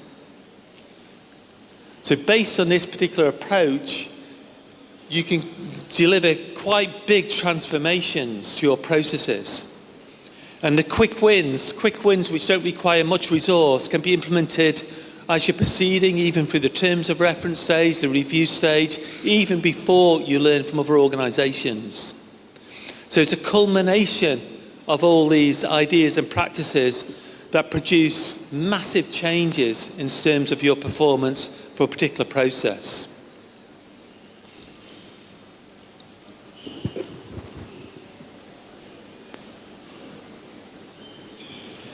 And then we come to step 8. So these last 2 steps are the same for every single stage of trade. So step 8 is where your team comes together and you say to yourselves, are we happy with how we've completed this stage of trade? Do we now fully understand the terms of reference? Do we know the direction in which we're heading? And if you're happy with how you've undertaken the terms of reference stage, you then go to your project sponsor to get sign-off of the project.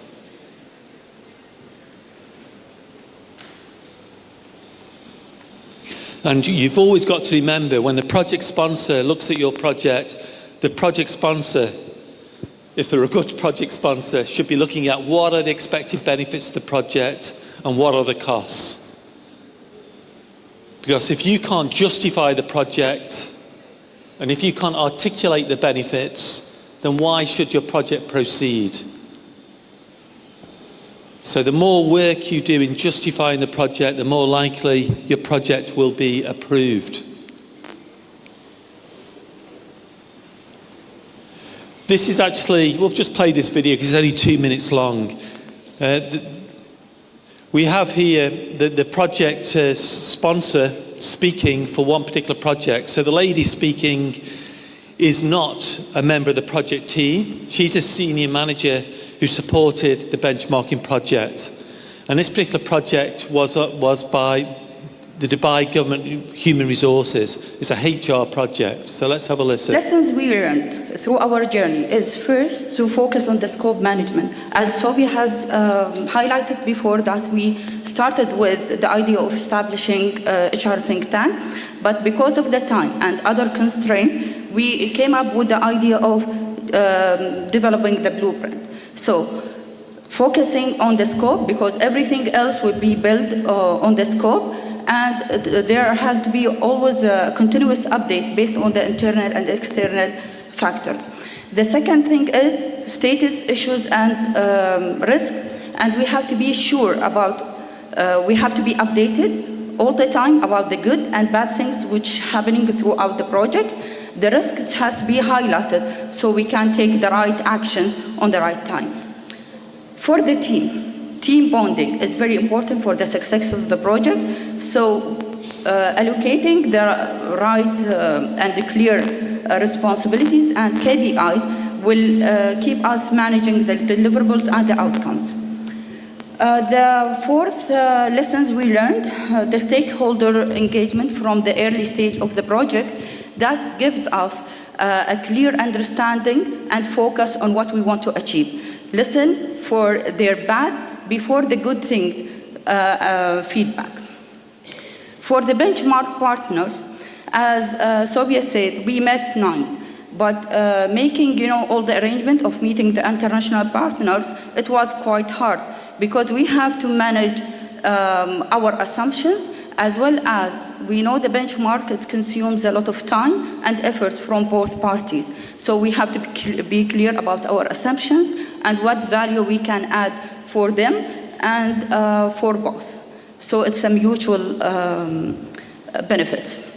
Dynamic risk, updating all the risk. The major, minor, secondary risk is very important so we can build our response to those risks. Finally, budget. Planning the budget is very important. Support that with the business case. It's not only focusing on the money value, but the value added for the project. Also build, buy-in from the decision makers and always show them what's going to happen wrong if we did not do this project. So you can see in that little presentation as well, the lady with the red top, Subia, she was actually the benchmarking facilitator. And the speaker was a senior manager who was the project sponsor. You could also see how informed the project sponsor was of the project. She was comfortable talking about the project. So she was extremely happy with how the project had gone. And you could see how proud the benchmarking facilitator was, the lady in red, because she'd done a good project. This is how you need to be as well. You need to develop a very good relationship with your project sponsor, so your project sponsor is fully informed and fully engaged with your project.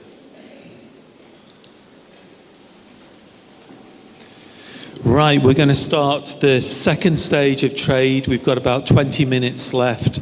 We're going to start the review stage of trade.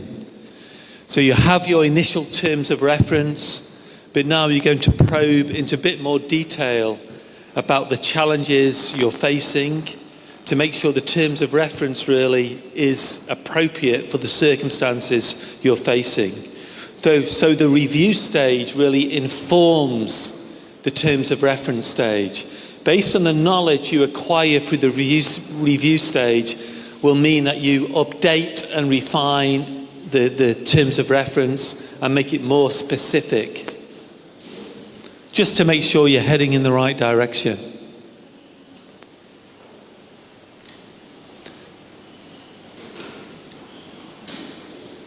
So the review stage consists of these 6 steps. Firstly, you need to make sure you understand the area you're focusing on and make sure all your team members have a good understanding of it based on objective evidence. So let's go through that first of all. To understand the area you're focusing on, then these are various tools and techniques you can utilize.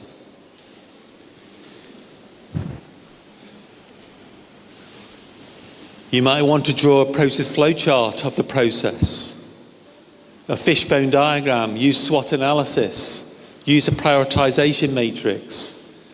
You might want to do some background reading on a particular process. You might want to survey the various stakeholders who are responsible for the process. You might want to interview some process owners or people who are receiving that particular process. You might just want to have some brainstorming workshops or activities around the process to make sure you understand the common knowledge on the process. You might want to arrange some focus groups, or if it's a new process, you might want to bring in some expert presentations. But this is generally what we're focused on here, is understanding what you currently do, making sure that knowledge is grounded between all the individuals in your team. There's also a variety of documentation you might want to review, like annual reports, operational performance reports, maybe minutes of meeting discussing that particular process or problem in the past, etc., etc. I strongly recommend that you use at least one of these 3 techniques. I strongly recommend you use at least a SWOT analysis, you use at least a process flowchart, or you use at least a fishbone diagram. So you should use at least one of those tools or techniques to understand the current situation. And later on, I'll ask you to use one of these tools or techniques for your particular projects, either a SWOT analysis, looking at currently how strong your current process is, what's the weaknesses, what are the opportunities, and what are the threats. I'd also like you to utilize a fishbone diagram. Any visual technique to describe a process is very useful because we can understand a process or a system much more clearly when it's represented in a visual manner. So if you show to another person a visual diagram of a particular process or a system, that's far more easier to pick up what's going on or what's not going on in comparison to just talking about it. So we'd like you to consider doing a fishbone diagram for your particular projects to help me and all your team members and your stakeholders understand what's going on with that particular process. What I'll play for you now, we've got, let's say, about 15 minutes left, is a couple of videos. This first one describes how to draw a fishbone diagram, because I'll be wanting you to do this first thing tomorrow, unless you're keen to start doing it tonight. But it's up to you. So let's have a listen. Cause and effect analysis is a technique that helps you identify all the likely causes of a problem. This means that you can find and fix the main cause first time around, without the problem running on and on. The diagrams you create with this type of analysis are sometimes known as fishbone diagrams, because they look like the skeleton of a fish. The technique was developed by Professor Karishikawa in the 1960s. To solve a problem with this technique, write down your issue in a box on the left-hand side of a piece of paper. Then draw a straight line from the box to the other side of the paper. Once you've written down the problem, draw several lines that extend out from your long horizontal line. You're now going to brainstorm all of the factors that could be contributing to this problem. These may be systems, equipment, materials, external forces, people involved with the problem, and so on. In this example, which looks at the issue of high staff turnover, the possible factors are management, the working environment, training and development, the corporate culture, and pay. When you've identified possible factors, draw several horizontal lines that extend outward from each one. You're now going to brainstorm possible causes of the problem related to each factor. In this example, possible causes could be that managers micromanage their teams. They may not spend enough time on site, or they may not provide team members with the guidance they need to do their jobs effectively. You repeat this for each of the factors that you came up with in the last step until you've identified all possible causes of the problem. From here, you can review all of these to identify the most likely cause. That was quick.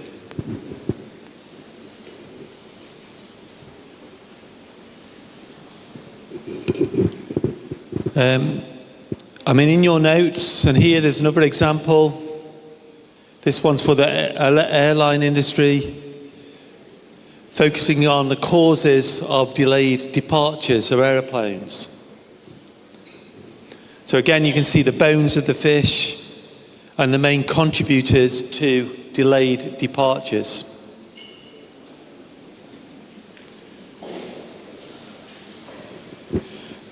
What I want you to consider is that you can do a fishbone diagram from two perspectives.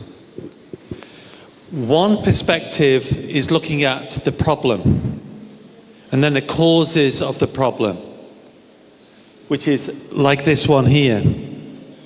So here we're looking at, the reasons behind there are delayed departures for an aeroplane. So I think that's very useful to do. For most benchmarking projects, I would say you should develop two fishbone diagrams, but particularly the second type. So I think this is useful to do to identify the challenges, but I also like you to do a fishbone diagram which looks at what you would like to achieve for your project. So it's not looking at the challenges, it's looking at what needs to be in place to achieve your project aim. So in this case, this particular project is trying to get the Department of Statistics in Dubai to become more innovative. So they're looking at the fishbone diagram from the opposite perspective of saying what's needed to improve our innovation maturity.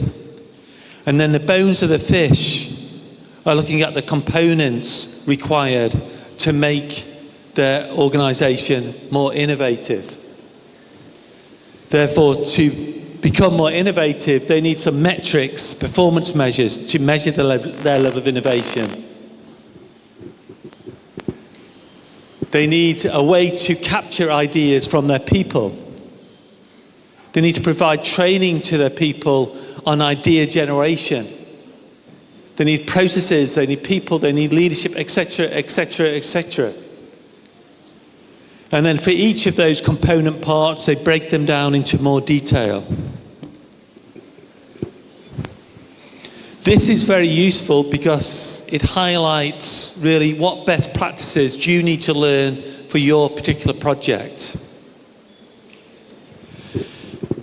So it's breaking down the aim, the problem, into what you want to, into its various component parts. And then you can start to think about, like in this case, they already had an idea generation system in place, so they can start to think about what is currently in place and what needs to be still put in place or needs to be improved. So when you draw a fishbone diagram like this, you can use like a color coding system to highlight what is working well and what is not working well at the moment. And anything that is not working well, that's an opportunity to do some benchmarking in.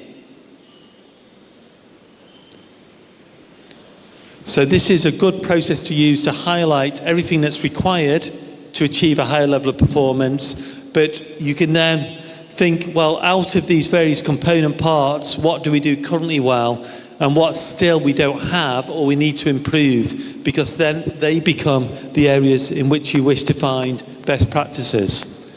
So we're going to explore that, more of that tomorrow. But often to create this diagram here, you need to think about the challenges in the first place that can stimulate what some of those solutions could potentially be. And with respect to any of these diagrams that you produce, again, everything is like a living document, the terms of reference. When you go for the review stage, it's showing how you perceive the situation to be now. But again, that all changes as you proceed through the project. You might make revisions. So the project becomes more comprehensive, more solid as you pursue it. Process flowcharts are, again, very useful to articulate how the current process operates to make sure there's a commonality of understanding. In the notes, if you want to watch any of these videos again, you're quite welcome to, so the links are provided in the PowerPoint slides. They're also shown on the bpr.com website. We'll now look at a presentation on how to develop a process flowchart. This presentation is 4 minutes. The first step to creating effective process maps is to identify and label the process you'll be working with. In this example, we're going to use the emergency room admissions process. Remember, a process is a series of actions that result in some outcome. Those actions can be activities and/or decisions, and those actions are performed by an individual, a group, or a system. The second step is to identify and label the process start event. The start event will be what triggers the process to begin. These can be actions, inputs, ideas, wants, or needs. The start event is represented by a single line circle. Also part of step 2 is to identify and label the process end event. This will give us the boundary for where our process begins and ends. The end event is the outcome to the process. These also can be actions, outputs, wants, or needs. End events are represented by double-lined circles.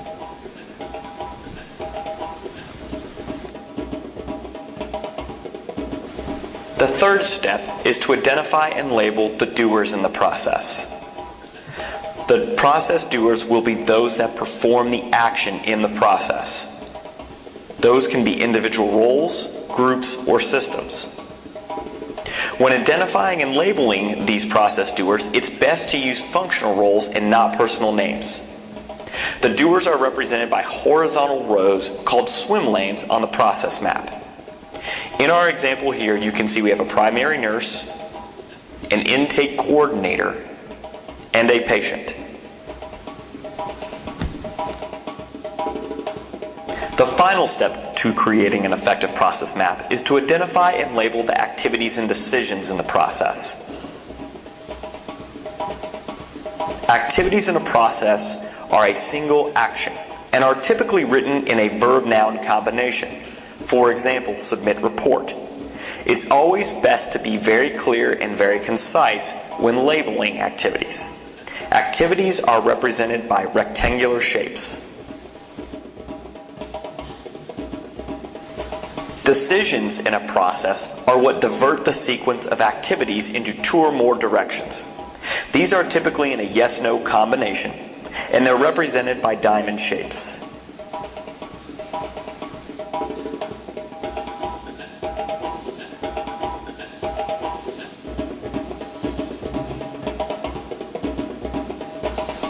When creating an effective process map, always remember to draw arrows between activities and decisions to show the sequence of activities in your process.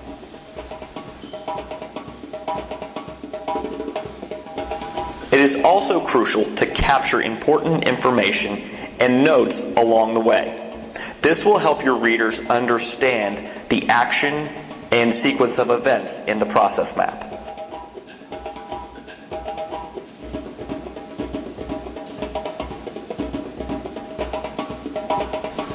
Once you've captured all the appropriate activities and decisions in your process map, move the end event shape to the appropriate swim lane where the action has ended, and then draw any remaining arrows and text.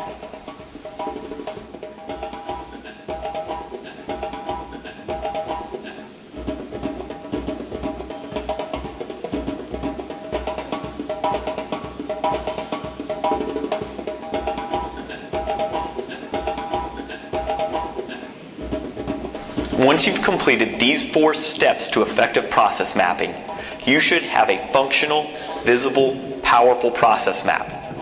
One that you can use to understand, analyze, and improve your processes.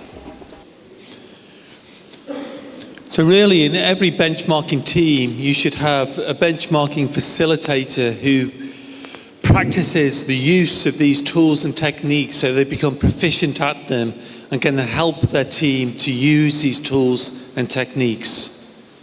The only way you get good at them is by practicing them again and again and again. And it'll help you to also understand when you should use one tool or technique in comparison to another. But often there's no harm in using multiple tools and techniques, and then you see as a team which ones are most valuable in transmitting information that's useful to you. We've got 2 or 3 minutes left. I think why process flowchart mapping is important is because you can identify, which process is of concern to you and clearly articulate the scope of the project. So you'll be able to say whether or not, for instance, your project is focused on a high-level process or whether it's just focused on a sub-process. So again, looking at the scope of the project, it's helping you to identify what's in scope of the project and what's out of scope of the project. So like for the hospital, they were focusing on that transfer changeover process. But also they'd broken it down into specific activities. So they'd identified that the space around the nurses and doctors was very important, and this is why they decided to learn from the dance choreographer. So this sort of mechanism, it can be very important for a lot of projects. So tomorrow morning when you arrive, I want you to start to use at least 2 of these tools: SWOT analysis, fishbone diagram, or a process flowchart for your particular project. And there are worksheets for these, so utilize the worksheets to actually share your SWOT analysis, fishbone diagram, or process flowchart. So if we go to the worksheet, for instance,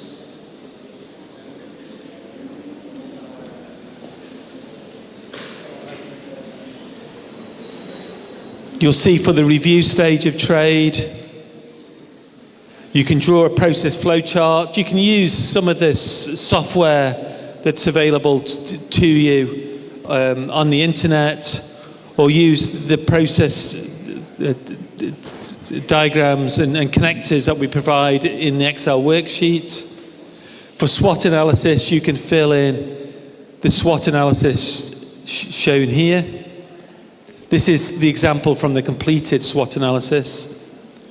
Or also you could use the fishbone diagram tools and techniques shown here. So tomorrow we start again at 9 o'clock. But what I encourage you to do, your team could even arrive a little bit early to work on this, because also wanting you to work on your terms of reference if you've got additional work to do on that. I would like everybody to be ready to give a presentation by 10 o'clock tomorrow morning, to be able to demonstrate the use of 2 of these tools and techniques, either the SWOT analysis, the fishbone, or the process flowchart. And also any improvements to your terms of reference form. Is that clear? Is that clear? Yep. Do you want to say anything? Thank you so much. If you want to stay now, you're quite welcome to stay. I can carry on. Or you can go. It's up to you. Thank you so much. Thank you.